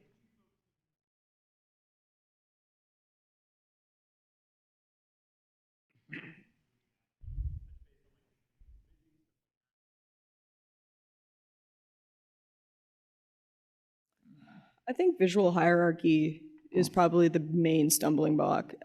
If you're going to be busy, you have to balance. And it's easy to kind of have like a whole lot going on, and then your logo's got a whole lot going on, and then, you know, maybe your box layout has a whole lot going on, and you start making it's like making a sandwich, and then you put that in between two other sandwiches, and suddenly you have something you cannot eat in one bite, and you look at it and you're just like, I'm confused, and your eye starts going like, where is the logo? What is this game? Where are the instructions?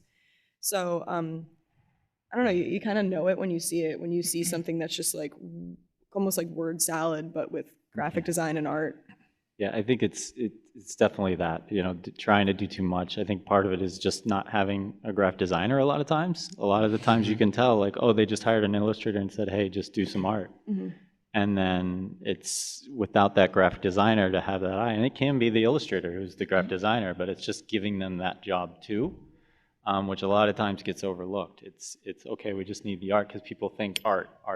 Mhm. But there's also that side of just getting the right balance and the art direction too of the art director kind of knows, and sometimes it's the same person, but the art director knows, okay, I know I need this art and I'm going to put it here and I'm going to have it lead the eye to something else. So you need that kind of team aspect to do those things. I would say the other thing is, the typography too. Like typography is something, and I'll let you talk about it. Go ahead. No, yeah. I've talked too long. No, it's fine. That's why I was like, let it up. But my other thing is, what you've said is probably the number one. The number two thing is, it might be the best art in the world, and the font is like boring. It's like Arial. And it's like, no, like I don't even, it's just like a regular font. And we care a lot about fonts. Like I care a lot about fonts and art on a lot of things personally if I'm going to buy a game.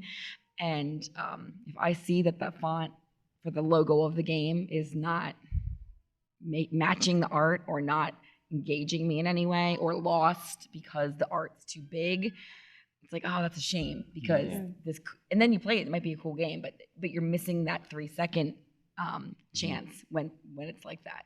So that's another one I see a lot is the typography, the fonts choices, and sometimes the layout of the things that say like on the sides of the box where it'll say like the time and the players and stuff like that. Some of that gets lost as well. I've noticed that too. Yeah, I was going to say, I think a common pitfall can be having the graphic design and the illustration not informed by one another. And it just feels like you just took you got the art from the artist and then you just used it or gave it to the graphic designer. And, when I work on projects, I always love to be part of, even if I'm just like hearing about the art project, the art process, because you want them to feel cohesive and you want them to work together. And like, if you're working on a card layout and the illustrator doesn't know where the information's going to go, that's not going to, things might get covered up. Like the team effort, I think, is a really valuable one. And then also having the style and the cover art kind of matching the feel. Pretty much all of us, the examples that we chose, it was because the game look really represented how the game felt to play. Like something that comes to mind is like Cosmic Encounters is a really fun game, but you look at that box and you think it's Twilight Imperium, and that is absolutely not what that game plays like. And like people who would pick that up maybe wouldn't like the game. That I think being able to advertise with that feel and really picking the right style for what your game feels and is like to play. Yeah, that's exactly what I was going to say. The idea of form and function going together, that it looks the way it feels. Yeah. Thank you very much for your question. Over here. One in the back. Oh. We have somebody over. Oh, we have someone over in the line. Sorry.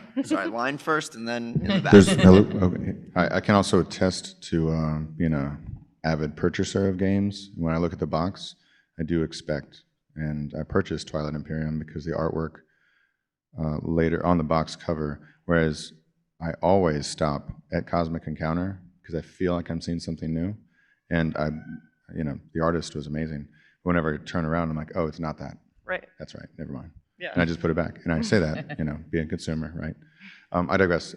So when, as an artist, designer, when you get commissioned or when you get told, hey, we're working on a project, we're doing something Dungeons and Dragons, hey, we're doing superhero, Spider-Man. You're like, okay, how do you keep it creative? Like, all right, so you need a person with a sword, and a wizard with a fireball. And Spider-Man swinging in the city, get out of town.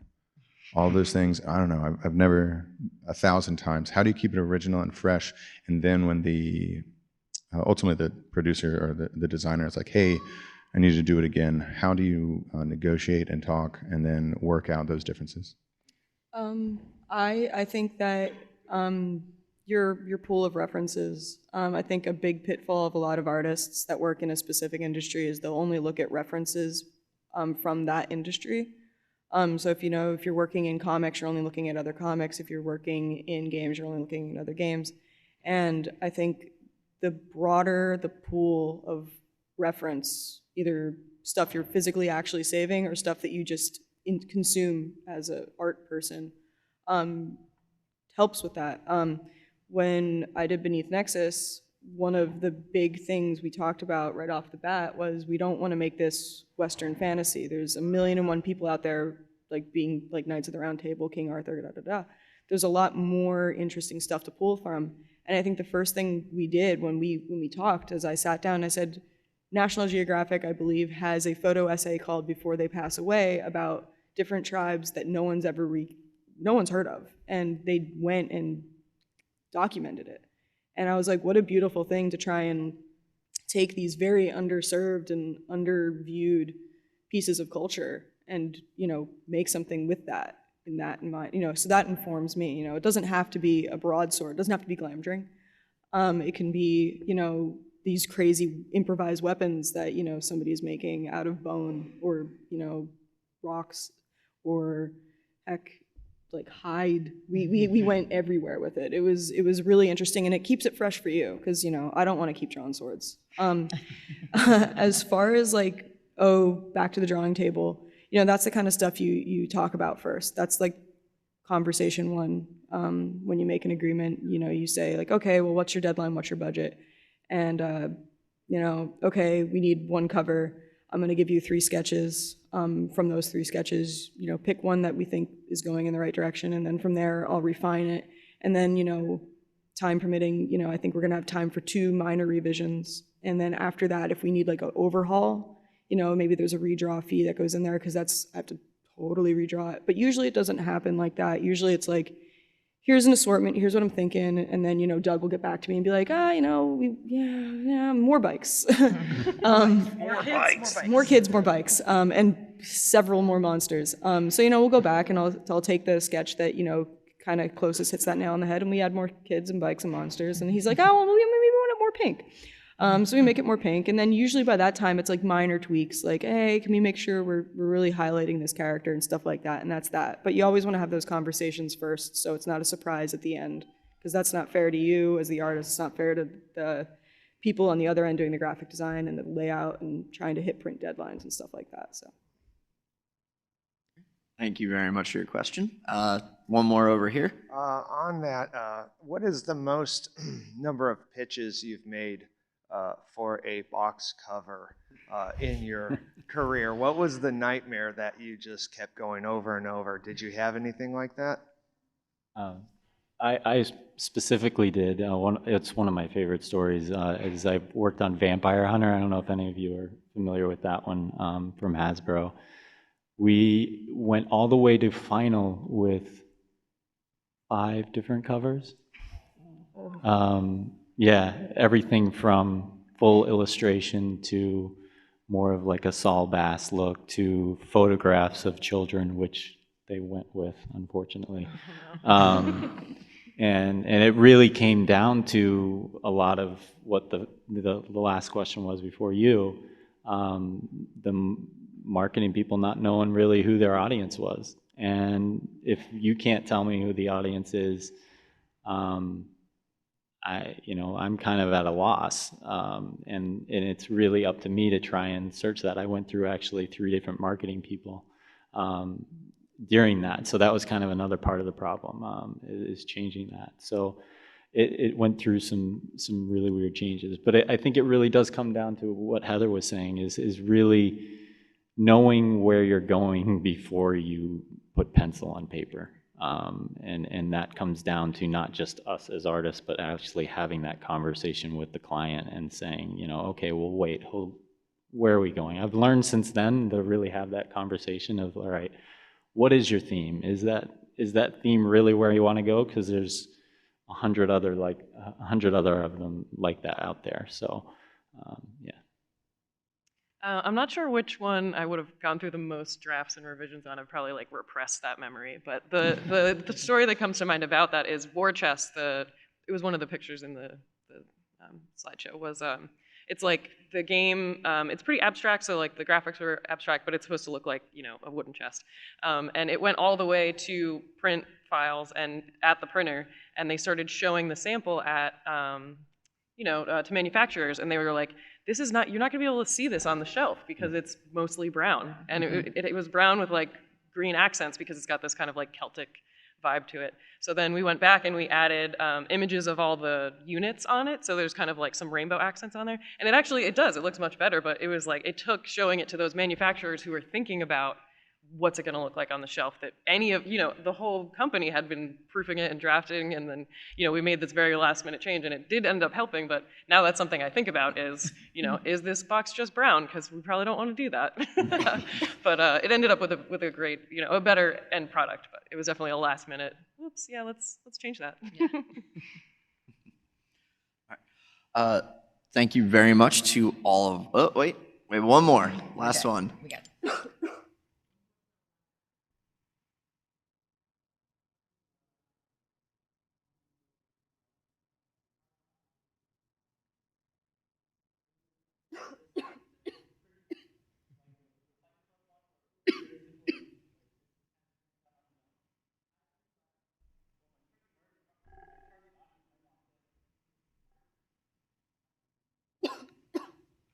I mean, I think it's a product and you're selling it to the target market. Unless it's a, I mean, unless you're very, very much in the game as art piece sort of movement, I think you have to go with what's going to work for the target audience. Yeah, and I think, I mean, what's pretty, I think, is kind of universal in a lot of ways. I mean, good graphic design is kind of good graphic design. Good illustration, I mean, there's tons of styles, but I mean, there's great use of art. So I think it's a bit of universal that you can use it in any way. Sometimes restraint comes into play too. Like I've definitely pitched things that I thought were like the winner, and they just don't work. Sometimes it can be very beautiful, and it's not the game. Very sad, and you know, it goes into the kill pile. Like that there's a lot of art in the kill pile. Maybe it resurrects later and you use it again and you get to feel good about it, but sometimes serving the game is more important than like your darling. Because my darling might not be theirs. I might be really feeling a piece and they may be like, no, you know, your first revision was better. Go back, you know. So sometimes that happens and you just have to be okay. Using the Fight Club cover as an example, it depends on the property and how much work that cover has to do. All the Fight Club cover needed to do was stop you, because as soon as you see the words Fight Club next to it, everything else is immediately explained, because you recognize it. If it's an unknown IP, then there's a lot more work that cover needs to do to tell you what the game is about. So, well, my 2 cents there. Yeah, I think to that, yeah, sorry. I think to that point though, like, if whether it was Fight Club or not, it did its first job, right? Is to get you to stop and look. So whether it was Fight Club or not almost doesn't matter as long as it got you to pick it up. But I think you are right that some licenses, just like I was saying with Risk, like they kind of already have that explaining done. So yeah, but that kind of goes back to the point of great design and illustration does what it needs, that 3-second rule. Like, okay, I've got them within that 3 seconds. That's the first goal. Yeah, absolutely. Do we have any others? Great. We're at 2 o'clock right now. Thank you very much to all of our panelists. And thank all of you for coming to our panel. Have a good rest of PAX.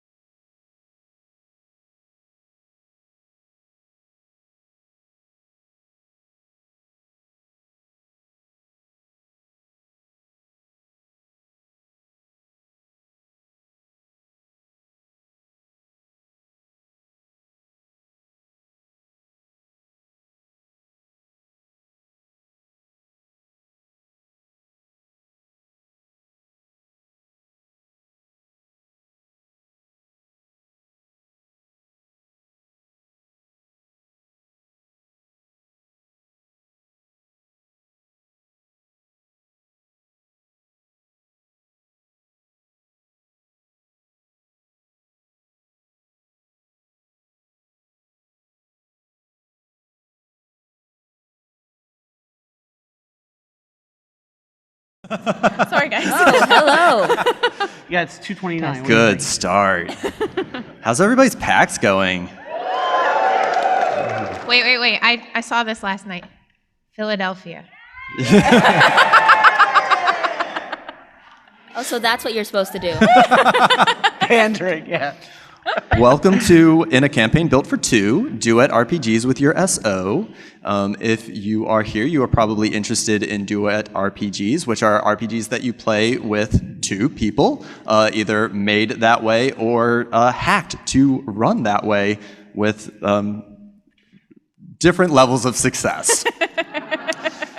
I am going to introduce, or rather, we're going to introduce ourselves, tell you why we wanted to talk about this, and then we're going to talk about Duet RPGs for a little while, and then open up the floor to questions. To start off, my name is Zachary Woodard. I use he, him pronouns.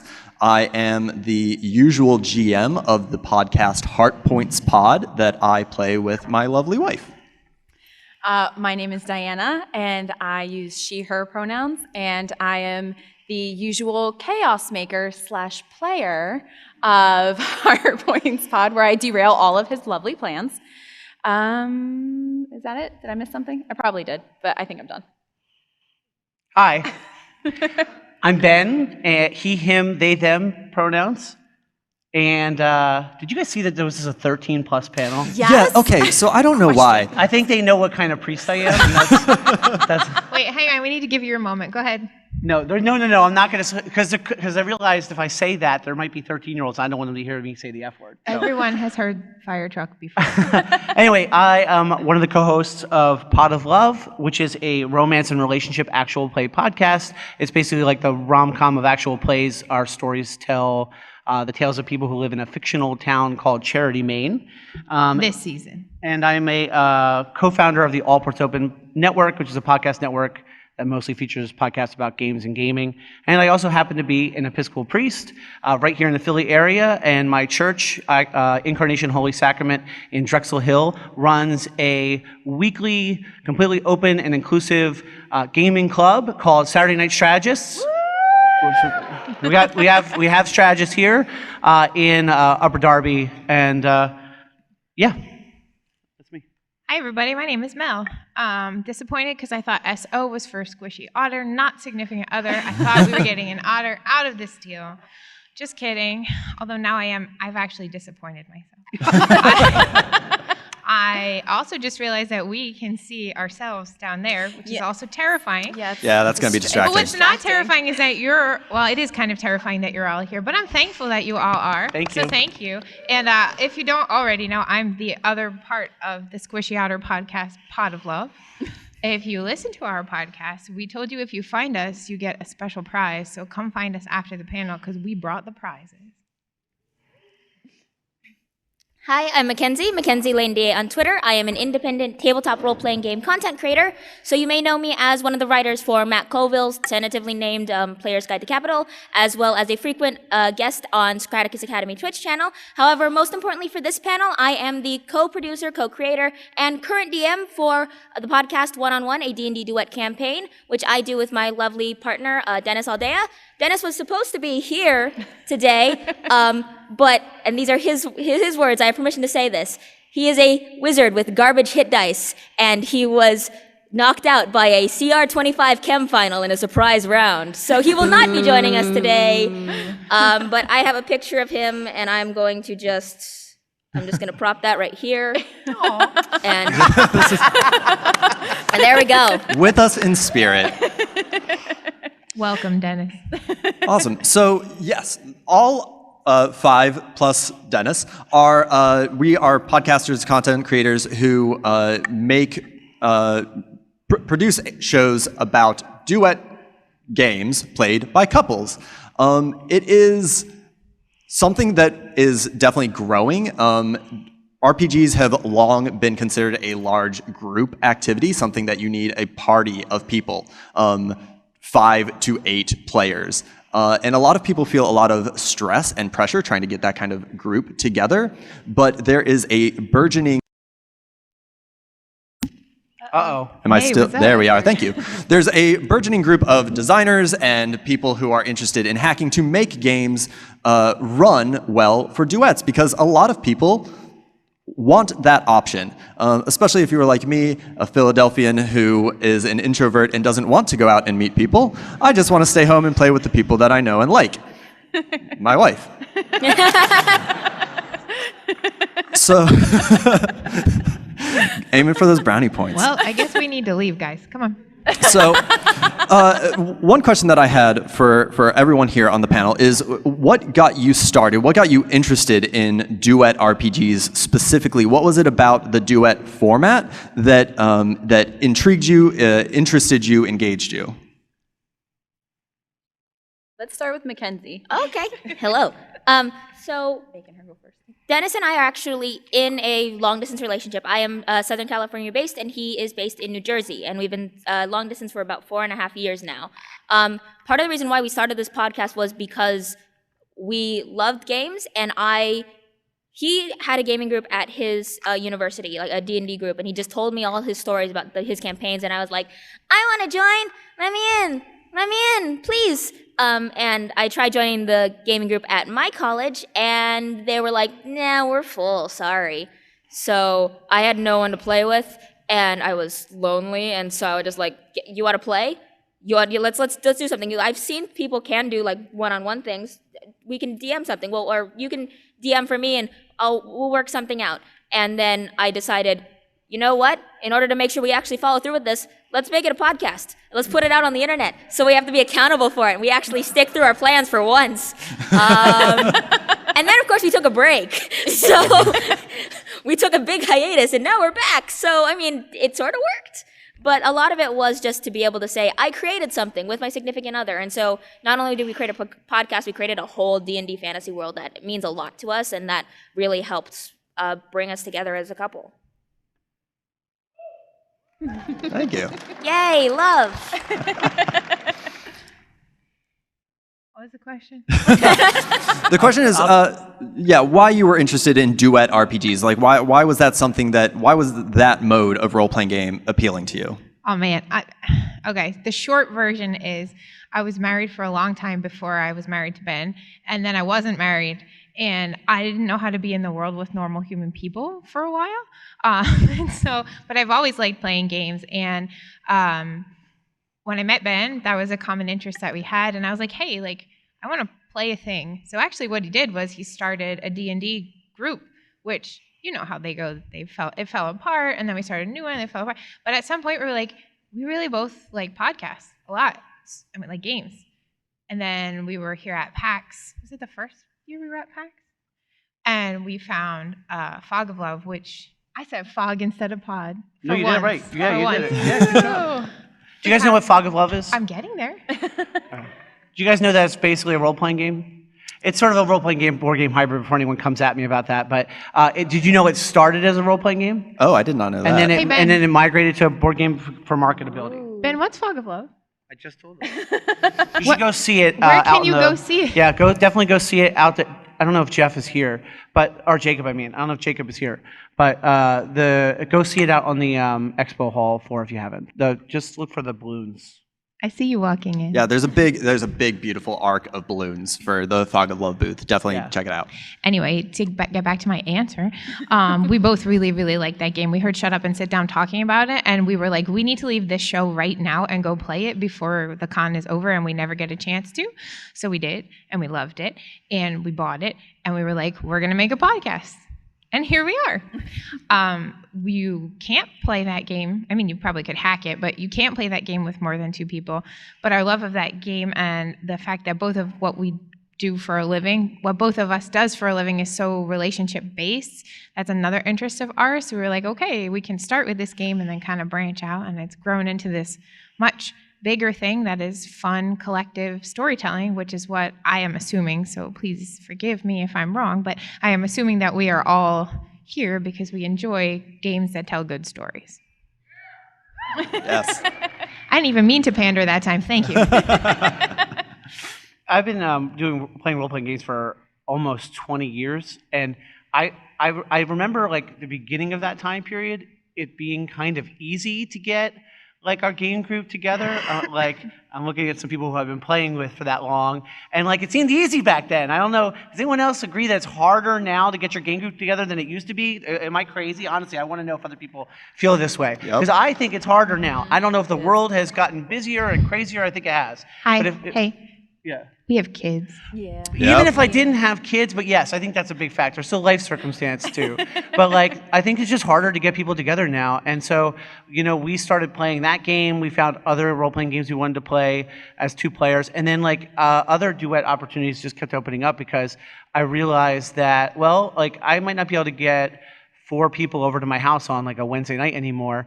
But I can go online with my friend who lives in central Pennsylvania, Sean, and just like, hey, let's play some Waterdeep Dragon Heist, just the 2 of us online. Or Mel and I at home can just like break out a game after the kids go to bed. What's the name of the game that you play with Sean, since we're in Philly?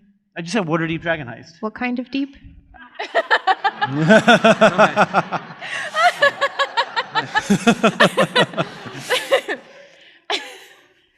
So tangent, before I answer the question, our last name sounds very similar to that word. And so I'm a school counselor at a school, and often children will come up to me like, Mrs. Waters! Nope, you got it wrong. You got it so wrong, we're just too close to Philadelphia for you to understand how wrong you got it, but that's okay, that's okay. So to answer the question, I wasn't interested in duet games. I wasn't. I married him. So But for me, role-playing games have always been a huge part of our relationship because I for a long time did not play them outside of you whenever you were GMing or whatever games we were playing with our friends. And I believe we had taken a huge hiatus from games just because of schedules and life. It was hard to get people together. It was a couple years we hadn't played games, and around the same time, we got a home group started, and you were just like, I need to play games, and so we started a podcast. I wouldn't have started a podcast, but we started a podcast just so that we could play together and kind of get those game juices going, and then we played a lot of games. Yeah, and so just to kind of build off on that, scheduling was a huge part of it, and I think we've covered that. What I love, and I think everyone would agree, what duet RPGs do for me that's different is it gives you an intimate storytelling experience. The energy for a duet RPG is vastly different than the energy for a large group.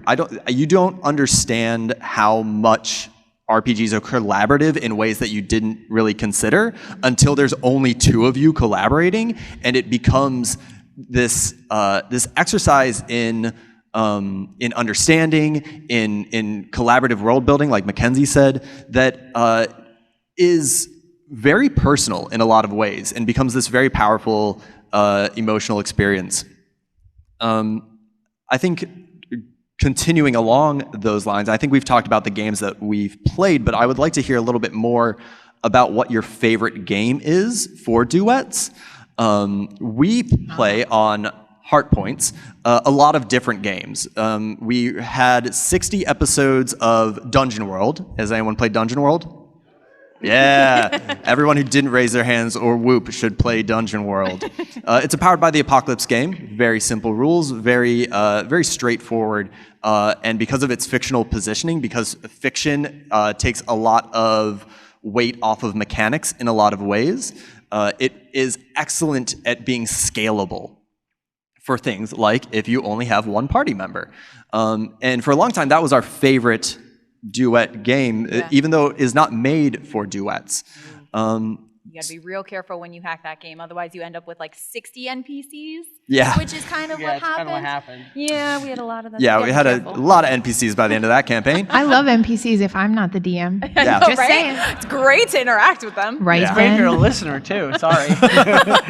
It's hard to be the DM for all those NPCs. There are only so many voices I can do, yo. I have like one. It's I can help you with some if you want.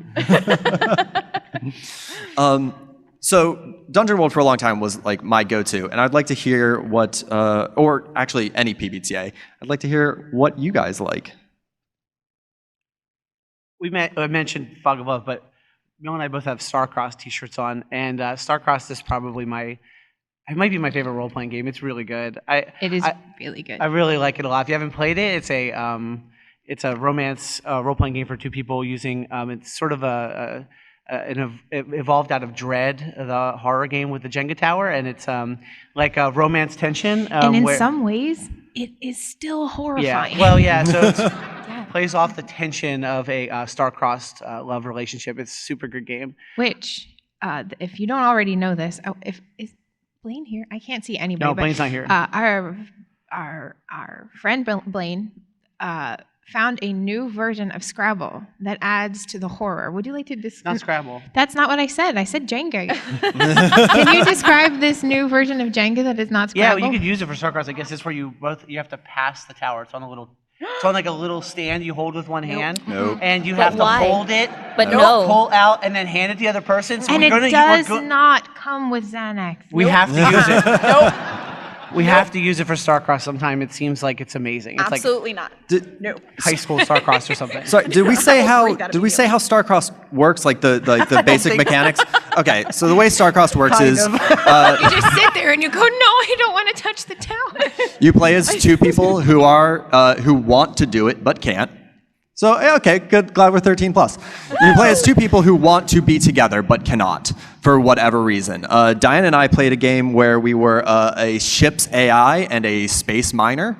It's really good. You should, it's really good. We were a monk and a nun. Yeah, first monk- time we a monk played, and a yeah. nun, yeah. And so so cute. It's forbidden. every time you want to do something to try to progress the relationship, you have to pull from the Jenga tower and put it on top. And if you want to have your character talk to the other character, you have to touch the Jenga tower. And if the Jenga tower falls, you give in to your passions.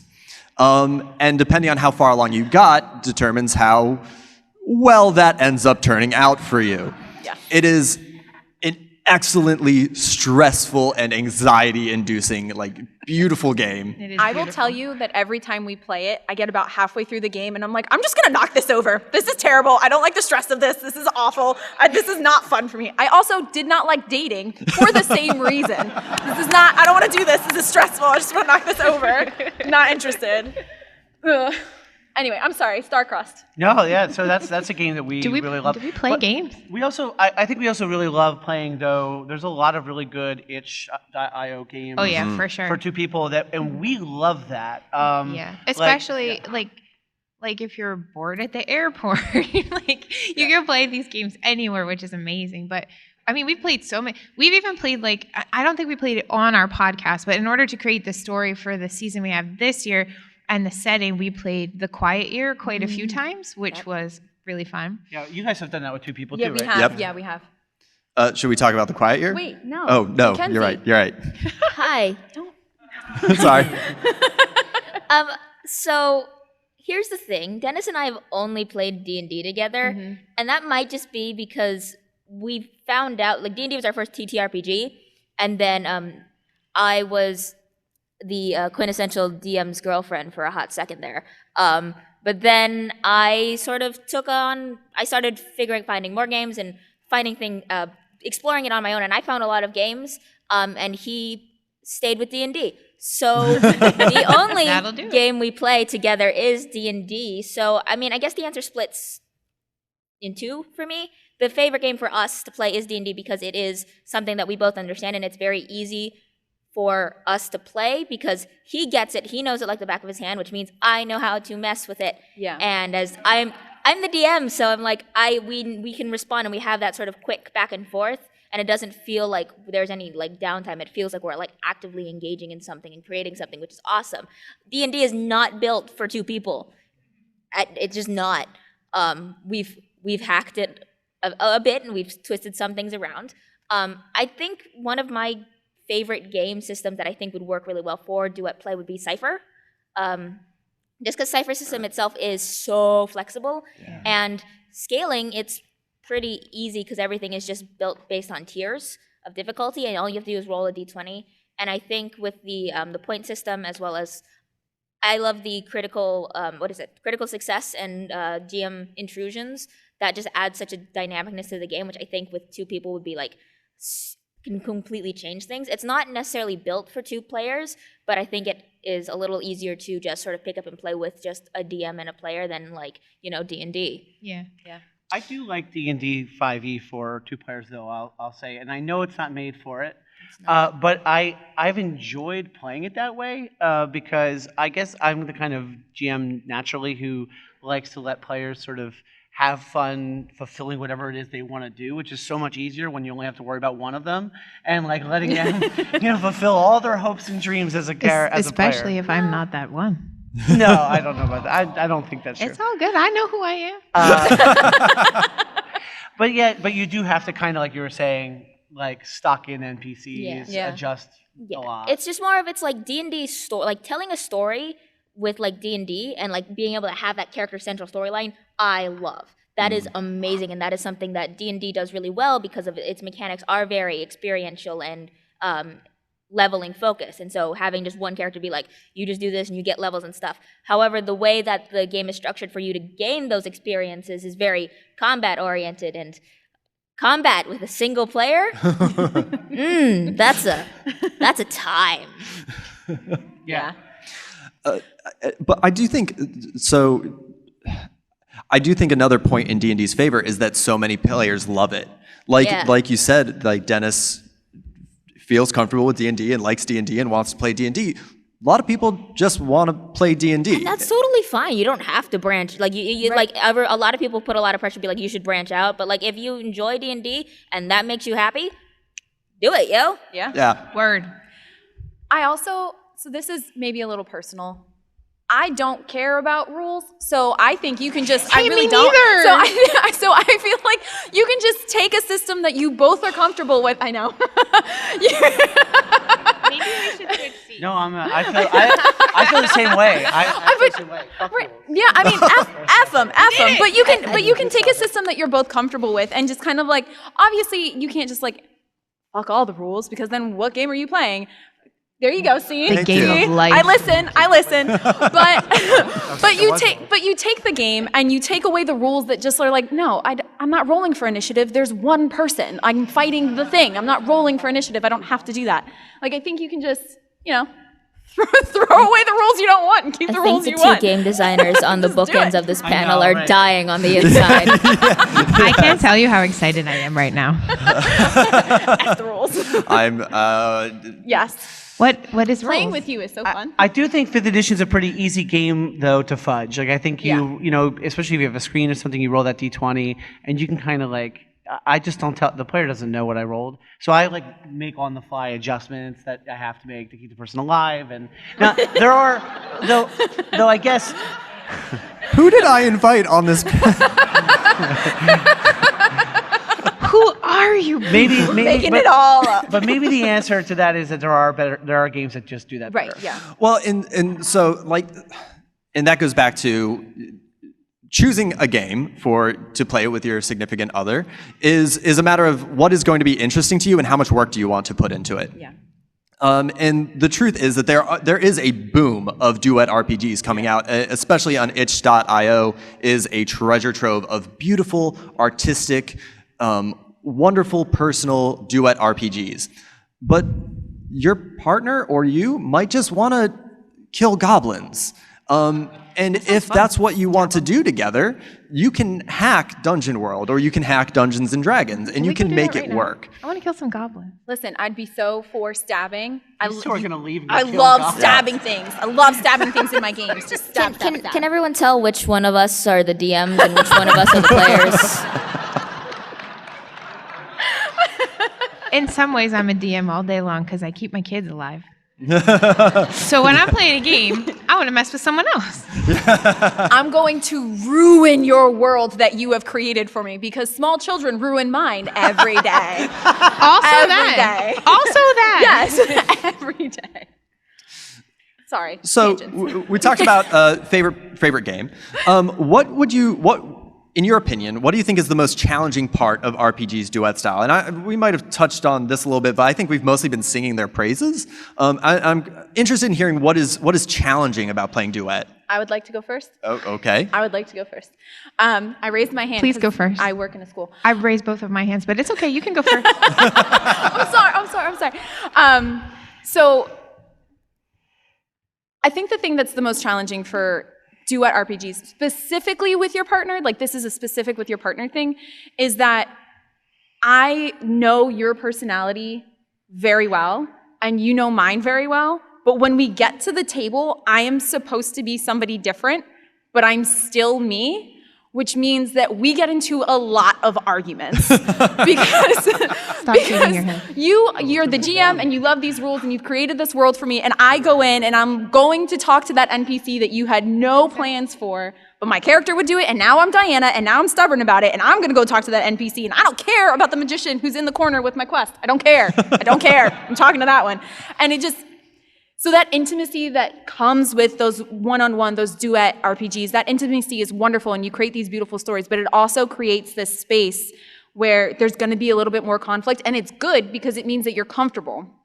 You have that comfort with your partner to be able to feel comfortable, I keep saying that word, to argue and to have that conflict. And it's interesting, but it is difficult. Like, it's difficult to navigate that because you still have your own personalities, but you're in this game having your different personalities. And if you're Diana, you clash a lot. So. Oh, it's my turn now. Yeah, I'm sorry. No, you don't have to be sorry. That was a great answer. I wish I hadn't raised both my hands. So I have two answers. I'm gonna give you my best shot at being serious. Here we go.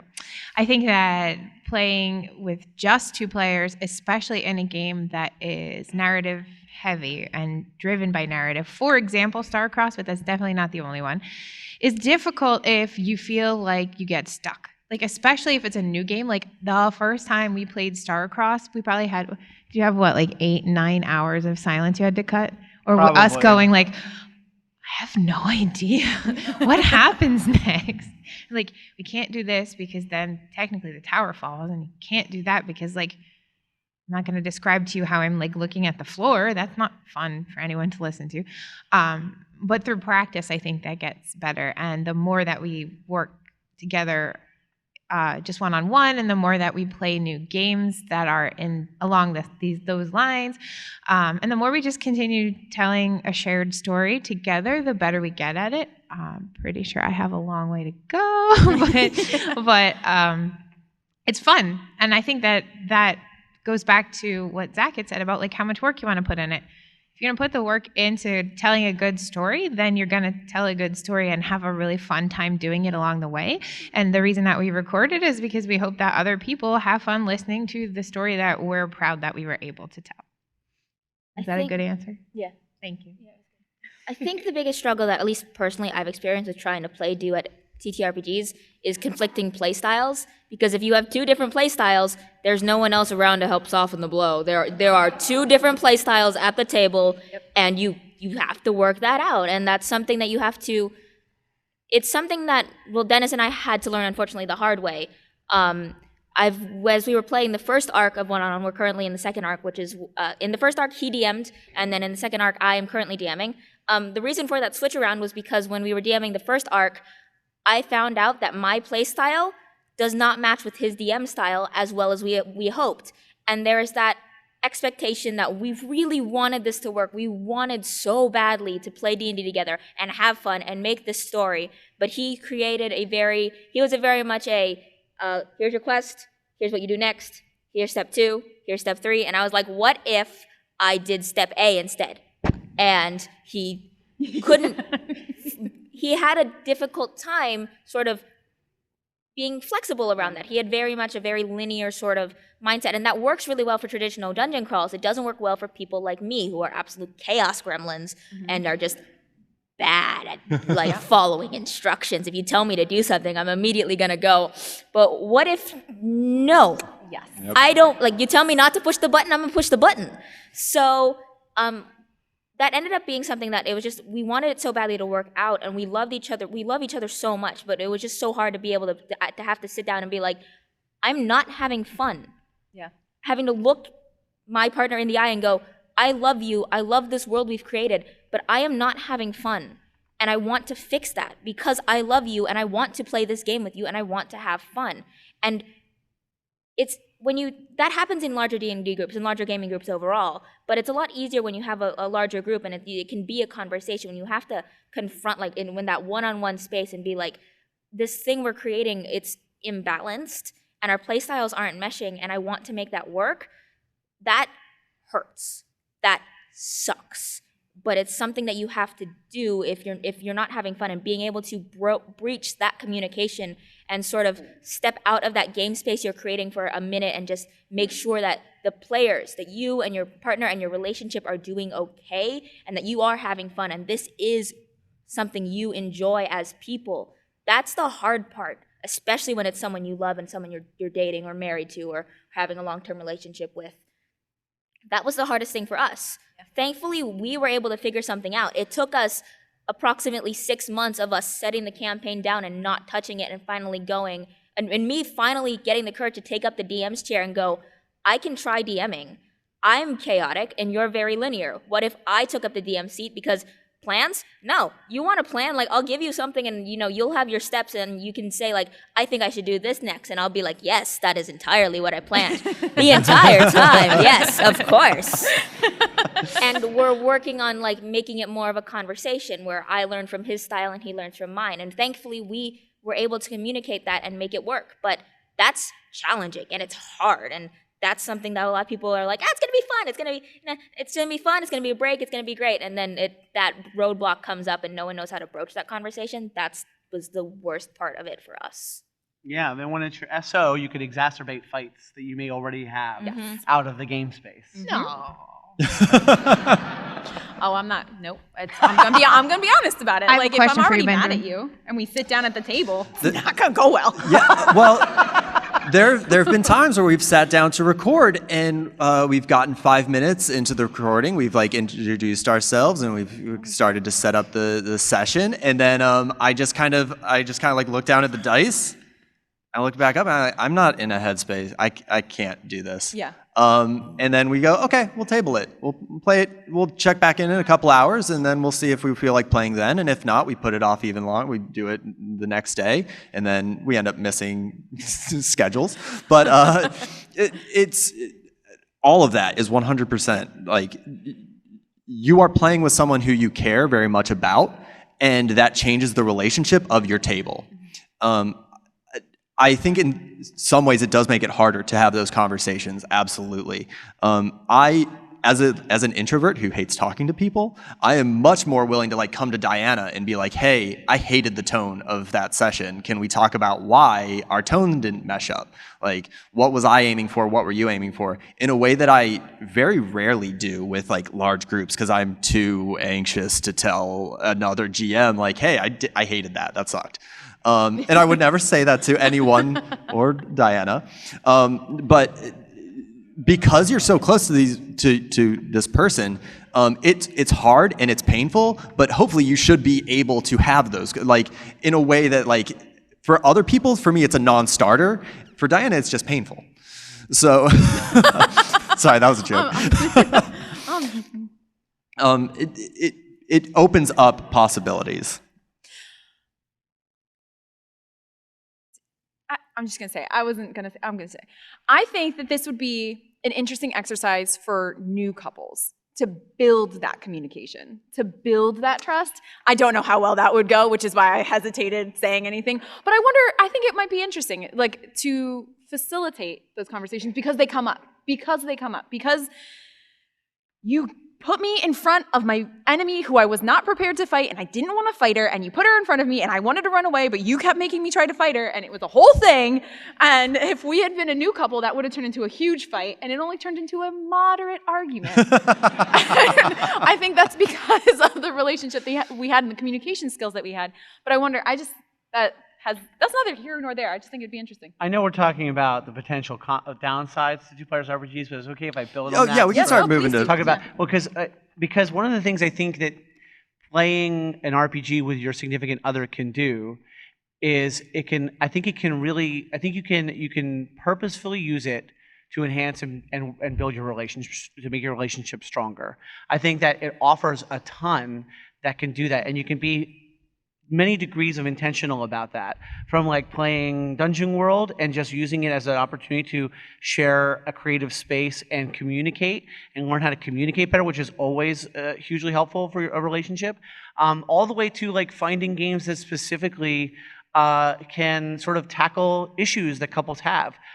We play Fog of Love, as we talked about before, and the creator of that game, Jacob, has said that he's had people come up to him and say, like, your game helped save our relationship because we played this game that is based on the psychology of relationships and had revelations about ourselves that caused us to communicate with each other and work on them and go to therapy and come out the other side of that a stronger couple. And so I think that role-playing games and games in general can really help couples to build stronger relationships when you play together. Yes. I have a question for you. If we're going back to Benjamin. The person sitting directly next to me on my right side is the hardest part of playing a two-player RPG with me. Oh no! Really put this you is on a trap. I'm rolling carefully. perception. I'm rolling perception. This is a trap. Is it the voices that I do, or I mean, there's a worse part. So is it this one or that one? It's not that hard. Is it the voices that I do, or the fact that you have to restrain the urge to murder me several times a recording session? I told you it's okay. I know who I am. I can't answer that question in front of this group of people. So one's not worse than the other. It's definitely not B because I never want to murder you in front of. I mean, so it's period. B. So no. He says. No. So Oh. he says. But that kind of goes back to what we were talking about before. Like if we have different play styles, I think, where like I take games more seriously than Mel does naturally, and that's fine. Like I think that's great, but you have to overcome that sometimes if one person has an expectation that a scene is going to be serious and the other person does not, and so that's just something you have to I communicate. take everything I do very seriously. I have no idea what that dynamic is like at all. I can't say anything about it. I'm gonna stop talking. What are rules? I know. I feel like I'm just spectating something, Oh, and no. it's just quietly spiraling out of control, and I'm just like eating popcorn. So Where's the popcorn? Oh, that would be so good. Yeah, I want popcorn. Okay, I'm sorry. we talked a little bit about what makes duet specifically rewarding. Does anyone have any want to add to any about what makes duet play rewarding in different ways than full party play? And I was wondering, Mackenzie, if we could start on your end. I love collaborative world building. It's the most fun I've had, and it is the world that I've created with Dennis in one-on-one. It's given us a chance to explore. Basically, it's given us this massive creative avenue that we didn't have at the time, and now it's just like something that we've created. And we're not married, we don't have kids. This is our baby. This world is our baby. Yeah. Sorry. We're the babies of, well, we are the babies on this panel. But like, the thing is we live so far away, and I get to see him like twice a year. It's so good to have that common thread and being able to like know that world exists out there, and like it's different than like a single session game. Like, you know, I fucking love a single session. I've never played it, but It is in single session. yeah. So like a single session thing where it's like you play once and then you leave it there on the table. With a D&D campaign where it's long term, it exists even when you're not together and you're not playing. That world still exists. Those characters still exist. They're puttering around in your head. The maps he's drawn and the maps I have sort of, I don't prep. The little information I've given him and the ideas that I have, and just the NPCs I've created, and letting that still live and breathe in the world that you've created, and knowing that still exists between us. And even though we're super far apart, and even though sometimes I get mad at him, and sometimes we fight, and sometimes life gets so stressful, but knowing that like we still have that world to come back to, and it's safe, and it's ours, and it's something we put ourselves and our love and our creativity into, that is so rewarding for us. And it's just something that we love to share with everyone, because it's like, look at what we did together, because we are creative and awesome, and we work together, and I love you and I love this. I think we could probably jointly answer this question, right? Because you just mentioned the world that we built. We used the quiet year and a timeline. We drew an actual timeline, didn't we? I don't even do that like ever, but it was important that we had the timeline right. And even though Fog of Love is a one-shot game, the world that we created around this game and the other games that we've played within this world that we've created do a lot of those same things. Yeah, it's fascinating to me that your answer is like the world building, because that's where my mind went too, with like building this fictional town of Charity and all the people that live in it, and it's something that we made together and that we share. And we share it with other people, but like I would probably do it. I would do it if we had other people or not. Like the podcast part keeps us honest, but like, you know, it's really, I really feel like we do it for us, you know? Yeah. So I have two answers. I have two answers. I just talk a lot. I'm sorry, guys. So my first is that I get to like do things in a one-on-one game that I don't get to do in like full party games. And since we are 13 plus, I'm gonna go ahead and say it. In our one-on-one game, I get to try to stab things in the taint all the time. All the time. I try to do it. I try to do it all the time. And I try to do it all the time. That made the 13 plus rating worth it. Just listen. It sure did.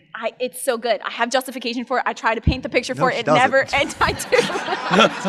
I do. Well, she But- argues that she has the. I listened to their show. She argues that she has the justification for it, and she's very convincing. I'm sorry. I think you always have Thank the you. justification to do something like that. Thank you very Stab him much. in the taint. That's amazing. What a great story. Isn't this about storytelling? That's a great story. Taint stabbing. But that's not something that I would necessarily feel comfortable doing at a big party, like at the big table. Like I wouldn't want to do that. I would stab him in the taint. I would. Maybe with you guys. Yeah, maybe no, with you I'd guys. 100% do that at a big Totally table. would. Yeah, I'd do that at a big table. No. But like I mean maybe with our home group, with other people I wouldn't feel comfortable doing that. And so I get to explore that, my like silly, ridiculous stuff. Stabbing him in the taint, I get to explore that. But on a more serious note, You killed Mackenzie. I'm sorry. Is this what marriage is? Yeah. Oh, yes. Yes, it is. Yes, it is. But on a more Zach, serious I'm so sorry. Please invite us again next time. I'm sorry. But on a more serious note, Zach and I have very different interests, just in general. I'm very into K-dramas. I'm like so into K-dramas, it's ridiculous. He is not. He is into other things. Shocking. I know. Why wouldn't you be into K-dramas? They're Side growing on note, me. That's because I've made them. But yeah! But, I mean, this has always been our case. Like, I wasn't into role-playing games, he was, and I just kind of tagged along. I wasn't into the same kind of music he was. He wasn't into the same kind of music that I was. Like, we're different. And so playing one-on-one gives us a shared time to do something that we both enjoy, and because we make it a podcast, it's something regular. It's regular time that we're spending together for a certain amount of time. And those days where I'm really mad at him, I'm like, I only have to do this for an hour. And those days where I'm like super happy to be with him, I'm like, oh, we can do this for more. But it's just like nice quality time that I get to spend with my partner when we don't have a ton of interests, like similar interests outside of this. So it's just some nice quality time. I think, yeah, I would definitely agree with the quality time. I think similar to what you said about it being an opportunity to explore like your silly side, I wouldn't call it my silly side. Well, Just all right. saying. My more adventurous side. One of the things that I love about duet RPGs is your ability to tell heartbreaking stories, which is another thing that we've done a lot. Like, we've had on our show some taint stabbing, but we've also had some really heartbreaking stories, like some really beautiful stories in other games. We played 2 games of For the Queen, if anyone is familiar with For the Queen. It's a beautiful card-based game where you are escorting a queen across enemy territory, and at the end of the game, she is going to be attacked, and the knights, everyone at the table is playing a knight in the queen's envoy. You have to decide that whether or not you are going to defend the queen based on your relationship with her. And it's this beautiful game. It's this heartbreaking game. And it's something that when I've had the chance to play it with Diana, we have told these absolutely gorgeous, wonderful stories that break my heart at the end in a way that I wouldn't feel comfortable making myself vulnerable at another table. Your ability to tell stories where you are exposed in a duet game, in general, is quite different than in a large group. Even if it's a group that you care about and you trust, and you're playing with a lot of good safety tools and engaged in understanding your bleed, it's just different when the person across the table from you is someone who you have a real, sincere relationship with, that allows you to explore something that you might not be comfortable doing otherwise. Yeah, and you may not be comfortable in a large group RPG setting doing romance or getting sexy, but you might want to do that. Maybe you want to explore that with your significant other role-playing, and you can. If you do it just the two of you, it sort of gives you that space to do that. Who knows? Maybe you want to explore something kinky. Who knows? But you can do that when you play role-playing games at home alone, and it's more comfortable than when you have like all of your other friends sitting there watching, and maybe you don't want to do that. Are you playing games with somebody else that I don't know about? Hypothetical. You hypothetically are playing games with somebody else I don't know about? We have about 15 minutes till, so I would like to open up the floor if anyone has any questions. There is a microphone to my right and a microphone to my left on either side of the room. If you could line up, we would love to take any questions that you might have about duet RPGs, duet Oh my RPGs with goodness, your this is scary. with a significant other, Oh. or anything. People are interested. Let's start over here. Okay. Hi, I'm Becky. Hi. Hello. So both of my partners are very extroverted and experienced GMs, and I'm a very introverted kind of noob. Do you have any advice for how I might be able to break more into GMing or taking a little bit more control of the game and not just kind of being the spectator to like play through whatever they've come up with?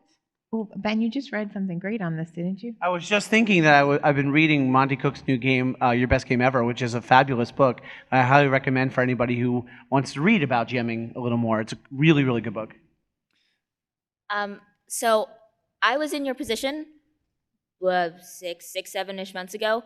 He was the DM. He was the regular DM, and I was I don't know how to play Dungeons and Dragons, but I really like it. Sort of like, and I was just sort of this really shy, and I didn't know how to like get into the game, and it was such a struggle for me. Even though I wanted to play it so much, there was just this wall that I couldn't break through because I was just shy, and I didn't feel like I knew how to play. And for some reason, that made me feel like I was playing wrong, which is, we can swear on this panel, right? Yep. We already bullshit. And I think what helped me get comfortable was learning like safety systems. Yep. And learning about session zeros. If you don't know what session zero is, it's essentially where you sit down with your other players right before the game. It doesn't have to be a full-length session, but it's essentially you sit down, you talk about like your expectations, your goals, what you like, what you don't like. And through that, you can figure out how you can bounce off each other. And that also opens up a safe space for you to talk to your partners about like, hi, I am having a little trouble with like getting into certain things or doing these things, and just, or like I have trouble, you have such an open, like boisterous world, and I have trouble like figuring out where I fit in, and I kind of feel like a spectator. What do you think we can do? And just working with them. And in terms of just GMing and trying to become like a more extroverted GM and like get into that seat, give it a whirl. You're with people you trust, and if you're people with trust, they're gonna love what you do no matter what. And it's going to be scary. The fear never goes away. You just, as a DM, you learn how to channel it into something else. Awesome, Usually thank maniacal you. laughter. I can't find it because I have so many freaking pictures of our kids on here, but Ben sent me an excerpt from the Monty Cook's Your Best Game Ever book about also like how to be a better player. And because I'm sitting here right now, I can't remember any of it, and I'm hoping you can help me remember part of it. I would just say it's a good book. If you feel like reading about it, it covers everything from playing to GMing, and it's really fabulous. And there are specific suggestions of like what you can actually do as a player, not just like do this better or do that better, but like think about this aspect of your character or this aspect of your backstory. And one thing for me has been to really think about your backstory as seriously as the story you are telling once you're actually playing. So hopefully that's helpful. Could we take your question?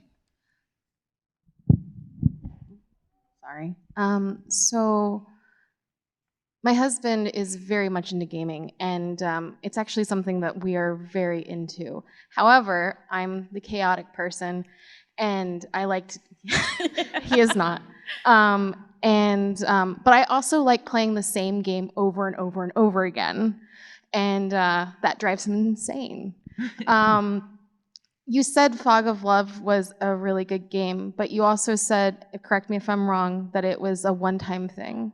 So are there any games that you think that are really good that you could play over and over again, but not annoy your partner? So let me correct me because I was wrong. It is a one-time thing in that you sit down, you open it, you play it, and at the end, that story has been told. But it's twofold. Like you can play it again every time and tell a different story, or you can get creative. And I'll let you speak a little bit more to this, dear.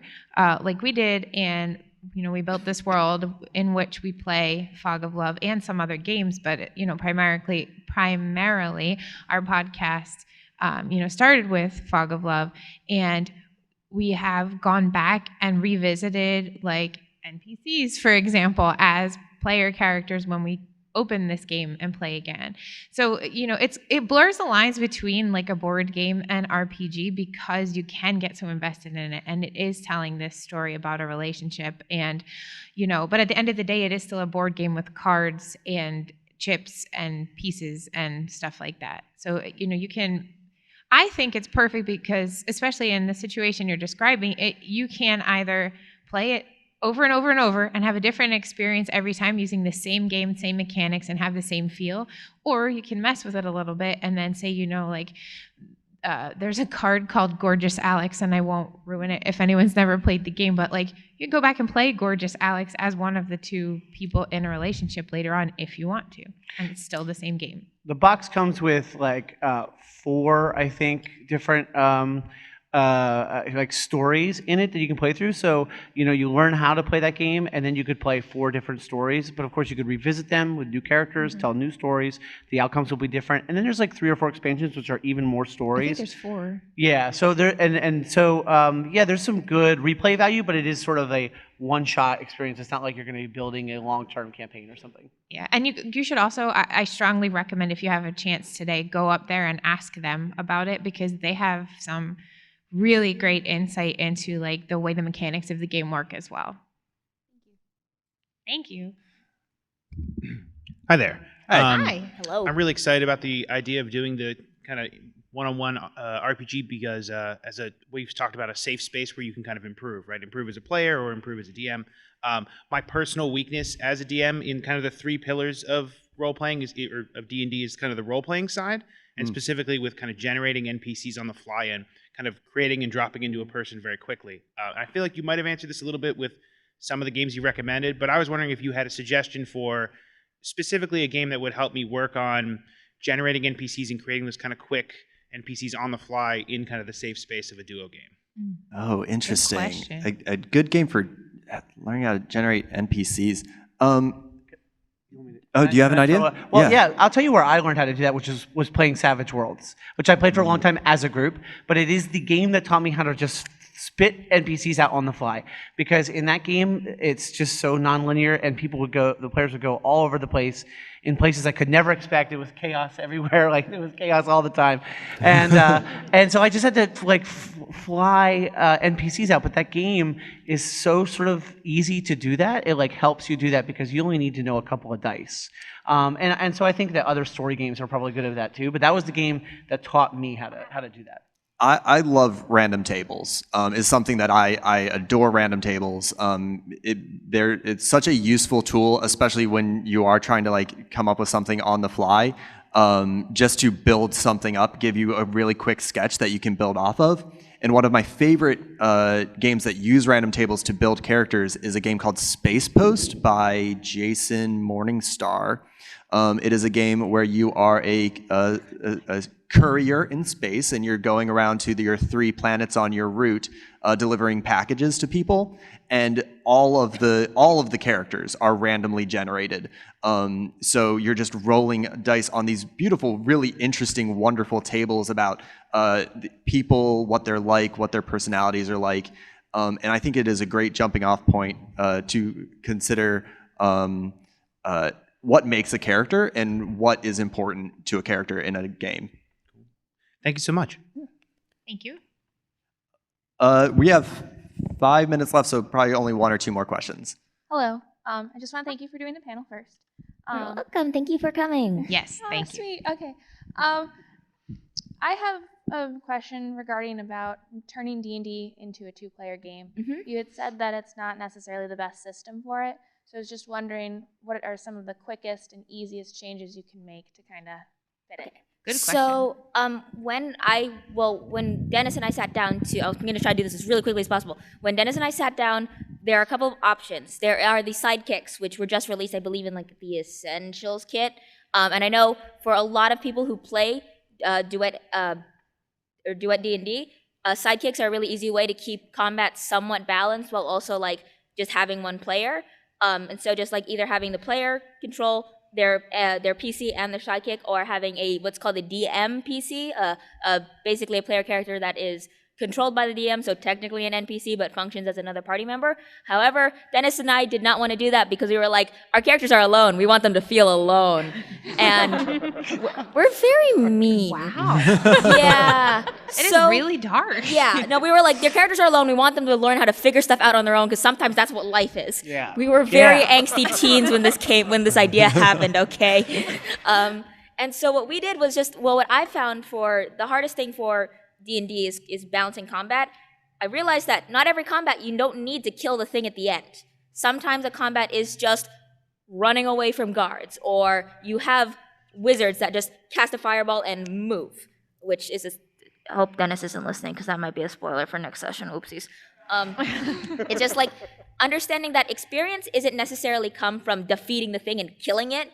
There are other ways to create encounters that are encouraged, like have them retrieve something and run out of somewhere before it detonates or before the guards catch them. Those are still technically combat or encounters that gain experience mechanically, but they don't rely so heavily on you have to do a certain number of damage per turn or else you are screwed.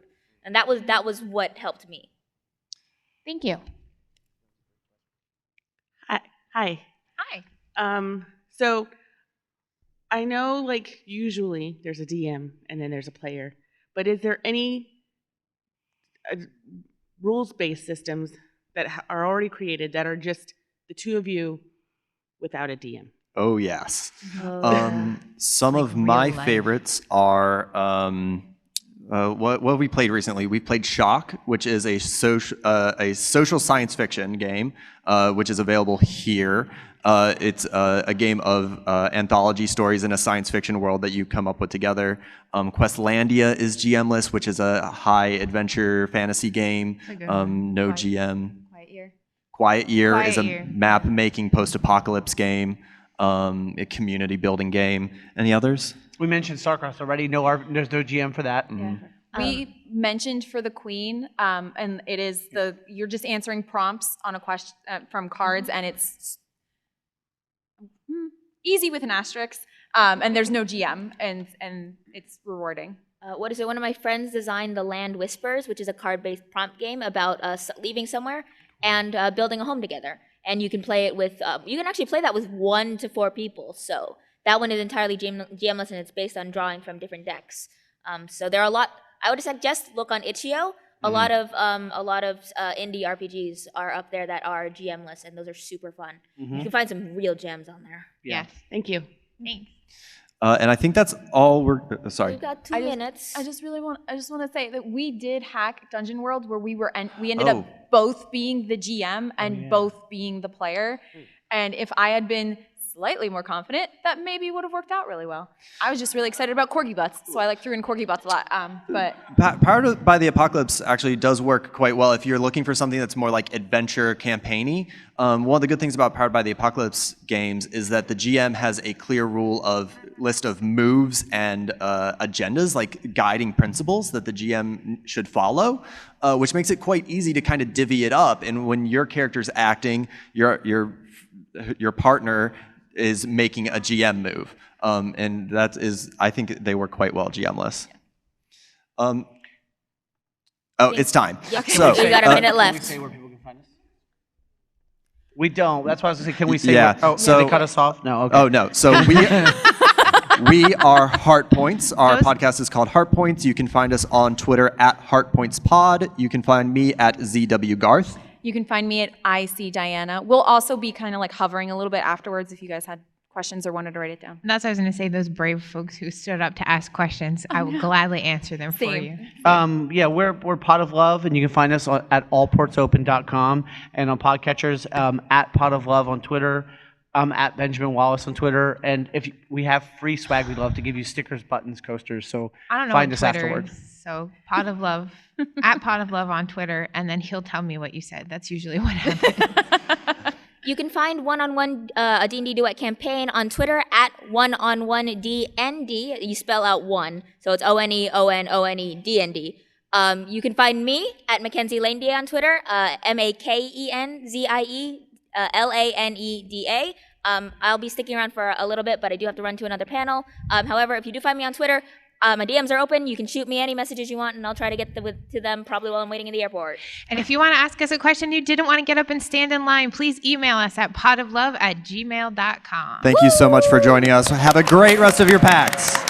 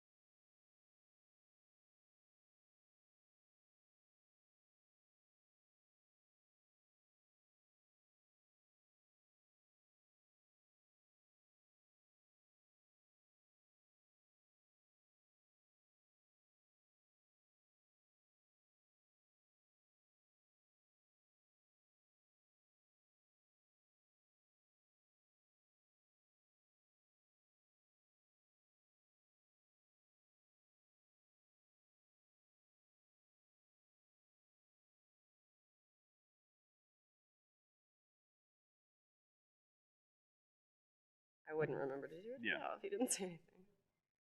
Oh, B40, that's not bad for. Hey, everybody. Welcome. It's PAX Unplugged. How's everyone doing? I said, how's everyone doing? Okay, please. Bring it down. That is impressive energy for Sunday. Yeah. Some of us are hungover, so please. It is us. See, I can see us. Look at that. Welcome everyone who's here. This is Streaming RPGs for Players and GMs. My name's Dom Zook.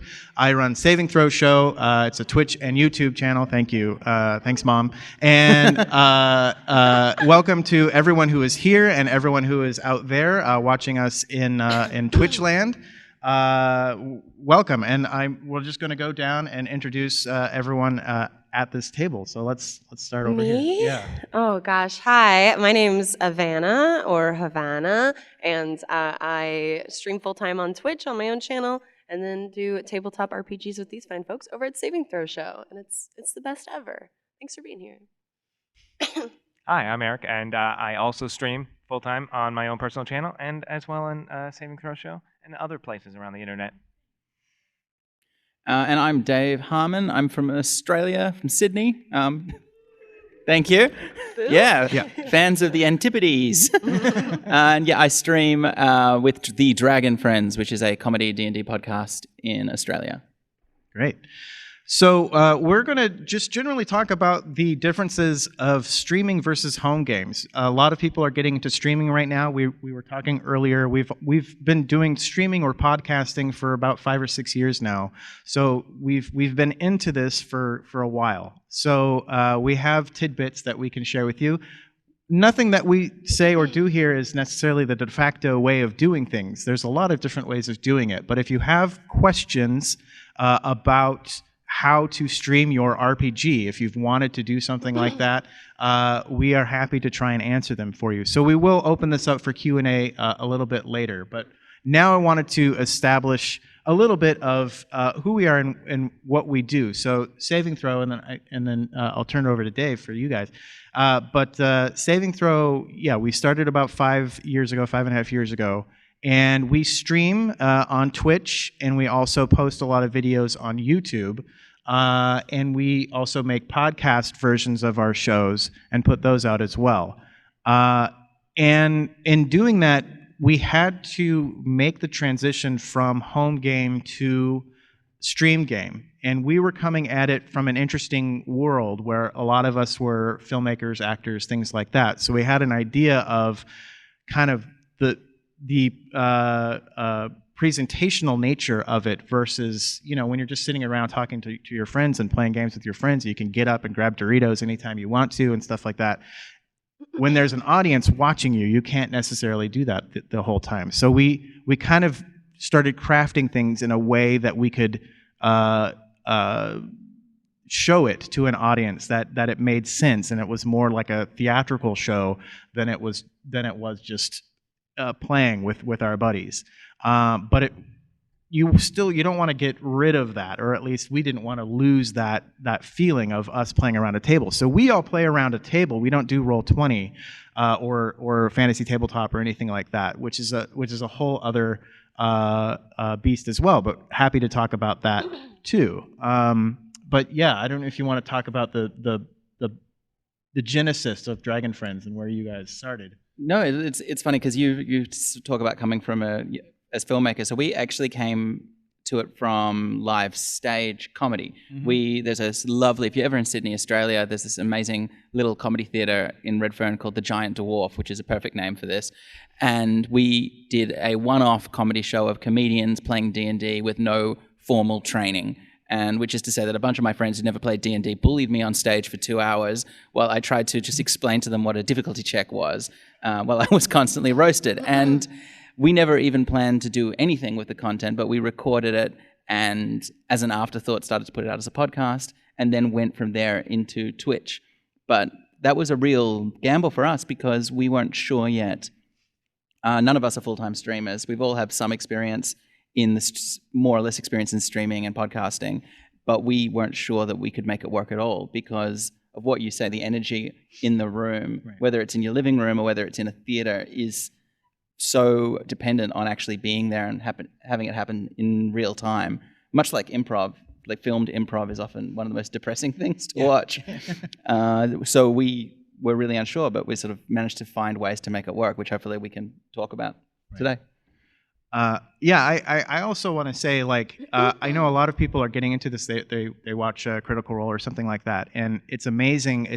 We're living in a time where there can be a group like Critical Role that's getting a lot of success and stuff, and you don't have to be a voice actor to stream your RPG and get an audience that will watch it along with you. So it's an amazing time because there's so many people that are kind of getting into this right now that I felt it was important because I know a lot of people kind of come into this. Maybe I'm throwing myself under the bus here, but I feel like a lot of people kind of get into it thinking, I will just stream my home game. I'm just going to set up a webcam in the corner and you can just watch us play the game at home.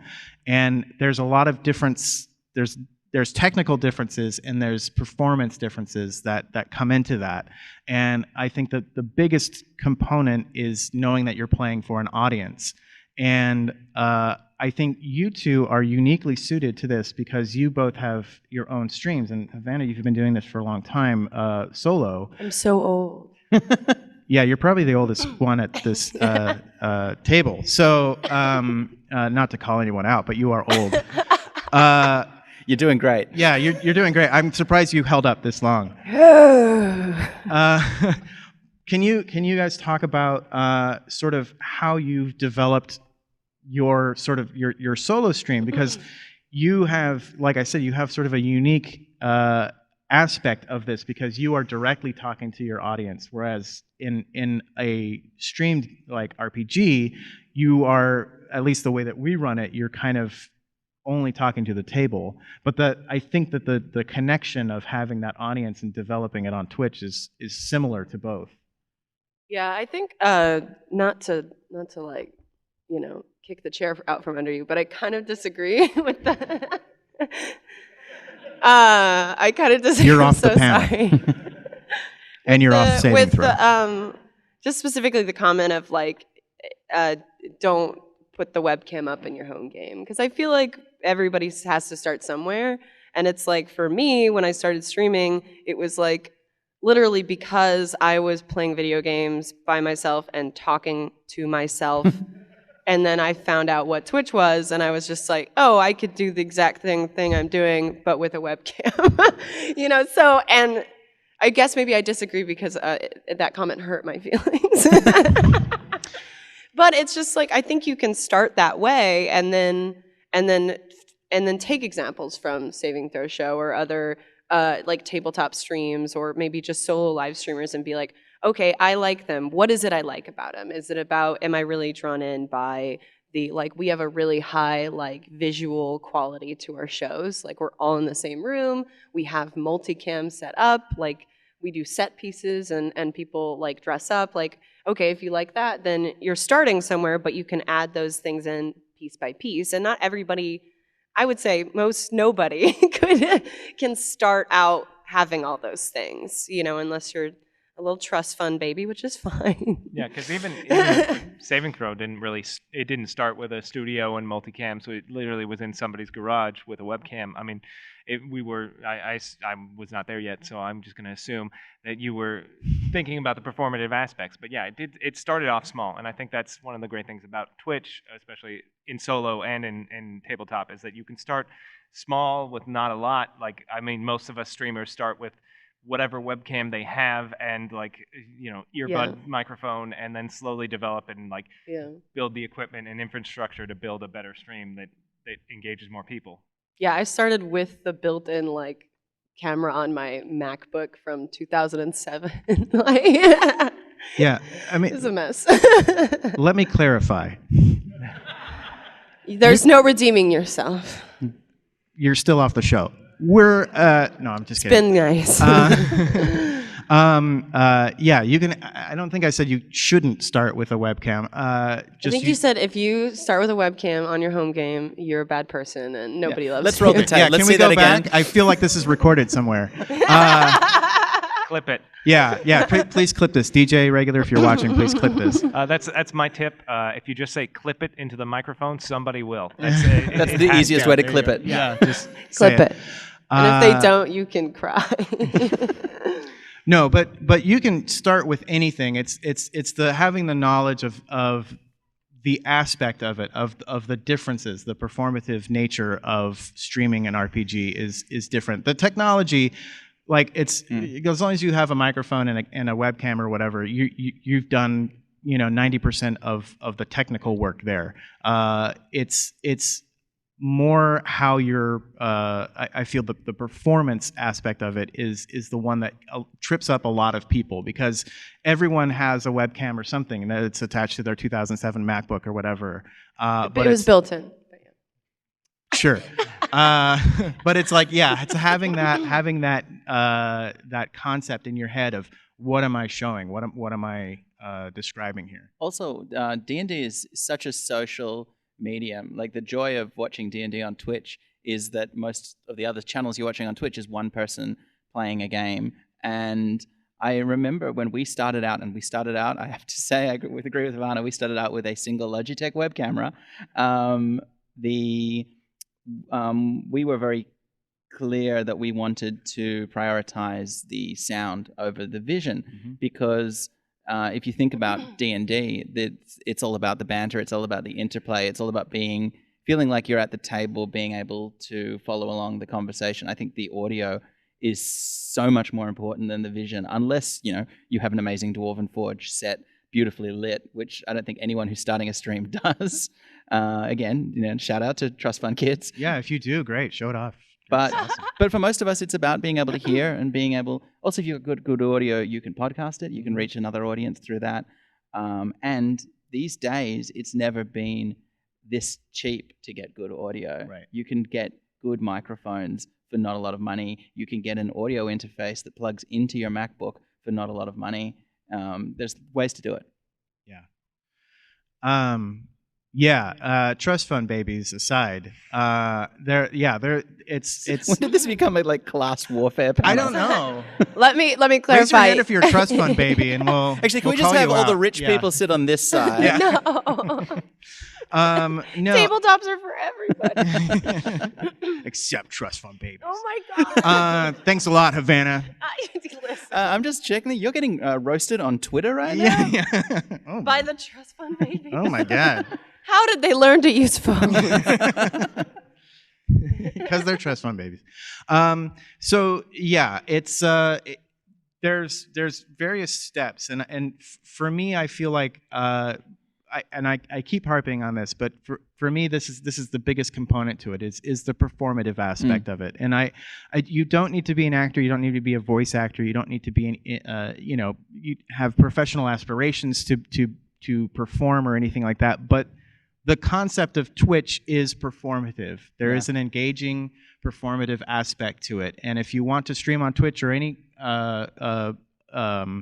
platform out there like YouTube or whatever, there is that sort of expectation of having an audience watching you. And I think that's a large aspect that kind of gets glossed over a lot of times. Yeah, I will say, on top of that, since I've moved into more of a producing role on Saving Throw, it's something that you think we're going to start a game with your friends, and there's nothing wrong with streaming your friends' games, but even if your friends are great people, sometimes you want a balanced table of different kinds of personalities. So then you have to start thinking about casting your show, which is a whole different thing that you never thought about. You're like, these people are all fantastic. We have so many people at Saving Throw that we've worked with over the years that are fantastic, but you're like, this table, with this GM, we think this person's got this energy, this person, this table seems balanced, and sometimes you're wrong and you have to shift around shows, which is it's a whole thing that you don't think about when you're just at home, because sometimes your buddy is, he's okay, he's on his phone a lot, but he's fun, you have to think about more things about just the people you invite onto your show as well. Yeah. I mean, your buddy Chuck can't come because he never chews with his mouth closed. His poor mic technique. Yeah. One thing I think that's really different that isn't tech-based, and I'll see if the three of you agree with me or if I'm dooming myself with this, is that when you start thinking about D&D as content for somebody else to consume, also you find that you have to play at a different speed. But I would actually say that at least for me, doing this, I think made me a better DM in my home games as well. Mm-hmm. So we play D&D and we try to do an adventure, a series of encounters, a quest that has some kind of resolution in 2 hours on stage with a 20-minute interval that becomes 2 45, 50-minute episodes of a podcast. And that blew my mind as somebody who did a bit of DMing when I was in university, which is Australian for college, because I was used to starting a game at 7 p.m. and going till 3 a.m. in the morning when we killed ourselves because we were exhausted and high. And then at 3 a.m. you're like, well, we're halfway through this combat. Let's pick it up tomorrow. Yeah, exactly. Okay, so we started a fight in the tavern and been arrested and achieved nothing else. And now in my own games as well, I play much faster, but I actually find that really liberating. It's terrifying when you start, but once you start playing at speed, you find yourself montaging and segueing through all the boring bits, and you find some of the problems that you can have in RPGs of keeping focus all disappear, because once it's moving fast, people do pay attention, because if they don't, they miss stuff. And so I found that playing with the speed that you play the game was probably the biggest difference in game of making podcasts and streams was for me. Yeah, it's similar to convention games. If you've played in a lot or run a lot of convention games, it's a very similar sort of time structure. And you start thinking, like with us, we were playing and we'll just play until the game is over. You know, our sessions are generally 3 to 4 hours long, but when we first started, we would just play every other week and just go, and it just kept going and going and going, and eventually the players and stuff were like, okay, so how much longer am I spending my Fridays in this garage? And we're like, and that sucks as a DM when you start feeling that people feel that way about the game. Yeah. So we started shifting things to like a season schedule. And it's like, okay, we're going to do 10 episodes this season. That's how long this season is going to be. And you do year-long seasons. But we skip 2 months. We do some one-shots. Yeah. So it ends up being about 10 to 14 episodes. Yeah. So it's having that concept of sort of the TV. I mean, you were talking about casting, and then we're talking about scheduling and stuff like that. It's kind of a different mindset from it, and it's also like, you talk to your friends, and you're like, my buddies are all, Chuck talks with his mouth open, but he's committed and stuff like that, and no, Chuck's coming in. Sorry. I mean, that's how I got in. I talk with my mouth open, but I have no life, so I can just be on any show. Yeah. Thanks, Eric. We all eat on the podcast, Yeah. but the editor isn't on stage with us, so he can't stop us. Right. No, yeah. I mean, that gets to sort of a technical point about mic. You were talking about that, where your mic is. But thinking about things sort of from a theatrical standpoint, both in scheduling and casting, things like that, just getting your brain gears kind of working towards that end. That's all this panel's about. And now we start the panel. No, I'm just kidding. That's sort of what I feel is sort of missing a lot in when people are talking about how they get started, because you kind of look at something like Critical Role and you're like, oh my God, they've got like 18 cameras and makeup people or whatever, and you're just like, that's amazing. But you don't need that. Like Havana, what's your name? Oh my God. Yeah. Oh, it's hashtag not Hannah. not Hannah. I can't see Twitch chat, so probably no one's talking about this right now. But like Havana was saying, yes, you can start super easy with a webcam and a simple snowball microphone or something like that. You can start as easy as you can, but you start stepping up. Like, you want to focus on the audio. Getting good audio is going to give you a nice base level for all of that stuff. Individual cameras for the players or for sides of the table like we do or something like that helps, because it helps the focus of where the audience is looking. They don't feel like they're looking around, and they're not distracted by someone who's not whose turn it isn't or whatever, things like that. So there's steps to take, I feel like, and you kind of move slowly through each thing and see what kind of fits to your play style and how you are wanting the show you are wanting to put on. And if you have these things sort of laid out in your head before you get going with Twitch, it will be much easier to move up, because you're not sort of just figuring it out. You're like, okay, I want my stream to look like this when I'm done. And then that you can start working towards much easier if you have that plan of action in place before you start. But also just start, which I think comes back to what Havana's saying, which is that if you decide that you want to have, if you have an end result in mind of how you want your stream to look, if you want it to look like Critical Role, you can start before then. And when it gets to that level, you will be better at it for having started early. A webcam in the corner that nobody watches except for you will teach you more about how to stream D&D than working with good gear for the same, but having to start a week later. So we started as soon as we had the cameras. We upgraded our gear constantly over our stream, but we changed how we were going to build the stream. We changed how we streamed. We changed the time zones we streamed. We changed everything about our show at the same time we were upgrading our tech. Yeah. And it affected what we bought down the road. So the sooner you start, the sooner you'll start working out what you want it to look like. Yeah, it's a constant change.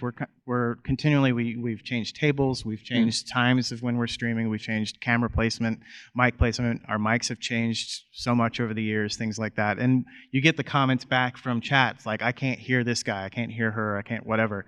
And you start learning what your audience is interested in and what they're looking for. So if you take anything away from this, it might help you to jump over the gaps that that we have kind of gone through before with building our streams, and you can kind of go, okay, I can kind of start. I know what that plan is going to be, and it might help you kind of launch a little bit faster. Or you can just start with whatever you have and just go and learn it as you go. But that's sort of what we're here to do is help you out.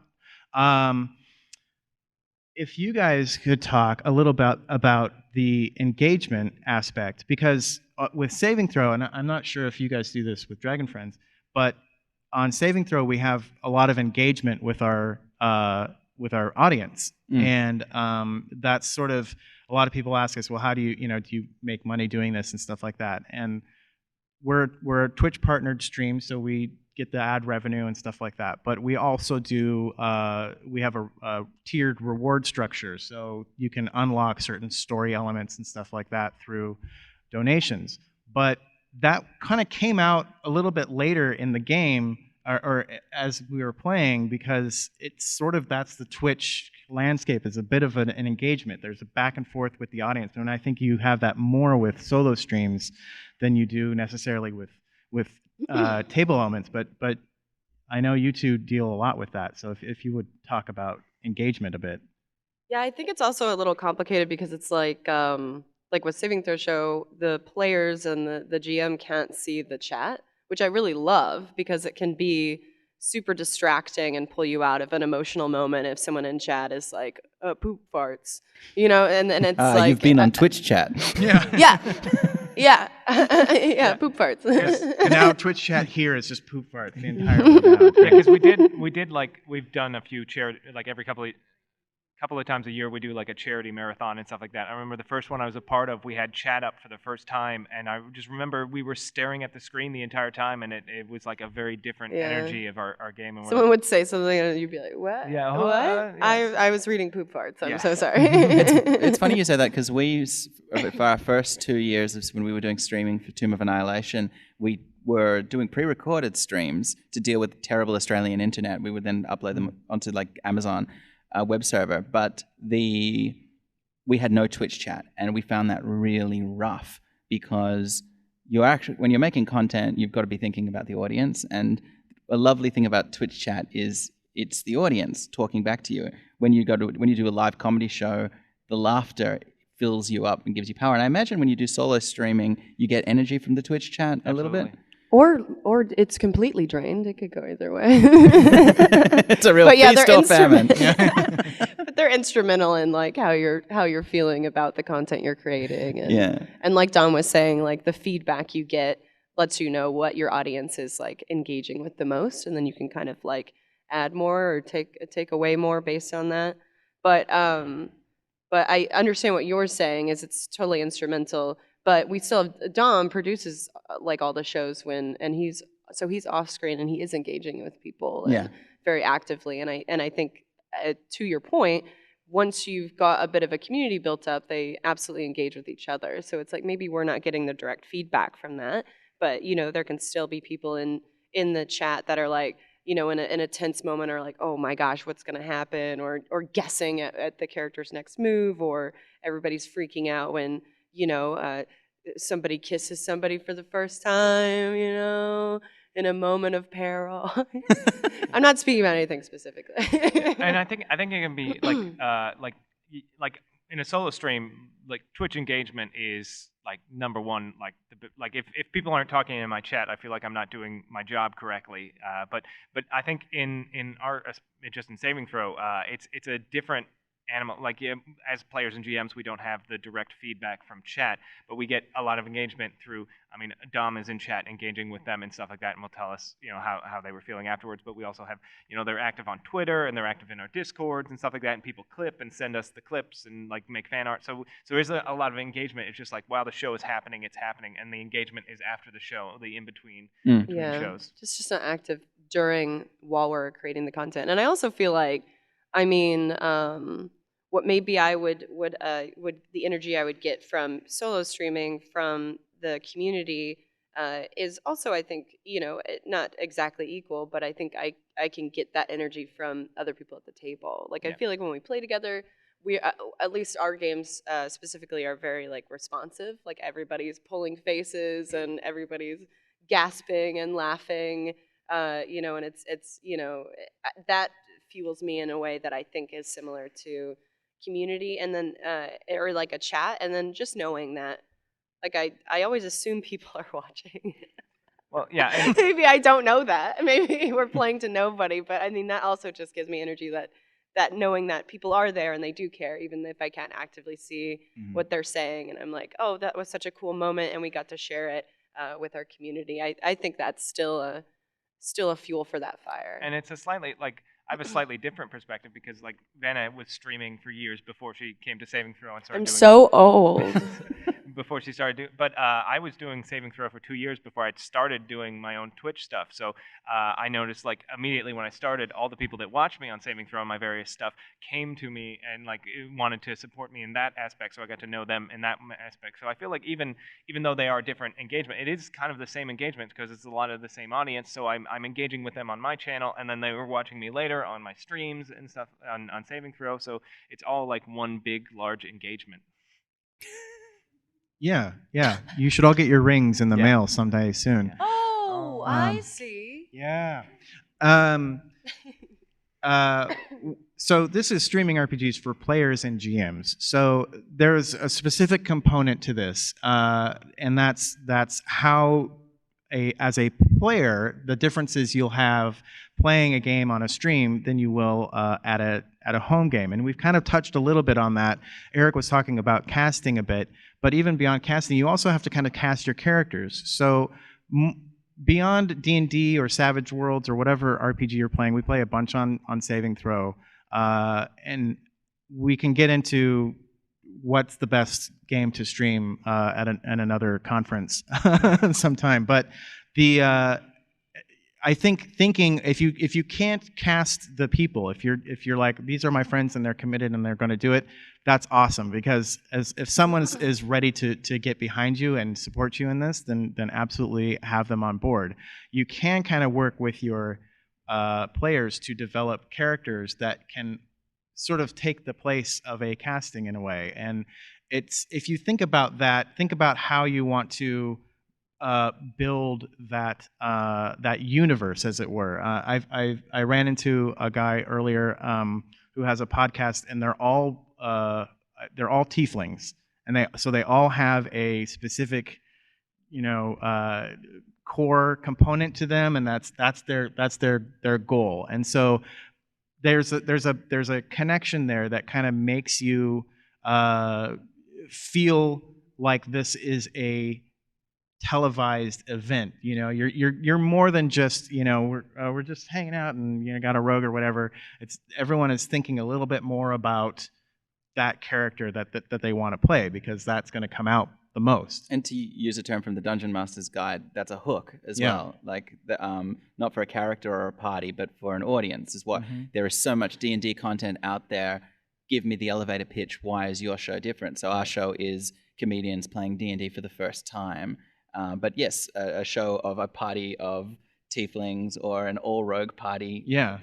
These are great ideas. Or if you're doing we just do old classic adventures from the 1980s. Like that could be a hook. Yeah. Stuff that can give the audience a reason to pick you when they haven't seen your content. Right. Hopefully the reason they stay is because they like it, but you first of all need to jump that first hurdle. Yeah. And there's also like an aspect of like you were talking about with your characters, like also cast, like not just casting the players, but like the people that they're playing. It's nice. I mean, to have like you've got maybe the character is a little bit more comedic relief. You've got the character that's like maybe the more lawful good. You've got the one that's like leaning dark. It's like that kind of stuff that it can sometimes feel like you're like, oh, are we like shepherding this too much and putting this on rails with these types of characters? But this is what makes for good storytelling. So you kind of want a balanced party of like characters as well that all have different life aspects that can lead to fun interactions. Yeah. I also think that's part of the joy of RPGs, though, is that that's baked in. Yeah. You're naturally in RPGs, people, there is a reason that people say that there will always be like one chaotic evil character. There will always be party mom. They'll always be the face of the party, and people sometimes surprise you with the roles that their characters fit in. That certainly happened with us. I could tell you now the function of every member of the Dragon Friends, but I don't think we originally planned it that way. Yeah.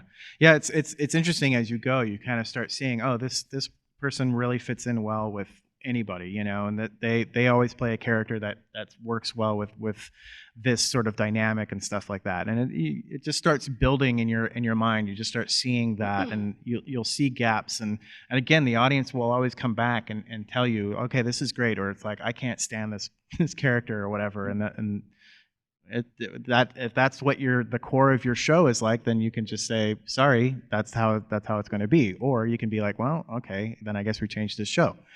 But I think, having that in mind as you're building it, and as a GM, you are kind of, shepherding this whole thing and guiding it, because it is a story that's told by the table. It's not, the GM isn't the sole storyteller here.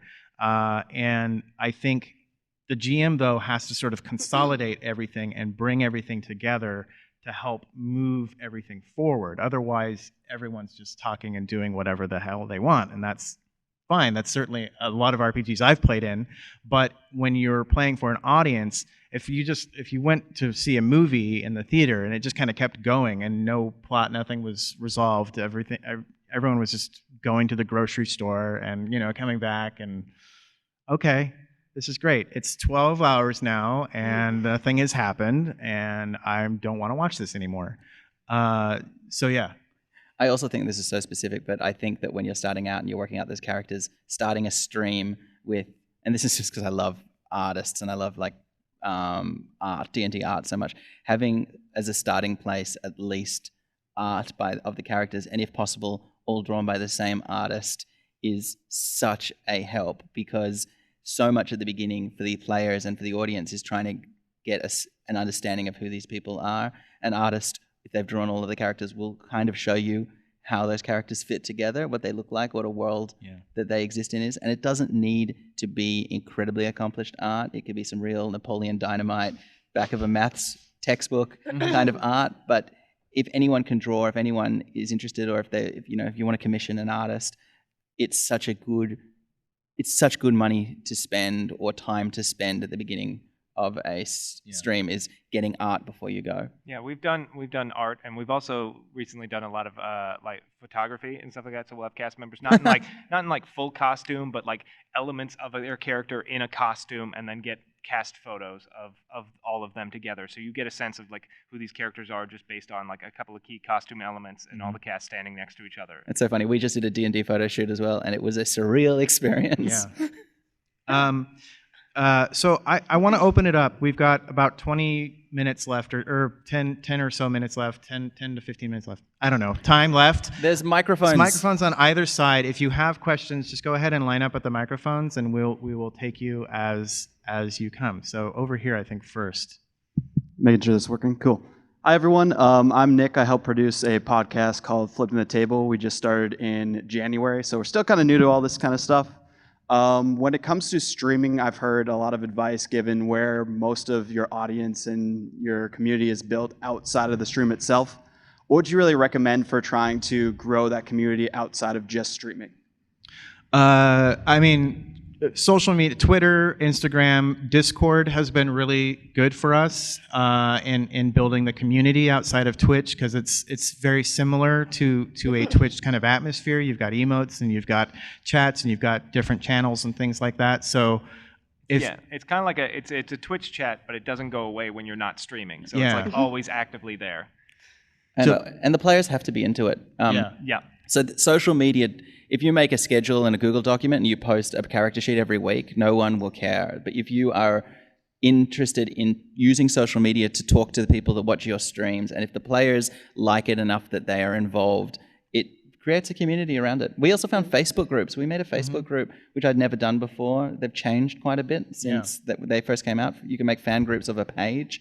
And all of the Dragon friends, if you're a fan and you're not in a Dragon Huddle on Facebook, it's really cool.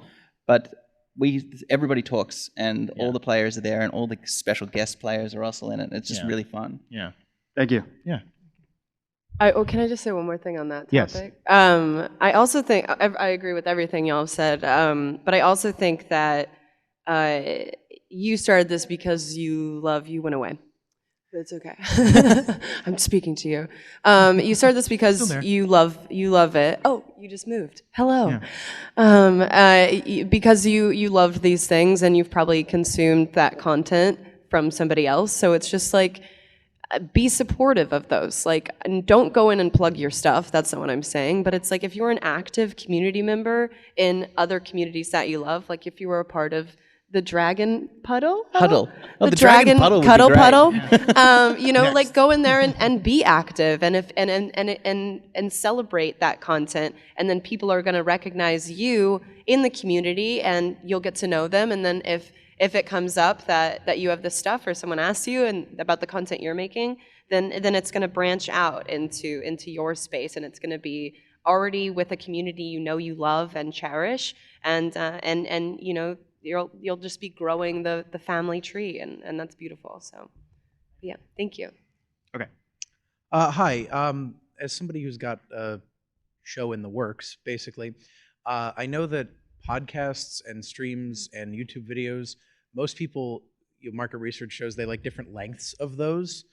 What's the best way to cut the live stream into pieces for consumption?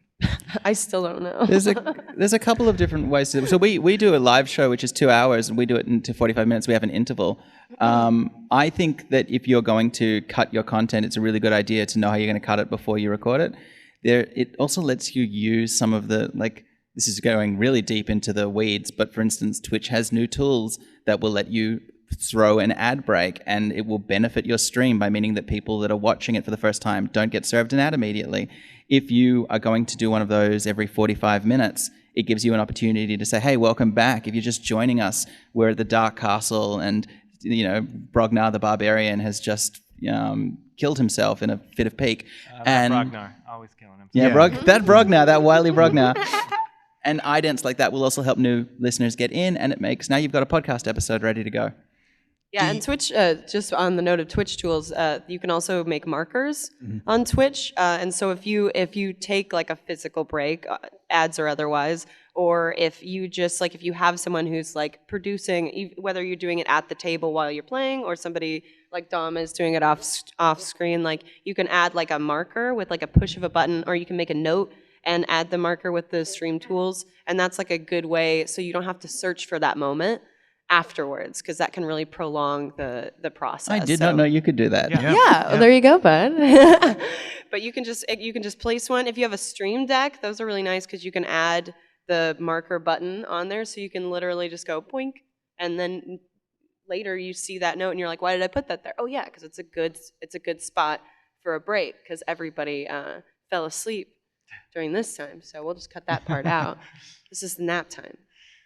Okay, thanks. Hi, I'm a little short. So I know how to like record videos and upload them to YouTube because it's like really easy. Just choose a file, upload it, it'll do it by itself. But I think that there's a lot of people who, like me, have no idea of how to live broadcast. And I was wondering if there's something you could like give like small tips or things that worked for you when you were starting to get this like learning curve of learning how to stream or how to upload podcasts or things like that. Yeah, that's a big component for sure. And I know when I first started, I had no idea. Like, I saw the go live button, I didn't know what that meant. I'm like, are they going to see me now? Is the minute I press this button? But like YouTube, Twitch, stuff like that, they have a lot of tools for like how do I start streaming live.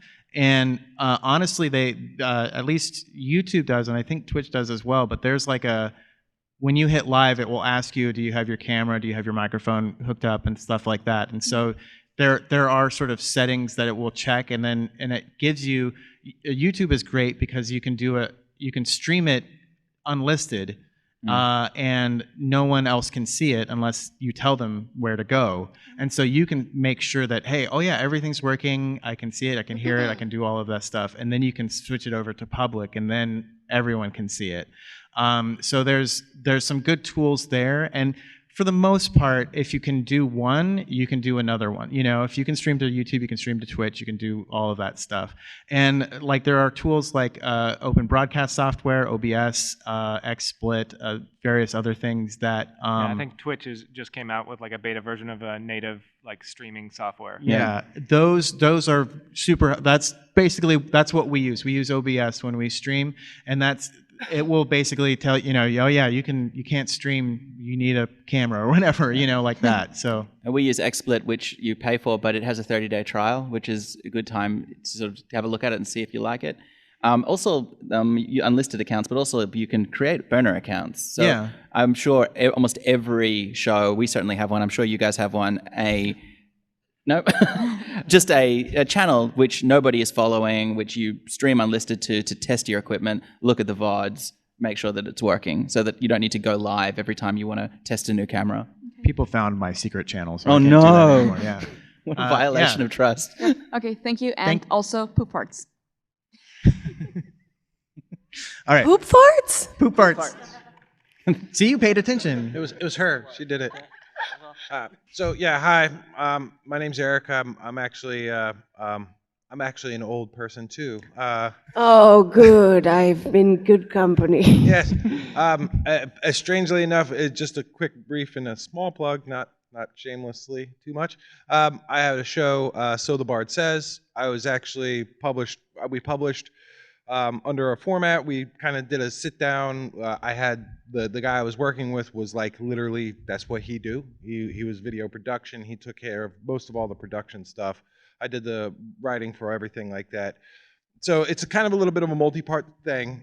So the Bard Says we failed to launch, kind of, and I think it had to do with a lot with the chemistry. It also had a lot to do with production value and so forth. We were actually published like maybe a month after Critical Role had published on YouTube. So it's like 7-8 years now. But I had like really three main questions. One being in the live stream, the resources. And how to learn kind of YouTube and so forth. But the greater production factor, do you believe that it's better to kind of like have the vision and then build the team around that, which then leads kind of the second part is interpersonal conflict, because on the stream for So the Bard Says, if you go and watch it, you could play a drinking game to it. Every time I say take a sip, and every time this guy Chuck says, what does the captain do? Like you could have to chug your beer. You're going to be drunk by the end of the first episode, and like if you go through the whole thing, you're going to get your stomach pumped by the hospital. So how do you deal with bad personality? Like there's a little shuffle up, but I mean that the production value is low, which then leads to the third is, are you guys able to sustain a lifestyle with children and bills and wives, or are you living in an apartment with just eating ramen? Not to be too personal, but like, Yeah. I brought my bank statement, so I'll just if you could just put those up on the. Should I quit my full-time job and take the leap? Yeah. Because I'm not a trust fund baby. We love trust fund babies. Yeah. As part of like the first part, I know that Saving Throw, when it first started, the theme was it's teaching RPGs to people. Like, and that's always been kind of the core of our thing, even though we don't like, we started out with like how to, like, I think the first thing Saving Throw did was like how to play Pathfinder videos on YouTube and stuff like that. So that's always been like the core of like what we started as like the core tenant pillar of what our saving throw is about. Yep. I think, I mean, there's a lot of questions to go into there. I think when you say how do you deal with problems off the table, with, interpersonal problems, I think you've just kind of got to be grown up about it, and you need to talk about things, and you can talk about things you can check in with your fellow players. You can go, hey, I couldn't tell, was your character angry at me or were you angry at me? Do you not, are these the kind of scenes you don't want us to do? Are you seeing this as bullying when I think we're just sort of doing banter? Dragon Friends, if you've ever watched it, is we sling shit at each other constantly. But we're all really good friends, and we can do it from the trust that comes from the fact that we've been friends for over a decade. And sometimes we do check in on moments where somebody has, in a very funny way, completely lost it on the table. And we're like, you're not actually angry about this, are you? Because if you are, we should talk about it and change it in the future. So yeah, I think you just have to check in with people. Yeah, that's something we definitely, almost every episode ends with us talking about how we, as a cast, talking about our show and stuff like that. And it doesn't happen regularly, but I mean, we're all people, so occasionally you do get someone, you're like, hey, I was, something you did at the table I wasn't okay with, and we talk about it like adults. And if a person can't handle that, then maybe you shouldn't associate with that person. Yeah, I think the main thing is that when you're playing a home game, that's just a home game. Do whatever with your friends, it doesn't matter. But the moment you put a camera on it and start streaming it, you've immediately picked up a lot of roles. And that's the producer and the engineer and the audio technician and the director, and you need to take that seriously. So if it's not working with a person at the table, you have to fire them. Essentially, it's just that. It's so much more than a home game now. It's not well, we're not going to invite Ben anymore, but it's more no, this is not compatible. We're not enjoying it, or the audience isn't enjoying it, and you just have to boss up, And just getting into the last bit real quick, stemming off of that is that if your intention is to make money at this, don't. Yeah. But I do make a living doing this. This is my full-time job, is streaming. Yay me! And but saddest yet. Yeah. Please clap. Yeah, please clap. Yes. Jeb Bush. Thank you. Okay. I'm We'll done. have a donation hat. Clap, everyone. We'll have a donation hat at the back when you're leaving. But I mean, it's taken. We've been doing this for 6 years, and it took me about 4 years before I could quit my job and get to a point where I was feeling like I could do this. And every month I'm just like, oh my God! And then I do eat ramen in my apartment. And I don't know about you, but none of us have children or spouses, so we don't. What about little Greg? Yeah, So you've forgotten little Greg again. 2 of the Dragon Friends had babies this year. Wow. And it's Alex and Ben both had a baby at the beginning of the year, and it's something we talk about a lot at the moment is how to manage that and how to accommodate that. And we keep checking in on what's our plans, what's our plan for next year, what's our 5-year plan for this, because you need to check that we're all on the same page. For us, it turned into a bit of a positive. So because we're streaming once a week and we're also busy, Alex and her son and her husband come over before the stream. We all have dinner together, and it's this kind of really nice, fun, sort of, lovely thing that we get to do. But it's something we're going to have to keep thinking about. You're so right. I think as well about the maths of, if you think about streaming, if you're streaming and you're dividing the money 7 ways, you're going to make less money than a streamer that streams by themselves. I also remember someone said this about Twitch generally, which is if you look at any of the big streamers that blew up organically, that you weren't already famous, they will all have the type of personality that if they were streaming for 10 people, they would have had as much fun. You really kind of need to be in it for making it. You need to be the kind of person who just enjoys making the content if you're going to be motivated to do it. If your goal is, Critical Role are there, and I bet I could be Critical Role, you're setting yourself up with such a narrow win condition that I wouldn't do it. I think it's madness. We started before Critical Role too, and it was It was not a thing that, it was not a thing that we We're thought. not bitter. No. nobody's You must have, like, everybody, though, when that Kickstarter was going, just found it increasingly funny. Yeah, wow. Okay. Wow. Just crying. That's a lot of money. But no, you have to, and in terms of like, if you have interpersonal conflicts and stuff, if your goal is to make this a business and stuff like that, you have to treat it like that. If someone isn't working the way that you need them to work so that you can make profit or whatever and grow, then you gotta cut ties. And the best full-time streamers, they treat it as a business. They get up at 7 a.m. They're cutting clips and making social media. And a lot of them, like especially like the major ones, like they have teams of people. They have people doing all of this stuff for them behind the scenes. Yeah, you also run the risk if you decide that you want to make it a business of making it not fun anymore as well. And that's something you've got to balance. Thank you very much. All right. Hi, my name's Brandon, BWA196 on all social media things and Twitch. We talk D&D on Mondays. Come check us out. And I need Okay, to you're catch... done. No, I'm just kidding. Anyways, so the thing I want to talk about more from the GM perspective, what is your take on doing things that aren't the game itself? Like instead of a live play, maybe a campaign diary discussing something about your game going on, those kind of things. Yeah, I think extra material, any content that you can make is great. The more content you feel comfortable doing and putting out there, the more opportunities you have of bringing people into your stream, because there's a lot of different people that want to see RPG content, and there are a lot of people that don't like watching live plays, but do like watching GMs creating the world or having a discussion about a homebrew or something like that. And so we've struggled with that because it's hard to put a lot of content out there. Yeah, it can be a challenge. Like, because we used to have Tom Lommel, one of our GMs, used to do twice a week, like the day before and then the day after our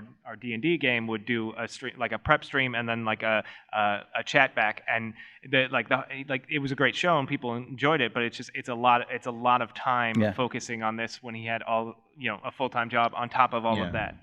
So yeah, I say if you can do more content, it's always good to do more content. It's just a time sink, and if you just have to kind of go, can I do this, and do it regularly, because consistency is king. So if you can only do it once in a while, then it might not be worth it unless you make a big event out of it. Yeah. But if you can do it, if you feel like you can do it regularly, then yeah, absolutely. All right, thank you guys. Yeah. Thank you. Hi. You brushed upon it briefly a few questions ago. I was wondering if you could go a little deeper into about the tech, especially the software and mics and cameras. Yeah, I think first thing that's important is getting a camera. I don't think that a super high quality thing is that important when you're first starting. So any sort of webcam would work. You can eventually, tier up to like getting DSLRs going, or we have cameras I don't understand. I think Saving Throw, we use the Black Magic micros. Ooh la la. But I like starting out. I like what Dave was saying. I think the audio is way more important for something like that, because it's like you've got a GM that's putting in a lot of time and effort to make a story, and players that are being invested in their characters, and we want to hear every special moment of that. So I think as far as that, like XLR mics, I think are super high quality. Yeah. We've used lapel mics in the past. Yeah, the lapel mics are fairly cheap and easy to get.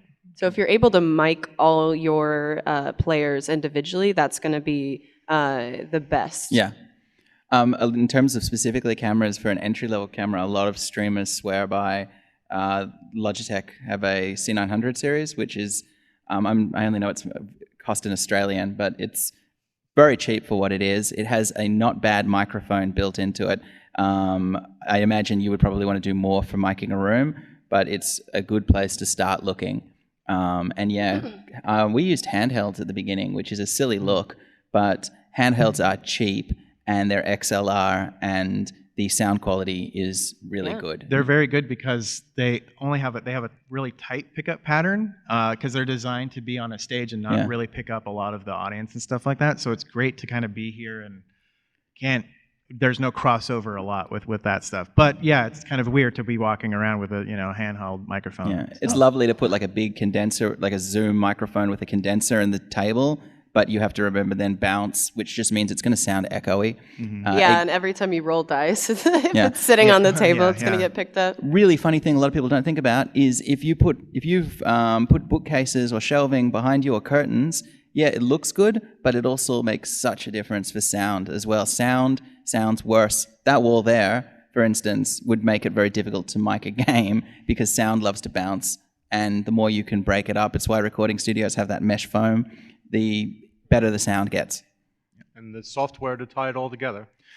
XSplit, OBS. XSplit, OBS, Open Broadcasting Software. Slobs, Slobs, Streamlabs, OBS. Yeah, So yeah, OBS is an open software system, so a lot of people have just used that base. We use OBS Studio, but there's Slobs, which Streamlabs puts out. Streamlabs OBS, Streamlive I think has, or Stream Elements has an OBS knockoff too. Yeah, and- literally like the Twitch website, if you like go to like the info, will list like 6 or 7 different broadcasting softwares, and a lot of them are free and very powerful. And the best thing about them as well is that they do a digital vision switching, which is something that 20 years ago you would need a $20,000 machine to be able to handle, but every USB webcam plugged into your computer can be switched with a sleek crossfade live, and that's the luckiest thing about the time we live in is suddenly we have access to these huge broadcast pieces of equipment. And here I was thinking it was modern medicine. I'm a fool. Thank you. Thank you. Hey, I'm Richie. I'm producer for Legends of Evantress. We've been streaming on Twitch for about 2 years now. And we've read a lot about how, expanding outside of Twitch is one way to kind of grow. And so, we all have full-time jobs. We all play or DM in every game that we're in. So we've thought about, do we start with a Patreon? Do we work on a podcast? We've tried to be good about YouTube, but we could edit more clips and get those out there, or even do custom 10-minute videos of the DM talking. In your mind, what's sort of, as far as priority goes, where do you see as the most kind of, where will the ROI be, you think? Is it Patreon more important because then we can upgrade our gear faster, or is podcast more important with the same content because we're expanding our audience? I'd love to get your take. That's a great question. I think it depends on the audience you're trying to build. Yeah. I think that the Twitch audiences have a distinct energy from what maybe the podcast community has, and same for YouTube. So I think you kind of really need to think about who you want your audience to be and build towards that. I don't think you should try and do all those things at once. I think it's okay to we make the content live, but then put it out as a podcast. So it's and that's what y'all do too. So it's that those are kind of already built in together. So they're easy to do. But if you're trying to out the gate, make live content and make pre-recorded content and make a podcast and do a Patreon, that's so much to put on you. Don't do that to yourself. But I think just think about what you like the most. What are you most engaged with? And go from there. This is also, can I just save you from a mistake we made, which is that we couldn't do the show without Patreon. It's like a big chunk of the money that we make that lets us do the show. And when we started with Patreon, we had this idea that we had to make unique content for it, and we had to make it this really special experience. And what we kept hearing, and we had a lot of guilt because we didn't think we were updating our Patreon as much as we should. Right. But when we spoke to people that liked the podcast, what we heard again and again was, no, Patreon is a way for me to give back. It's because, I can't come to a live show and I love the podcast, so I like to be part of it. We retooled our Patreon and said, it's a tip jar, treat it as a tip jar. And sometimes we post things, but we no longer carry guilt about it. We've been very clear that it's not there to give you huge exclusives. We give them audio versions of video content. Sort of that's the limit of what we'll do. And if you're using something like a Ko-fi or a Patreon, do consider trying to use it to just let your fans show you that they like the content rather than giving yourself so much more work. Right. Because that can really eat up your sleep. Yeah. Awesome. Thank you. Thank you. I think we're out of time. Oh, are we out of time? Okay. All right. Well, I'm sorry.